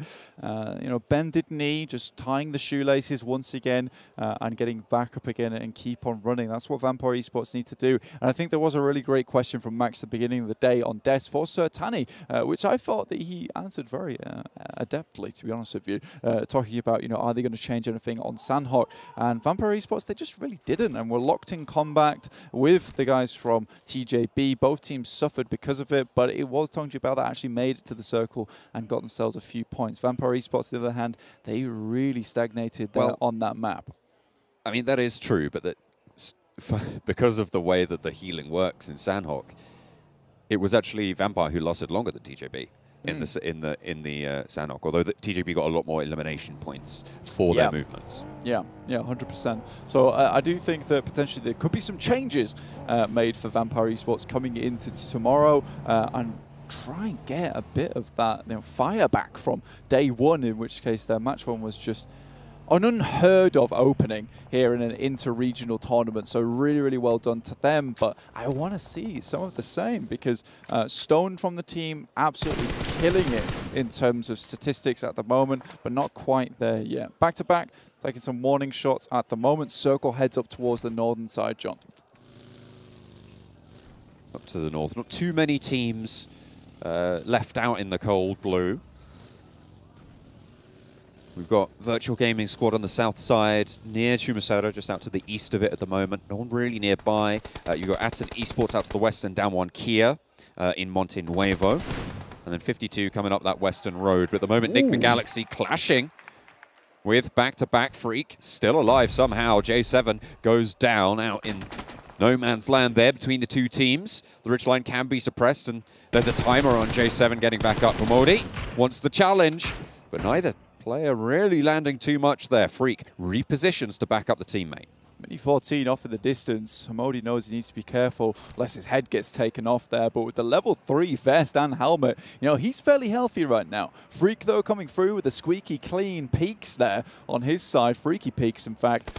Lord trying to send over a nade towards the players from back-to-back. J7, like you said, on bended knee. But it is a little bit of no man land to cross here. Back-to-back certainly have the advantage in terms of that. J-Way able to get some vengeance onto Freak. Gets the flush as well. Picking that up handedly. Lord wants to try and answer their throwables going on over those projectiles, trying to burn J-Way out of position, allow him to get into those crosshairs from the teammate. Back-to-back holding their own in this fight, just that little bit. 3 versus 3 right now. And it's evens Stevens on the engagement. Nigma Galaxy. A quick stock of where this team is, just the north side of Power Grid. Both teams very firmly in the circle. Ralph, very far behind the rest of the team, looking over towards Damwon Kia, actually, who are just the north of Ralph himself. They're looking to make their way in. Next circle shift, so extremely central with a road bisecting this one. Stalwart currently in San Martin. They're going to be chilling here, but it's TJB who've rocked up on box, who have had to move from Picardo. Break is taken down as TJB try and swell past their defenses. Around the headland, Tinksker able to stay alive, pops a bandage at 2. Bensu trying to hold that door frame, but the teammates are falling, and Box are down to 2 to hold. TJB with only 2 on this forefront, but backup is arriving on the sidelines. They are looking for that off angle. Can it be dismounted? There's a crucial knock from the Molotov from Bensu. Finds Tinksker, but that's the side swipe that they were looking for. Hang on a minute. No, it's coming from Virtual Gaming Squad. The spray down is good, and TJB have been handed a lifeline to get Tinksker back to his feet. Virtual Gaming Squad have just been hovering around on this ridge side of Picardo. They didn't quite go down all the way into Picardo, just stuck around on these foothills, and it worked out very well. GK first, though. Beautiful grenade over the top, takes down Trisme and Box Gaming. They are done. TJB, though, now setting their sights over towards Virtual Gaming Squad, who are rocking up to finish the job that Box started. Xiao Hai is behind the hay bale there. On the broadside of that warehouse. It's such a dangerous position to be in against a team that has that ridgeline. You can see what a shooting gallery it is. It's so hard to move. You need those smokes. And undercover of the SLR, a player from Virtual Gaming Squad has managed to move up. That's one shot on the breach now. As the smokes start to bloom. That's what they need to put down to be able to have a little bit of mobility, maybe even evacuate out the back. But Virtual Gaming Squad have players there as well. It's difficult. TJB crunched here, no vehicles, but Virtual Gaming Squad still holds some buggies, so their rotations have been very, very speedy. You see Gaddafi already coming up to the side of the wall. Nade goes through. It's Xiao taking a fair bunch of damage, just has to hit another first aid kit, and they're already going into the blue here. iShot pulls the trigger. And they will have backup as well. A 1-2 swing. Very, very nice stuff. But the spray down from Tinksker is good for 1. Looking for more. Gaddafi around the corner. And he finds another. Tinksker stays alive for TJB. Potentially looking for that res as well. They're going to have to be quick about it. As Xiao crawls for cover. 2 players from Virtual Gaming Squad taken down. Tinksker holds his own. TJB going to be proud of that. Alphalugi just sends off into the distance. Tinksker takes down both of the players. Really, really good contest there. And now GK First picks himself up a vehicle. I don't think Alphalugi spotted him just yet. He's swinging all the way round to the top side to the other player from Virtual Gaming Squad. He's getting shot by GK First here. Will he take down Alphalugi? He can't quite get out of the way, but he might be able to take down the buggy. And not only that, he gives time to his teammates. He allows Xiao to get some healing on, but there's another off angle as well. Tinksker spotted on the hillside, and Virtual Gaming Squad are giving as good as they get. That's Tinksker going down to the blue as well. Bled out just too many times. GK First trying to do some solo shenanigans. In the meantime, it's REGAN.S Gaming. Absolutely doing some very, very good work over towards Vampire Esports. Some of the players have made it ahead though, and one player from REGAN.S is down on the ground. It is Flower, who will be picking up right now. Trying to stay alive. Vampire Esports, 2 players now left. Shreps and Ravenclaw. Pretty much any duo from this squad can absolutely frag out their minds.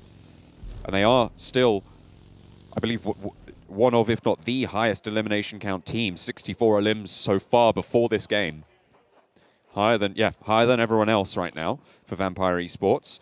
They have absolutely been fragging out their minds. A lot of that as well, you kind of have to remember, is that game 1 that we saw yesterday. It was 24 elims coming through from that game. That's about a third of their total kill count. Still doing really well. Kill switch though, runs up to the building. The VIVO Key's taken down, will be taken out here. The rest of VIVO Key trying to move up, but it's Polo that sees the run-in, jumps out the vehicle, sends out the windshield.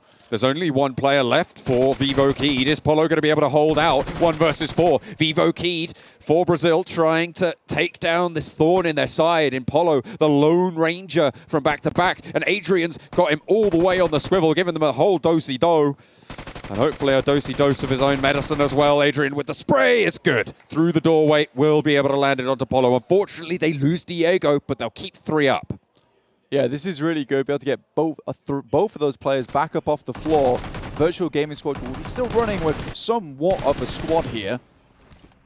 This is a replay of the spray down from Tingsker that we saw earlier. TJB keeping things going, but they're down to 2 with one of them knocked, and that's an outside play zone knock as well. I think it's just GK first now.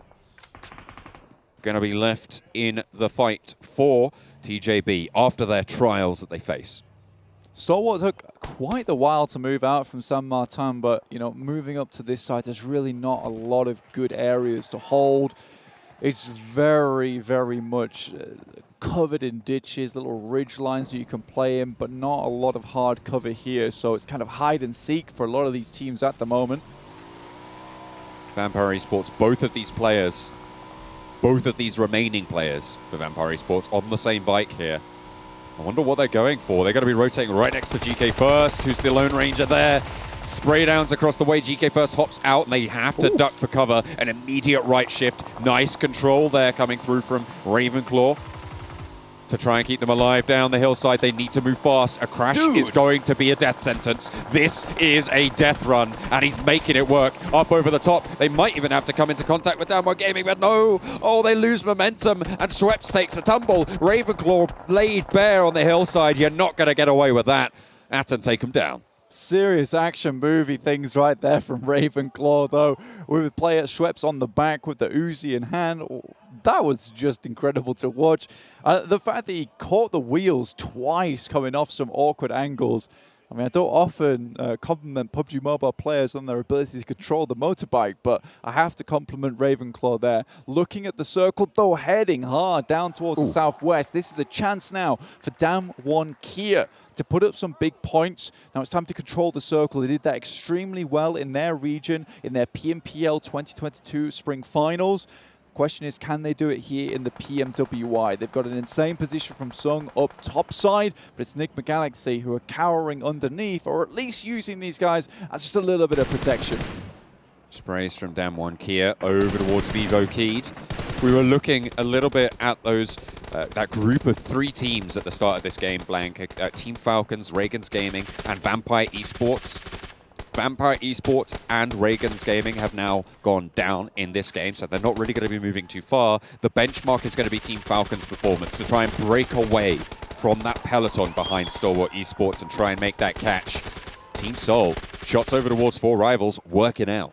Good stuff. Goblin actually gets the explode on the vehicle there. Will take down one of the players. Morph coming head-to-head with Stalwart at the moment. We do get a replay, though, from Team Falcon taking down the final member of REGAN.S.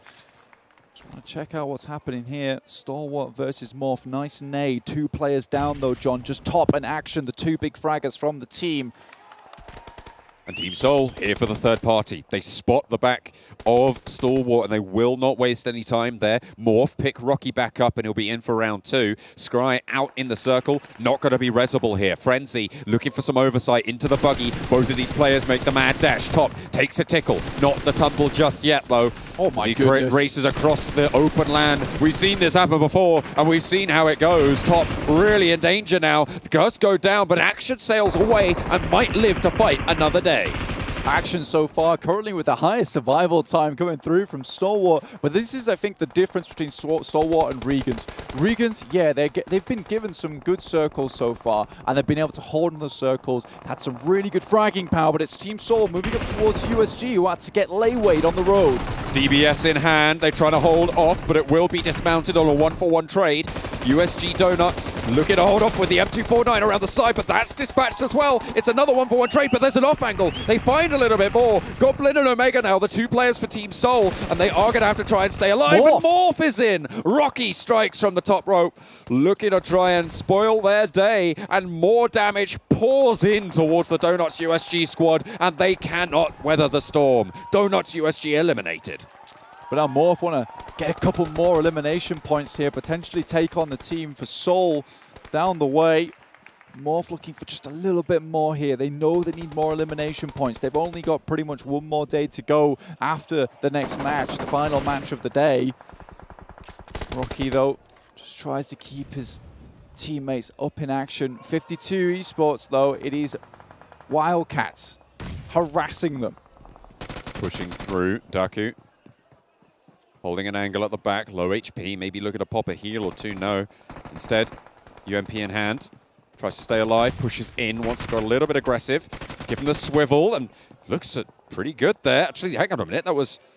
Who was that? Was that Damwon here coming in for the third party as well? Daku somehow stays alive. A little bit of meds, and Defoe goes down. Damwon Kia come through and take down the Wildcats as they try and push onto Daku. Damwon just has such good sightlines here. Forest, as well as Sung, off in the distance. These two guys, 2 peas in a pod, honestly. They work very well together in their region. And now they're trying to control the sightlines. They'll remain on top of this mountain for as long as possible. Will Sung and Omba. Junie and Forresto looking to clear out their angles.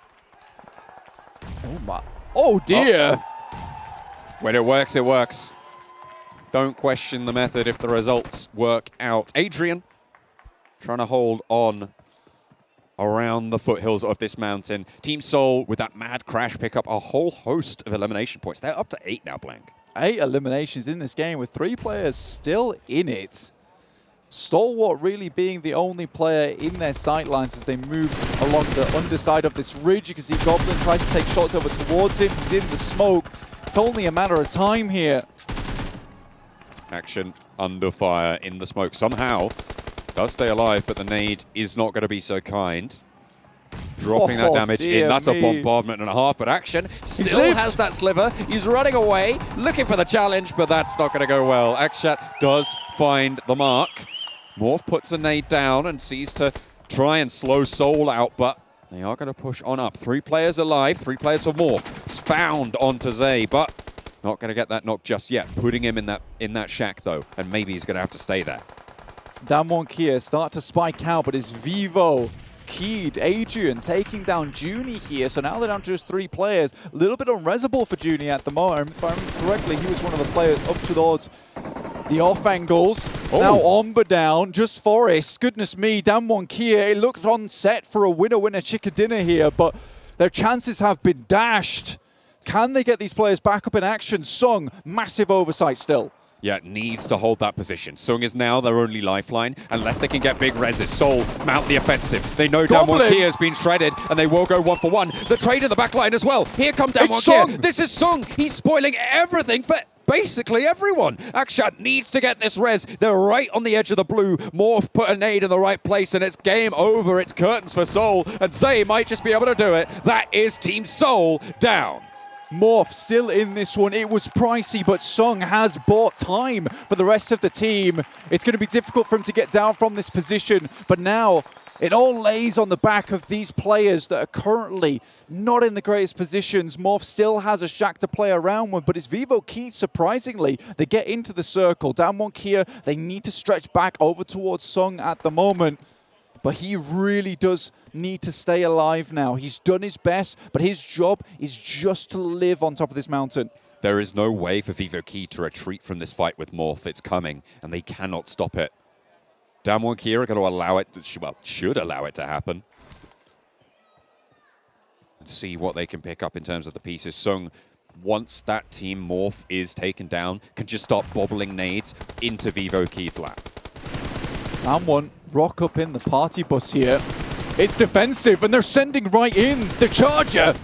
They don't want to wait, it seems. They are absolutely game for it. But over the top, here comes Morph. Those sightlines being suppressed. Adrian looks for the challenge and wins it out against Junie. Gets the knock, wants the flush, but won't quite be able to find it. There's a ridgeline there for the time being, but the blue zone is encroaching. Where are Morph in this fight? Adrian has been allowed so much free reign to just shoot and take down Damwonkia around the side as well. The MK14 rages damage in, but it's not going to be enough. There's the nade over the back, and the challenge from the DBS is good. This is the Korean specialty, the shotgun at close range. That's right, it is the DBS Korean. And they're coming in clutch with that one. You're loving to see the meta from that region sneak into the inter-regional dynamic. Now it's Morph, Frenzy. Without Sung as well, he got taken down in the meantime. It's 2 versus 2. It's an even fight here. Damwon Gaming have just come off the back of an engagement, so they might be a little bit lacking, but the health bars aren't super great for Morph either. The off angles are great though. Still, DBS in hand, going in with it. Drops around the corner. It's perfect. There's the knock. Can they find one more? Oh, they're looking for it, and it's Damwonkia to take it down. Excellent play there with the DBS. An elation from Forest. Beautiful stuff from the Korean squad. Shotgun shells in their pockets and a chicken dinner in the other. What a good performance there from Damwonkia. And really, really clinical in those last moments. Sung, though, even though he wasn't there in those final moments, definitely the key player from that team. Damwonkia, goodness me, they have just been making it happen today. Yes, yesterday was not great, but, you know, they had a lot of fear yesterday. But today, they were like, we're going to face that. We're going straight towards the central of these circles. We're going to take those high priority zones, and we're going to run with it.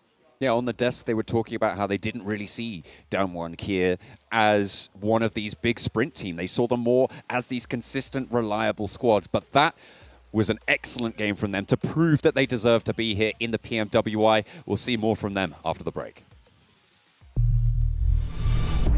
Greatness is in an instinct, a mind sharpened with attuned senses. Awakened by what we're known for, but legacies are meant to be left behind. Why play to your limits when you can break them? Hear only victory. Forget what you know. Unleash what's next. عايز تترجم راب؟ تعالالي. ملوك الصين دي انا ملخصها في سطور، بس مين يقرا؟ فاهم؟ كلام الشارع ده انا هرشه كل المجال حبايبي بروز. وانا كاكازوكو مصدع ايه الكي نظرة لو على الحلاوة عندي كاستر والاسم عفرت يا عفرت، هتفضل معفرتها ولا ايه يا برو؟ انت مين يا هو ازاي ده دخل هنا يا جدعان؟ نكسر الدنيا الاول وبعدين نتكلم، نعيد من الاول. لا لا لا لا لا لا مش مسجل. اخواتي عشان فاهمين السين، سبوتيفاي عمل لك بلاي ليست الاقوى راب مصري. اسمع ملوك السين ببلاش.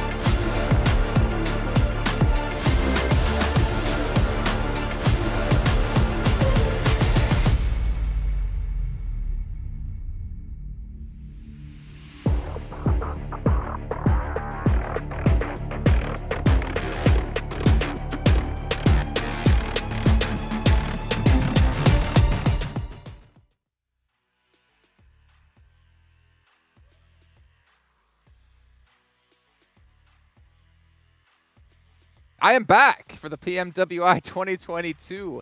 Quick shout out here to Savvy Gaming Group to make sure this event is possible. Without our sponsors, we could not be here today, and we would have missed seeing Damwon Kia take home a chicken dinner in match number 5. I'm still your host, Jason Kaplan, with my fancy analysis, Maxman, and Kalaris. I'm not going to keep building you up more than that. That's all you get.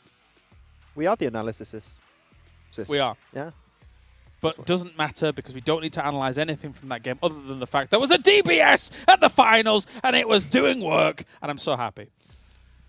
I think Damwon Kia turned that winner chicken dinner into a winner chicken nuggets. Let's take a look at our STC match rankings and see how many points they did get for themselves. 25 coming in. Again, I called out Damwon earlier on today, and they have been shining just like REGAN.S, though not necessarily in this match. Yeah, Sung was also in such a good position, right? He was just up top, that little mountain, you could call it, really, and getting all the information for the team, raining names down from down below also for a lot of the time, making sure he's clearing space for his team. And then now the 3-man split down below, moving. He was like basically like the god of the team, directing them.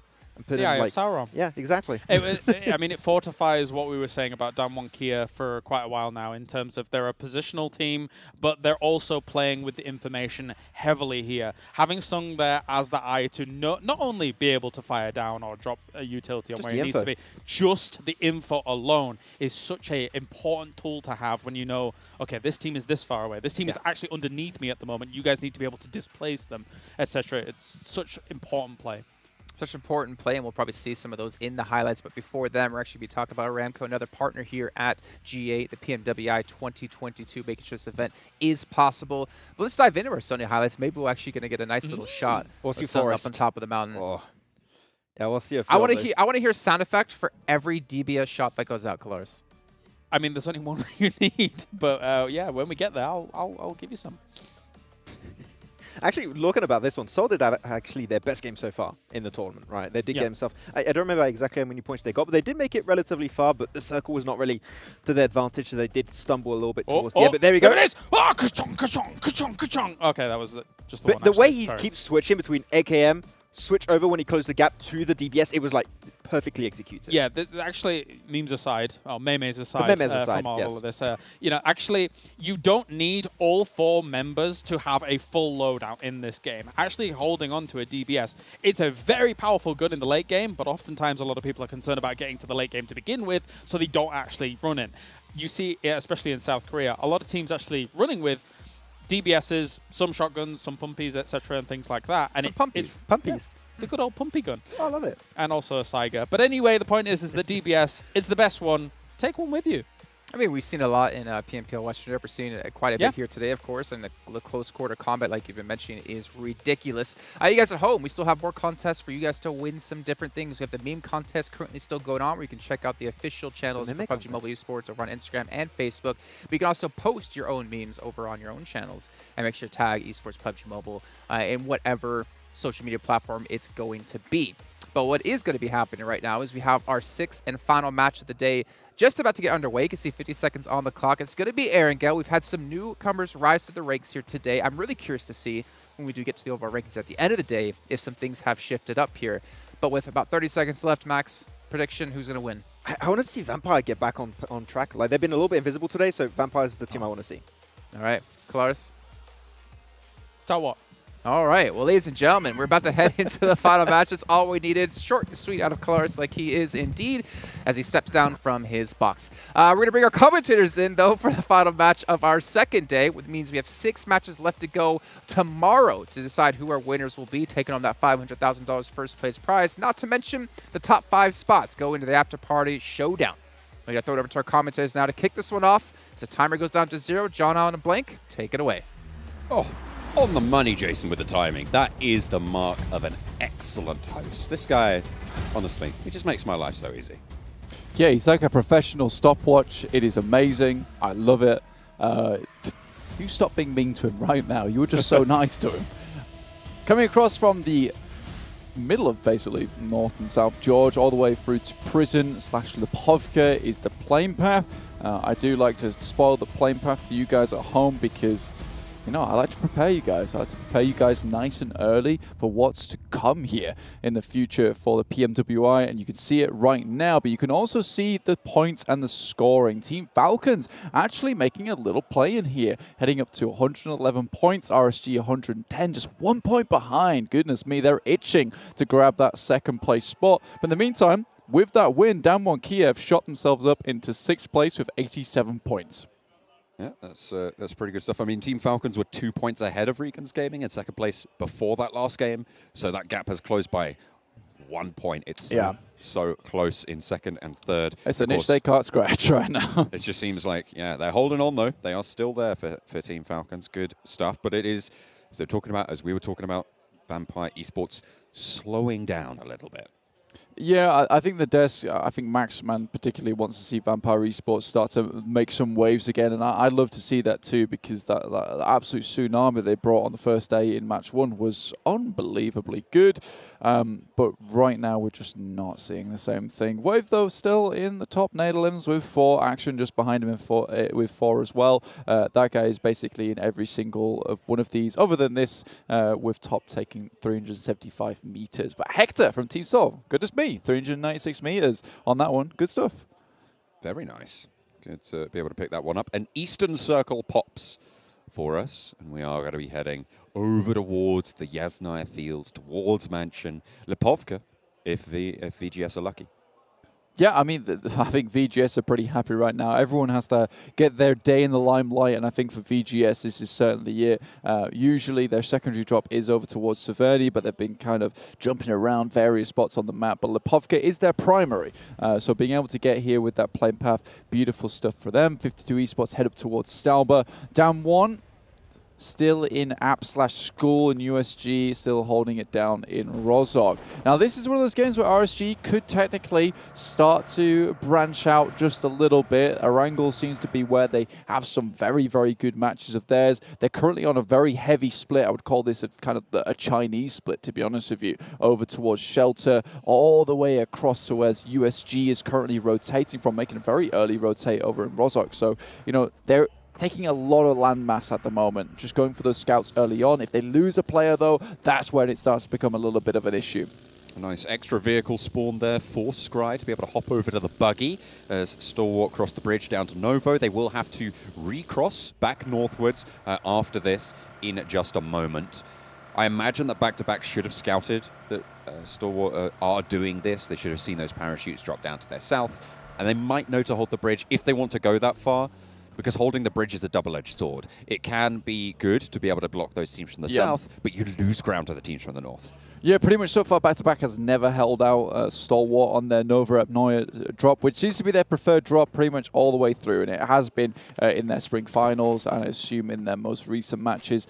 They can absolutely do this over on this map as well. Nova Apnoia, they just outclass it every single time, like Kale keeps saying over on the desk. They're able to make this position work because they are so good as a team.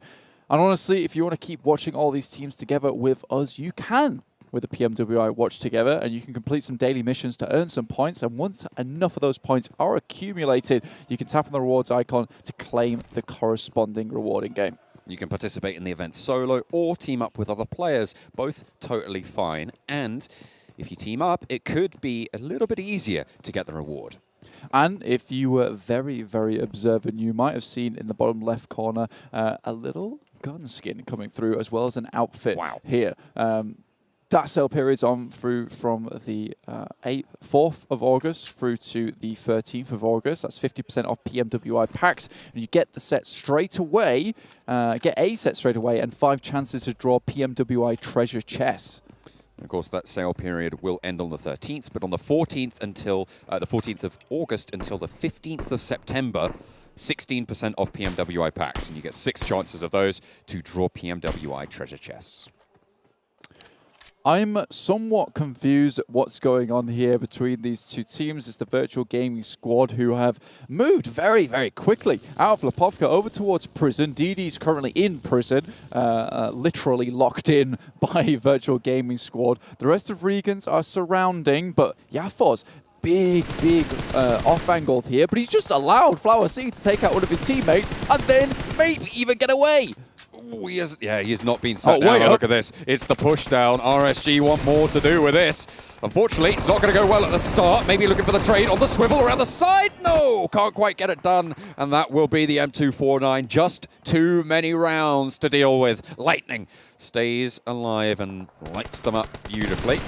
But the rest of his team potentially not so lucky. DD able to fade away behind some cover. Yeah, Flower with no contest on the back now. It's just going to be easy pickings. One shot, wants to push up, wants to challenge DD. He knows he's around this side. DD heads up rotation back to the wall gap. Will be able to play around it as well. One shot up to the position, goes out wide, doesn't win that trade, gets over the wall with a sweet little hop, skip and a jump, but unfortunately for him, DD too fast. Goodness me, DD pulling the Rorschach and the prison here. Really, really well done to them with the Watchmen on the top side, just looking down out for him.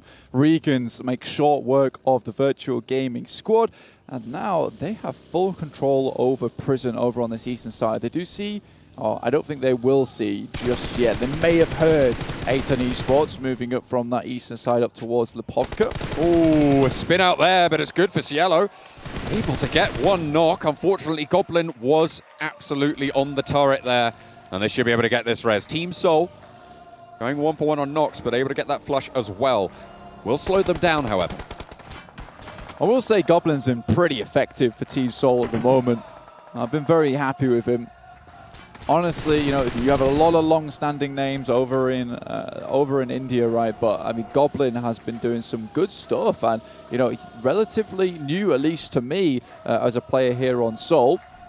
Falcons over towards Yasnaya at the moment. Morph GGG right next to them. But with this kind of circle, there is real potential for Team Falcons in second place. Remember, still not yet been taken over. Not the most amazing of days, but still points to be had, as well as that 20-pointer over on Sanhok. So they are really reluctant to give up one of those top positions.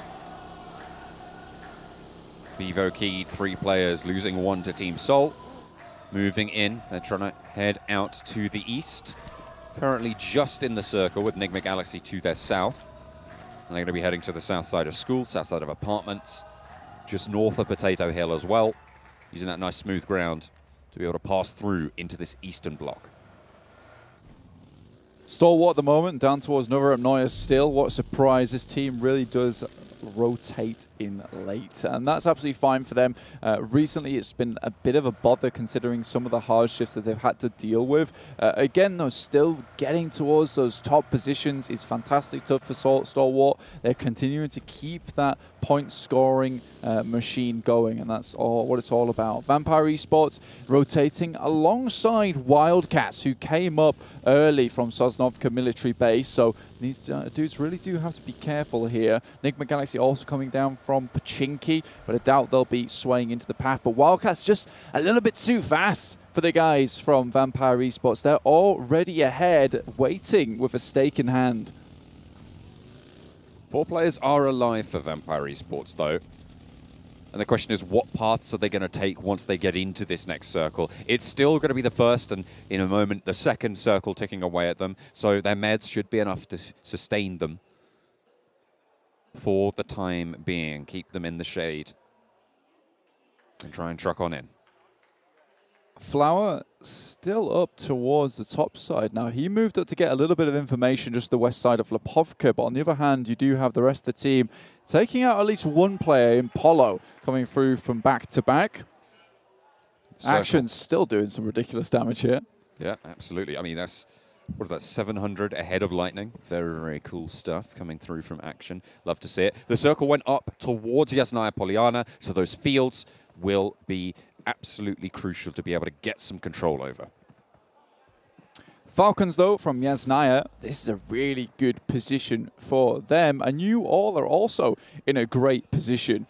Through from the 4th of August through to the 13th, all users in the region of the top 3 teams, current Team Falcons in that one, they'll have a chance to win a prize, and it's a maximum of 1 award per user. REGAN.S, though, takes down another. Looking to all this res as well to keep DD alive. Falcons in the middle of Yasnaya Polyana right now. Obviously getting quite a bit of home crowd support. They're going to have to fight off against Morph. just to be able to survive in this location. But on the east side, they've got some decent control over a lot of these teams, trying to prevent them from gaining any ground there. Absolutely. I think the energy here must be so fantastic for Team Falcons, right?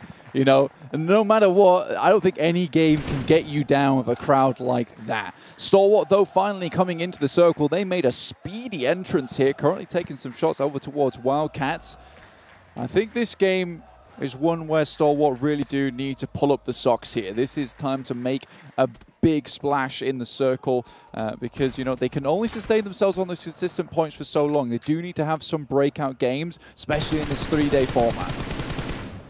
Wildcats do get away with it. Scry not able to land the spray on the ridgeline rotation there. 2 players for the Wildcats get away in the Dacia. Doot all the way out to the east now as they swing around the south side. The Stalwart at least do send Wildcats back. Remember, these guys actually made their way on the western bridge very, very quickly, past Vampire Esports, and somehow Stalwarts, they've leapfrogged them. Again, it's not too much of a wander up towards that eastern bridge for Stalwart from Nova Rybnoia, so for them, it's still pretty decent though to get into the circle. I think they understand that, you know, they can only play edge for so long, right? And they need to get a little bit into the circle first, then they can start to really make some big things happen by clearing those edges. But clearing those edges for a straight 15 minutes hasn't really been working out for them. Hopefully, better luck in their future. Back to back with just Kill Switch left on the squad. Has managed to get into the middle of Yasnaya Poliana. Yeah, I just seen that as well. He is really just holding it down there, right? He's back to back with both Morph and Falcons right now. Absolutely, a literal rock and a hard place. Not a good place to be at the moment for him. But still, Yasnaya is one of those places where there is a huge amount of buildings around it. With our next circle coming in, we'll see if he does have to move. He really doesn't want to move. He'll be very visible from both these teams. Dead center here, you can see on the map. Damwon, though, currently holding down towards the southwest of Yasna, and they do get the circle, so this could be another great game off the back of their Miramar, which was fantastic. And another good game for Team Seoul over at Miramar as well. Pretty decent performance they had. A lot of eliminations, survived fairly late into it as well. Picked up a couple of points. They also get the shift. So we'll see what they can do with their wedge of the circle in the moments to come. At the moment, Box Gaming look like they want to encroach onto that territory. Team Seoul are grouped up just a little bit. So if Box establish this ridgeline, create off angles, Team Seoul could really struggle. Still, the amount of teams that have headed east in this circle, and then we get one of those crackbacks on the circle here, where it really gives you a bit of that whiplash heading over towards Rozhok here. Vampire Esports were afraid to move a little bit too far over towards the east, considering they're not seeing too many teams. And I think that's a smart decision. You don't want to move too far that way, because you can kind of understand, with the scouting that you've done, you've not seen too many of the teams other than Wildcats. Most of the teams are already on that eastern side. So now they've got pick of the litter, basically holding 50% of the circle to themselves on that southwest edge. This is really good stuff, but it is going to be an absolute boxing ring, more like a wrestling ring with the amount of players that are going to be in this one on this eastern side. Honestly, I'm thinking cage match at this point. It's not going to be pleasant. Yeah, that river cutting things down that lake as well, and the Yasnaya fields. Goodness me, yeah, you're right. It is. It's brutal. It's unpleasantness. Yeah, it's real brutal here. Stalwart looked to go straight center, pick up the chair almost immediately. See what they can get done with it. I think at the moment, this is absolutely fine. I think that's the smart move from Stalwart here. They know they want to get as central as possible early in the game. I think they've been, like I said before, they've been struggling when they don't get that center. I think they have been unlucky with it, though, and it's the Stalwart's the type of team where I think that, you know, they get gifted some circles.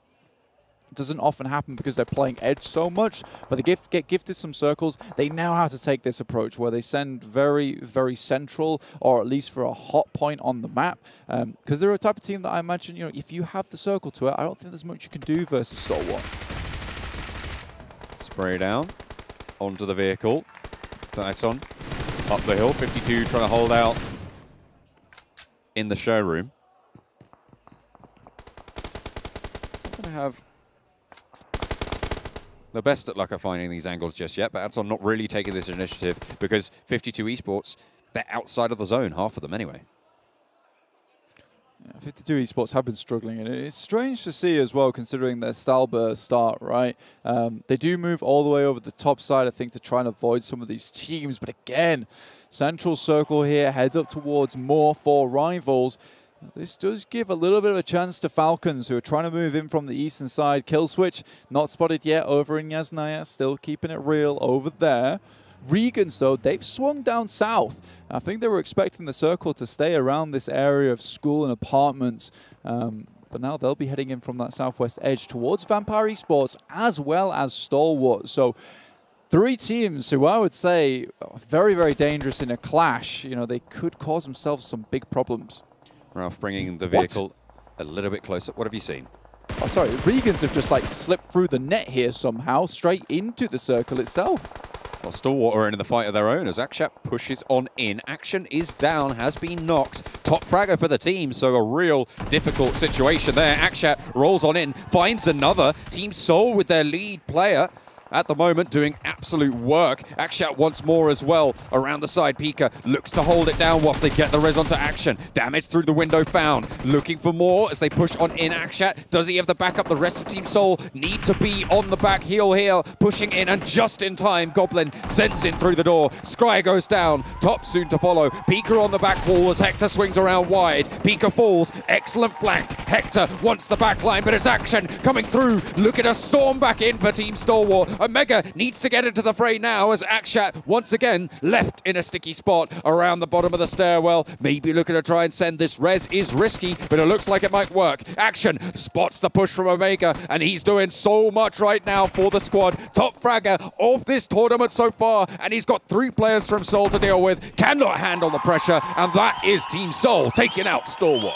Goodness me, who would believe that? Team Soul takes down first place Stalwart in a surprising turn of events there. And Team Soul, after that last game on Miramar, seem to have got some of their confidence back there. Goblins still a real force to be reckoned with.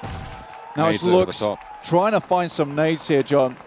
On towards Donuts USG. Lux takes a little lick of damage there. These foxholes are deadly for nades. If you find one in, it's like a funnel towards the teammates holding on in there. Boran knows that. He's going to pop one in, try to find these Donuts USG players, 3 of them alive. Omikun through the smoke, though, finds Defo. Has his infrared on there. Somehow. X-Ray not able to do the same despite the name.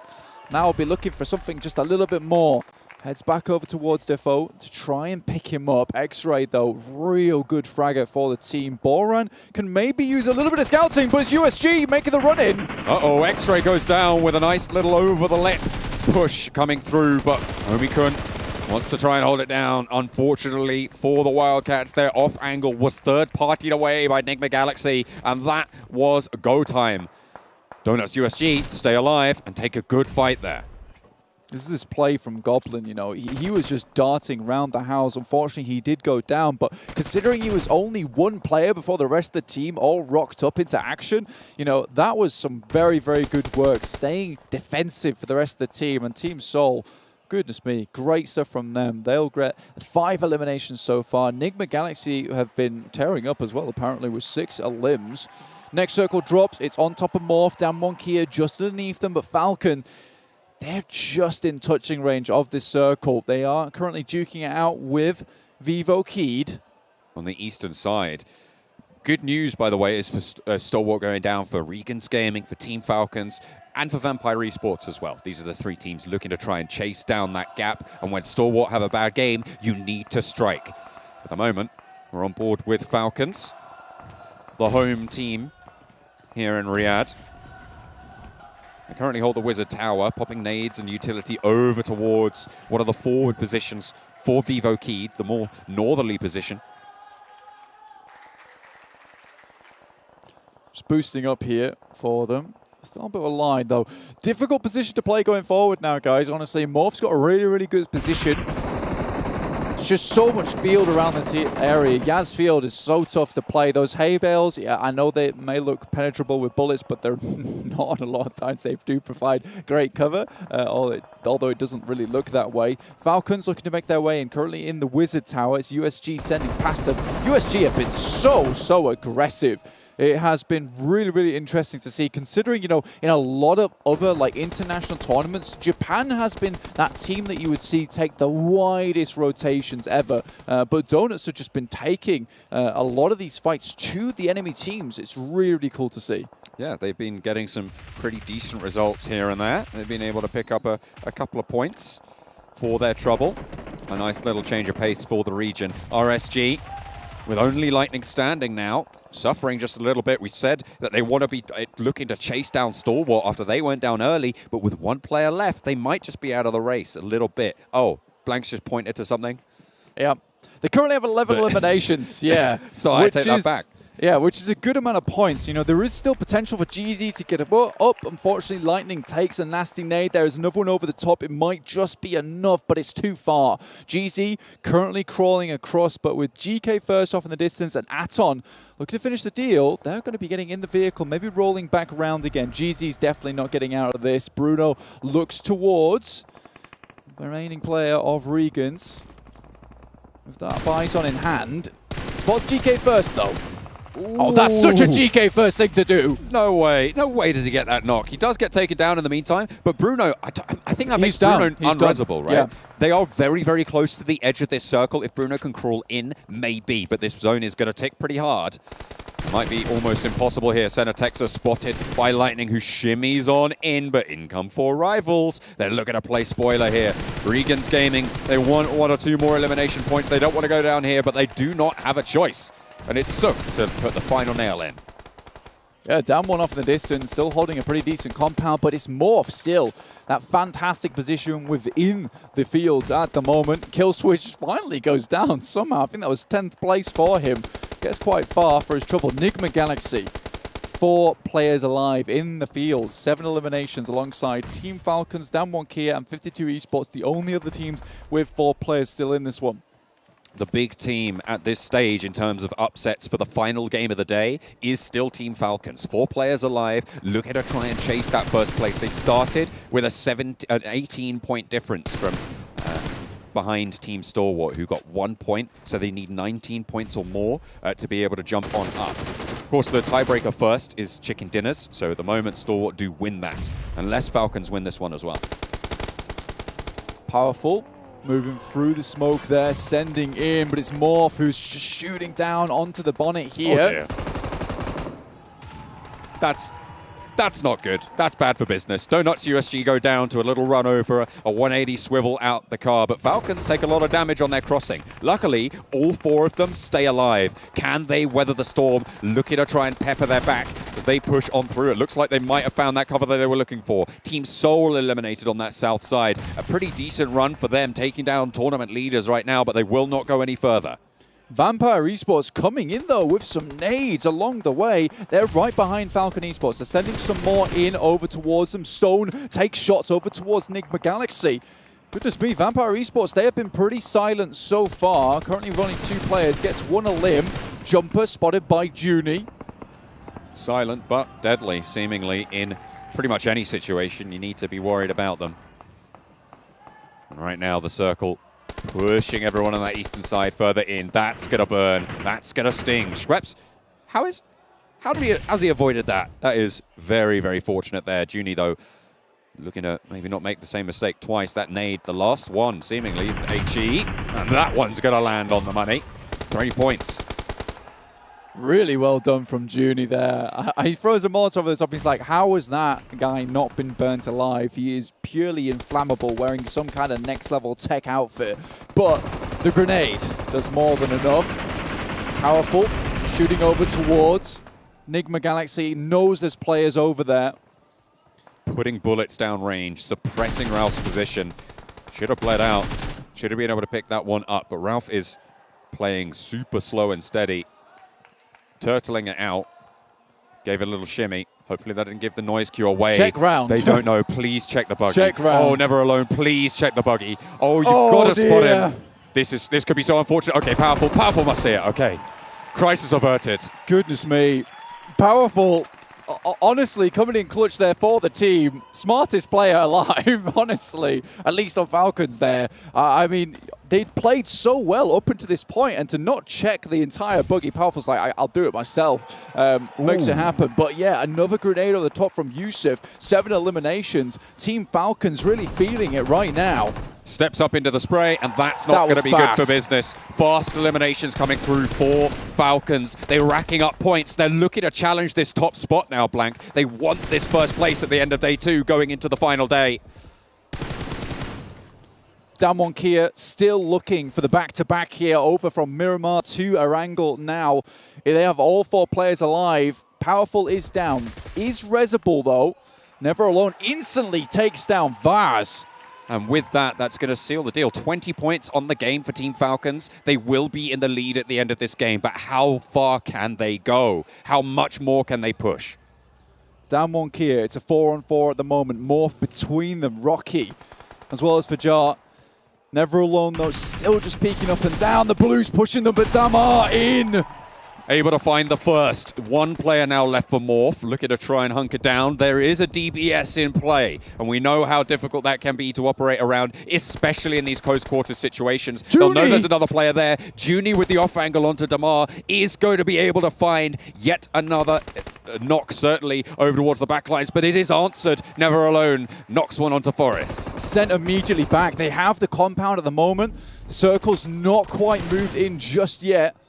Still waiting on Junie here. Finds a shot through the window. Rocky is down. Now it's just these 2 players. Song has moved up, though.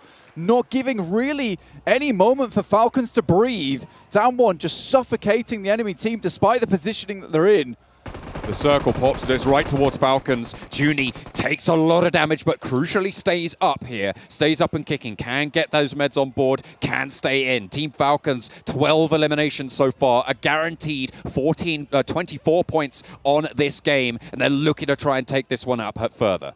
Falcons blessed here in Saudi Arabia with the circle coming over towards them. Now the card is on Damwon, but they are making an aggressive approach. Right up to the wall, leading in the charge. Damwon Kia pushed through. Yusuf will not be able to find anything there. It is actually traded off by Powerful onto Sung, and another one for Powerful as well. Never Alone and Powerful in a 2 versus 2. Junie crawling up, and the off angle for Forest not going to be rezzing here. Sung may be rezzable if they can get back to that vehicle, but Powerful spots the push. Junie wants to take the fight with the Bison. 53 bullets in the mag, but a swing out wide. Powerful, no! He goes down, leaving only the 1 player left in the fray. Never Alone, not going to be having any backup here for the rest of the team. It's Junie close to the wall, and Forest out wide on the back. Hits the drop shot. Junie gets the heal off, and the spray is good. It's Falcons to take it home as Damwon Kia take a tumble. And what a way to close out day 2 for the home team here in Riyadh. Team Falcons. Unbelievable finish there from them. Never Alone, indeed. Got the entirety of the audience and Saudi Arabia behind his back there in the final moments. Grabbing the last chicken dinner of the day, and that's potentially, I think that might be the first place for Team Falcons there, coming into day 3 of the PMWI. That has got to feel good. That has got to feel absolutely amazing. What a way, as you say, to close out that second day. I am so ready for their performances tomorrow, see if they can carry that momentum forwards. It looked so dire there, but regardless, honestly, Damwon just looked like a completely different team today. But Team Falcons still carrying through that massive momentum. It's beautiful to see. Absolutely. I could see Kalaris celebrating over there as well. I'm sure he's ready and raring. He's loving it. He's loving that. He's absolutely loving that. We didn't see that DBS come through in the compound, unfortunately, for the last player from Morph. I think it was Rocky left in that compound. But you know what? They still survived to 3rd place. We are going to head over to the standings, brought to you by STC. Things off 31 points. We might have a new champion of the day. We might have a new top contender for those top 5 placings and potentially the $500,000 on the line for that first place alone. $2 million in prize pool throughout this week of event. We have another $1 million coming in next week, but we can see Damwon Kia coming in with 20, keeping it very, very close at the very end. Never Alone, Youssef have been absolutely insane and also powerful. Like, those three players really helped push that position. And we were talking about it a little bit in that game, right, Kalaris? There was so much mess happening, so much action in the southern side. If you analyze that position and you see from the edge side which is the best position to aim for, Morph's compound was the best option to go for. They crash it, have a little dip, which is perfect to play from. And after that, it's just GG well played. Yeah, the movements from there, very, very impressive stuff. I mean, ultimately moving up against that ridgeline, as you're mentioning here, very, very important here for Falcons. And it plays to kind of their strengths, effectively. The edge play that they've been exuding throughout yesterday and then moving into this, 31 points. It's a big win for the home crowd. It's a big win for Falcons. Yeah, massive win, but you can see also REGAN.S as well. You just keep in mind, 1 placement point, 11 eliminations. I believe when we checked in on them at the very beginning of the game, they had 7 elims out of like the 9 in total that happened at the match at that point. They were putting on pressure. I think they eliminated the entirety of a virtual gaming squad and also 3 players of back-to-back. Like, they were out for blood instantly in that game. And we saw that gap consistently throughout the day, you know, decreasing, and now they're like one decent game and Stalwart, like, they're kicked off first place. They started the day in 9th place. Now they have rocketed up here today. I think, of course, you know, me and you were like, you know, Stalwart, they're pretty good. They're probably going to do pretty well at this tournament. I think we do have to also consider a few other names. RSG is absolutely one of those here. But likewise, Falcons with the 31 points. So, I mean, a lot of contenders are truly coming to the front of the fold here. And Damwon, right? Like, really, yes, the resurgence from these guys. Exactly, almost back-to-back. Like, we saw the resurgence from China and South Korea together today.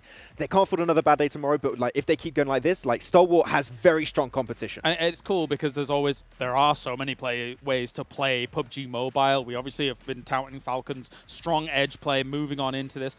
Damwon Kia, for this game, central. It's a nice 2-2 split across one of the compounds they had, as well as the woods that are kind of on the high ground of that. And they know when to get together. They know how to play that situation and not move out of it too quickly, because they allowed all the other teams above them to effectively wound each other before they moved out. Yeah, and obviously for Falcons in particular, if we go back to them really quickly, I mean, they had the 5th match chicken dinner yesterday. They had the 6th match chicken dinner here. I think for them, they've been relatively quiet for most of the day, I want to say. Not seeing them in the top 8 quite as often. But to end things off like this now, going into day 3, we'll obviously get to the match or the overall standings at some point. They had to be extremely happy about this, and you saw how excited they were. I think you were even like excited. You were doing some like Tiger Woods-esque celebrations. You know, I get you when you're somewhere, especially like just in for a home crowd, you get into the spirit of it. And for Falcons in front of their home crowd, you can see that emotion exuded from them, as well as kind of that relative to the crowd as well. So gotta be happy for them. They must be ecstatic over on that stage. Well, I know we're talking about the high highs, but what about some of the lows? Vampire Esports, they were looking unstoppable yesterday. We talked to Sertani as well today, and he was giving a little bit of insight into what was going on within the team. But that wasn't what I was quite expecting out of this team coming in from Thailand in day 2. Yeah, they kind of fell off big time today, unfortunately. You know, you can afford one by day. We saw some comebacks from like RSG and also the Damwon, right? They can still have a really good day 3 and put themselves back in that first place competition. Right now, they did fall a little bit out of relevancy, so they need to catch themselves back up, get back to what they had in day 1, was that opening game of 24 limbs, and they could be back in the race. Yeah, I feel Sertani almost prophesized it at the beginning of the day. You know, he's like, okay, we have these concerns about these teams, and actually, in a few of these games, real concerns. Those were the teams that actually caused them real problems and thorns in their side. So they know the teams that are going to be causing these issues. So now they just have to take that away, maybe avoid them in rotations or some of the engagements when they end their rotations, etc.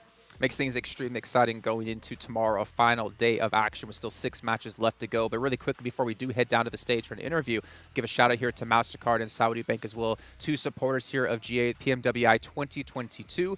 And also remind you guys at home, we have the Vibe and Drive currently happening within PUBG Mobile. It's a new event that's come out. You guys can actually play with your friends to accomplish and complete these missions. And if you guys get enough of them done, you can get a permanent free legendary set. And you know what? I know, Max, you and I, we're going to be grinding a little bit. Do you think we can get it done in time? I think I can do it. Are we friends?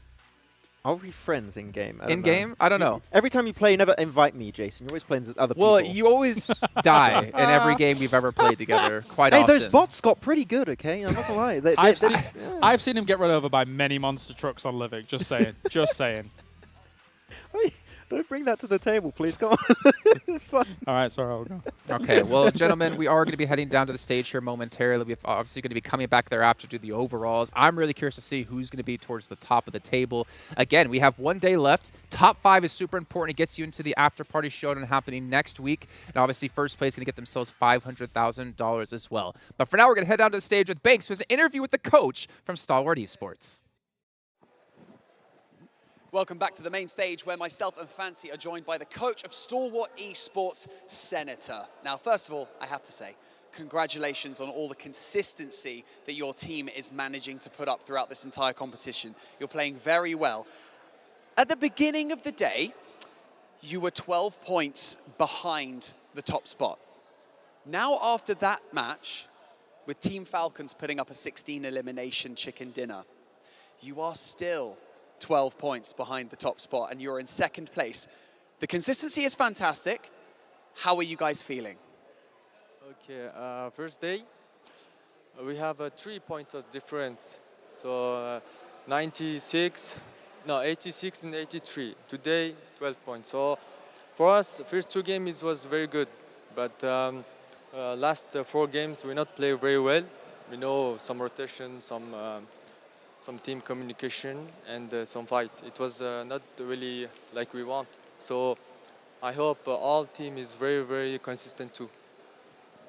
معانا في المسرح من فريق ستالورت اي سبورتس الكوتش حق الفريق اللي هو سنتر. كنا نسال السؤال الاول حقه ليش الكونسستنسي اللي موجوده عند الفريق شوي مختلفه، لانه زي ما احنا عارفين في الامس كان بينهم وبين المركز الاول 12 نقطه او 3 نقاط، لكن اليوم كان بينهم 12 نقطه، وبنفس الوقت عندهم يعني مشكله في الاستمراريه، مع انه شفنا ادائهم مقارنه باقي الفرق يعتبرون مستمرين بشكل كويس. فكان الجواب على السؤال انه احنا في بداية اليوم لعبنا مباراتين الأولى، أداءنا كان كويس فيها، أدينا أداء ممتاز، لكن ما قدرنا أننا نستمر على نفس الأداء. وبالأخير بعد الجيم الأخير، بعد الشيكن دينر اللي طلع من فريق فالكونز بعد 16 إليمينيشنز اللي شفناها منهم، صار الفارق جدا كبير، لكن بنفس الوقت هم يحاولون يستمرون على الكونسستنسي حقتهم قد ما يقدرون.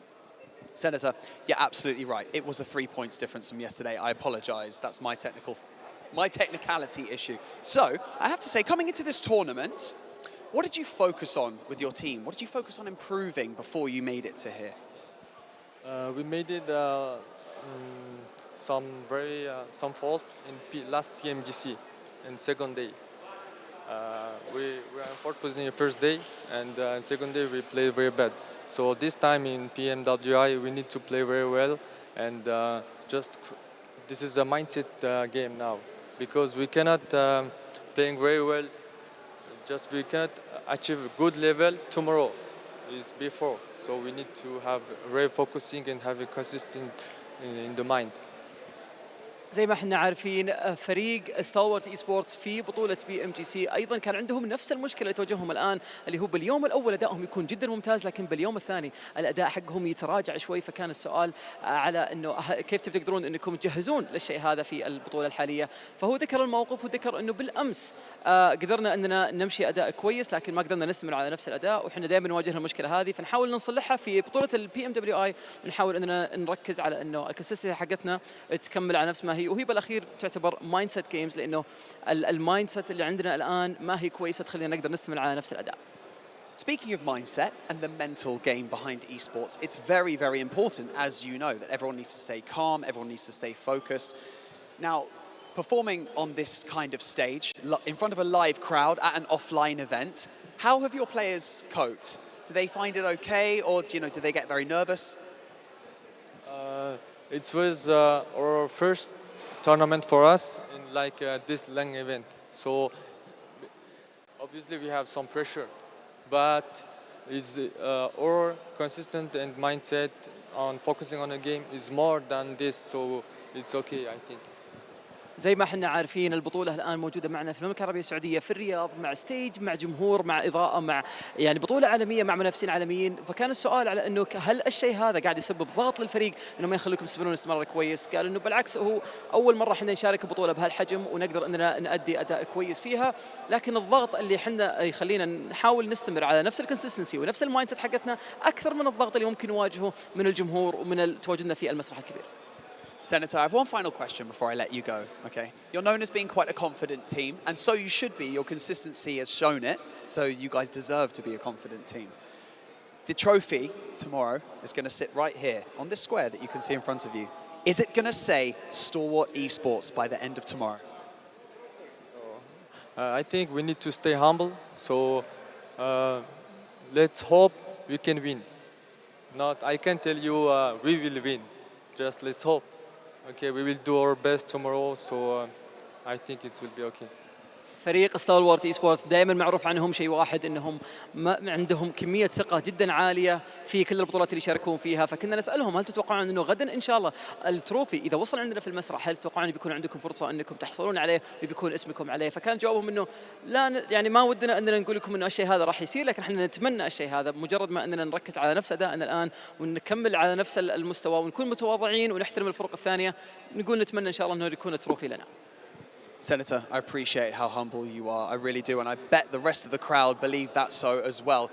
Best of luck with the rest of the PUBG Mobile World Invitational. Everyone in the Gamers8 arena, please put your hands together one more time for Stalwart Esports. We're going to be handing it right back over to the desk, so do not go anywhere because they're going to round out the day. لا تبعدونا اعزائي المشاهدين والحضور، راح نتوجه الان للاستديو التحليلي نتكلم عن كل الست مباريات اللي شفناها اليوم ونشوف ايش اللي ممكن يحدث في اخر يوم معنا في PMWI غدا ان شاء الله على طول على الاستديو التحليلي. Thank you so much, gentlemen, for that. It was a fantastic interview and great to hear from Stalwart Esports, Senator as well in particular. Staying humble, not going to say they're going to win, but they might win. We'll see how as we get into the next day of action. This is now the post show, though, brought to you by VIVO. We're going to break down the day of action. We're going to take a look at the overalls at some point. We're going to see the race for the MVP because there's still money on the line for that one as well. And here we go, ladies and gentlemen. Team Falcons have taken the lead by 12 points, 142 in total. A little bit of a rough start to the day here, I would say, Kalaris, but they caught themselves back up at the end and now currently in first place, the team to beat.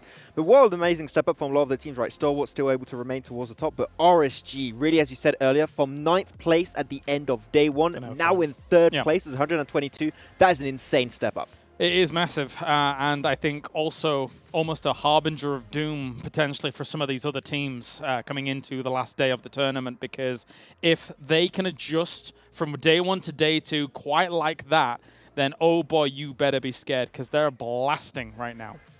Yeah, and you can also see their 48 placement points they got themselves compared to the 74 total eliminations. Like, they were really fragging out. They dropped instantly looking for eliminations, already looking for squad wipes. It's like somebody unleashed a bee's nest onto them, and all of a sudden, the rest of the lobby's like, what's going on? They were angry. It was That's why you don't steal things from them.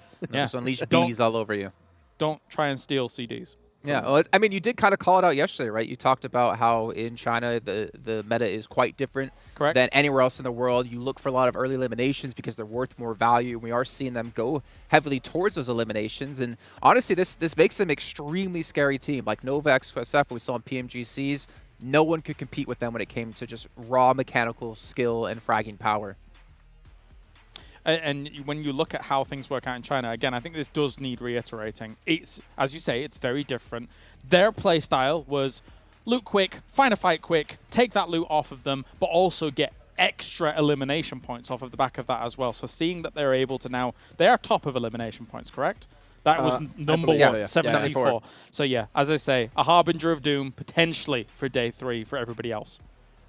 I'm looking at the second page, though. One team that instantly comes to my mind and that fell off pretty significantly. I mean, actually, there's two that fell off pretty significantly. Got Donuts USG that I was hyping up at the start of the day. I wanted to see more coming out from this team, but unfortunately, nothing really came out in day 2. Some might say TJB, that's the one. Some might say Donuts have crumbled. Do donuts crumble like that? And that's the end of the show. Thank you very much, ladies and gentlemen. But TJB, I think we're both in agreement here, Kalaris, that TJB, they had that one big win. They got 15 placement points. After that, they got 28 total. So a big portion of their points came from that one win alone. And it was a Miramar in a situation where it was kind of a home circle as well. So when you think about that and how it's played out, I mean, have we really seen them get huge amounts on Sanhok? Not really, where we know that they're kind of a little bit notorious for the heal strat. Have we seen them do much when it comes to Erangel? I don't think so either.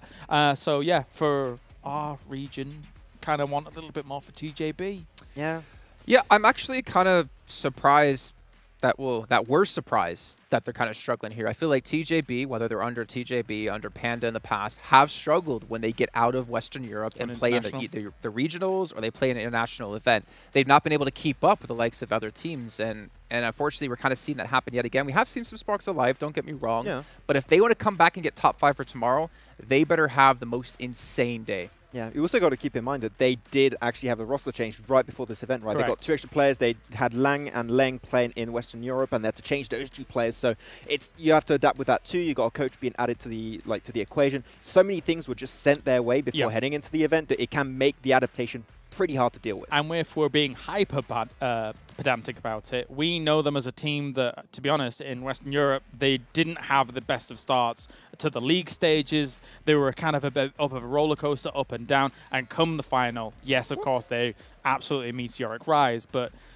you need the consistency, especially when you then suddenly hit this short form tournament where it's like everything online 3 days, you got to do it then, you got to do it now. I feel like, I mean, I'd have to bash on them too hard, but I feel like we've kind of been making excuses for them throughout this year and part of last year when they were Panda, right? They go into the regionals and we're kind of like, well, it's the first time playing against these other teams, like for in Turkey, for instance. Sure. Don't not expect too much out of them. The next time, they're still improving. Like at some point, are they going to hit their skill cap? Is this their skill cap? We need to see more out of them. I feel like we're seeing like an old footballist at some point. Like it's kind of up and down. Depending on the event, they might have some good events, bad events, and then internationally they tend to struggle a little bit, it seems so. Yeah, okay. I think they can still learn and improve over time, but we do see like stale sometimes, a little bit of a stall sometimes. Well, gentlemen, this gets to my favorite part of the show. We're not going to look at it just yet, so don't throw it up. Our MVP of the day. Now, for me, I have 2 names in mind. I think we know. Max wants Kolaris to go first. So I think we know together. He's doing his thing. We know I think we have the same one. You can say it together? Yeah, I think I'll go. Together? Go on, you 3, go. 2, 1. Lightning. Lightning. Okay. Are you just saying lightning because he said lightning? It's pretty far away. It's pretty big. It could be action. It could be lightning. Let's see who our MVP of the day is going to be. Remember, the MVP at the entire end of the entire event will be getting themselves extra $5,000, and Lightning has indeed done it. Yeah, no surprise in my eyes. Like, he has been really stepping up big time in this event, and he was a big name already in PL, but he in particular really helped the team go up. I can see a pun coming. No, there's no pun coming. Do you know the reason I didn't want to say? Because this is a 2-name thing, and I'm like, anyway, but it's whatever. Yeah, Lightning. There you go. Okay. Well, you know what? That's just our MVP of the day. We still have our race to the MVP at the end of the entire event. We're going to take a look actually who currently will be sitting in top. Remember, it's from day 1 and day 2, where Action was leading in day 1, Lightning leading in day 2. Let's actually see our current race and who will be sitting towards that position. I actually looked at this a little bit earlier on today, and we still had quite a few members from Vampire Esports up there, though I'm not quite sure if they're able to maintain that spot.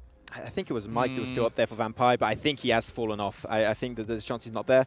And Action is still on top. No, currently on the race to MVP here was that average of 2.25 eliminations. But Lightning has really closed that gap. And man, yeah, actually, as you say it, Lord, that came as a very big surprise on this ranking. 2, I guess, slightly unexpected names for me seeing at the top here. I think it probably, of course, our MVP ranking, I do believe, takes into account like survival time and things like that, yes, right? Yes, it takes almost every stat. Yes, so Lord and Junie, especially when you see Nigma Galaxy and their ability to rotate, I think that's where they do shine. But Junie and Damwon Kia, their ability exists in that survival, in the center of these circles, and that is probably weighing heavy on this too. Yeah, because you're looking at the average eliminations, like clearly for Lord, Junior, and Never Alone, the stats that allow them to get in this ranking are like way, way different, so there's a big chance. But eliminations and damage are really high, like when it comes to counting for the MVP award, so those should be your main focus. I'm willing to bet when you look at 1, 2, 3, 4, 5 here, I think there's probably quite a gap between 2 and 3rd. Yeah. When it comes to Action and Lightning, what Action was able to put up during, let's say, 1.5 days, and Lightning's put up during today especially, I think those 2 have been absolute standouts. All right, well, gentlemen, we are going to be done for the day, but I want to thank you, obviously, for joining me and putting up with me on the desk. Maybe as an outro for you guys, would you have like a favorite moment from today?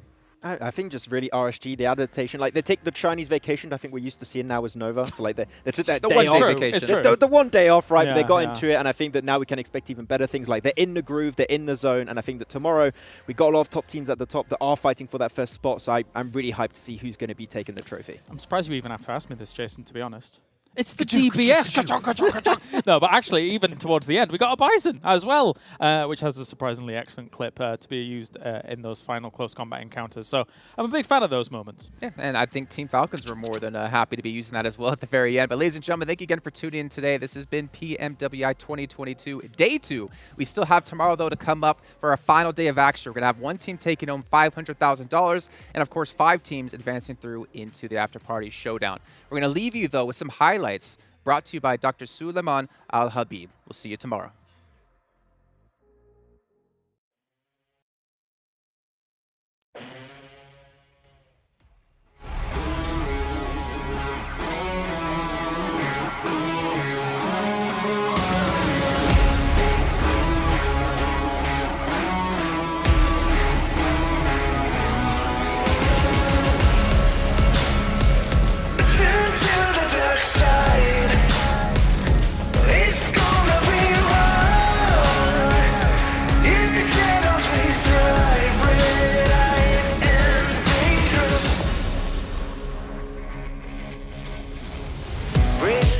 The heart of a dragon, got gasoline in my gut.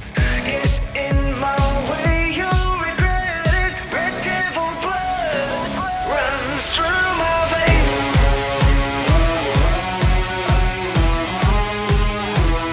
Red devil blood.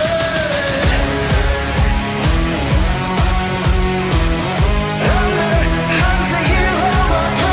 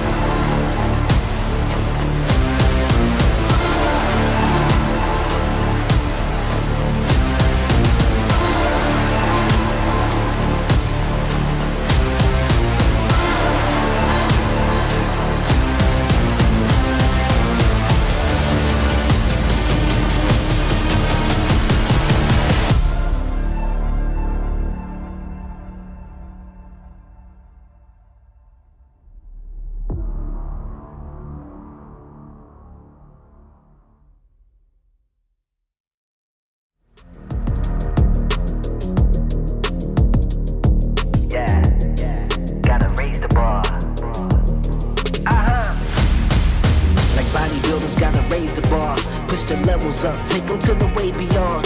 All endeavors never settle when the play is on. Turning measures from a little to a major one. Activated like lacking patience, decision made it. Gymnasticated so innovative can't be debated. Flow aquatic, don't know a challenge, it been amazing. Fact of the matter, got the pattern to be the greatest.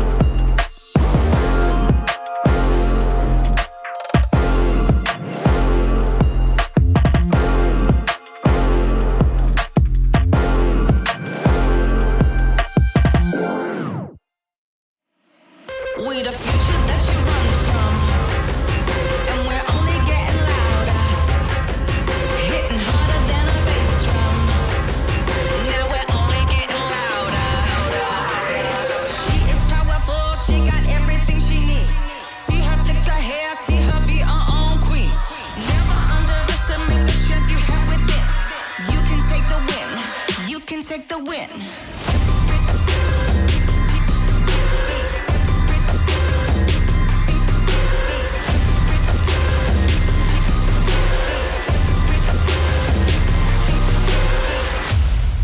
We the future that you run from, hitting harder than a bass drum, and we're only getting louder, and we're only getting prouder.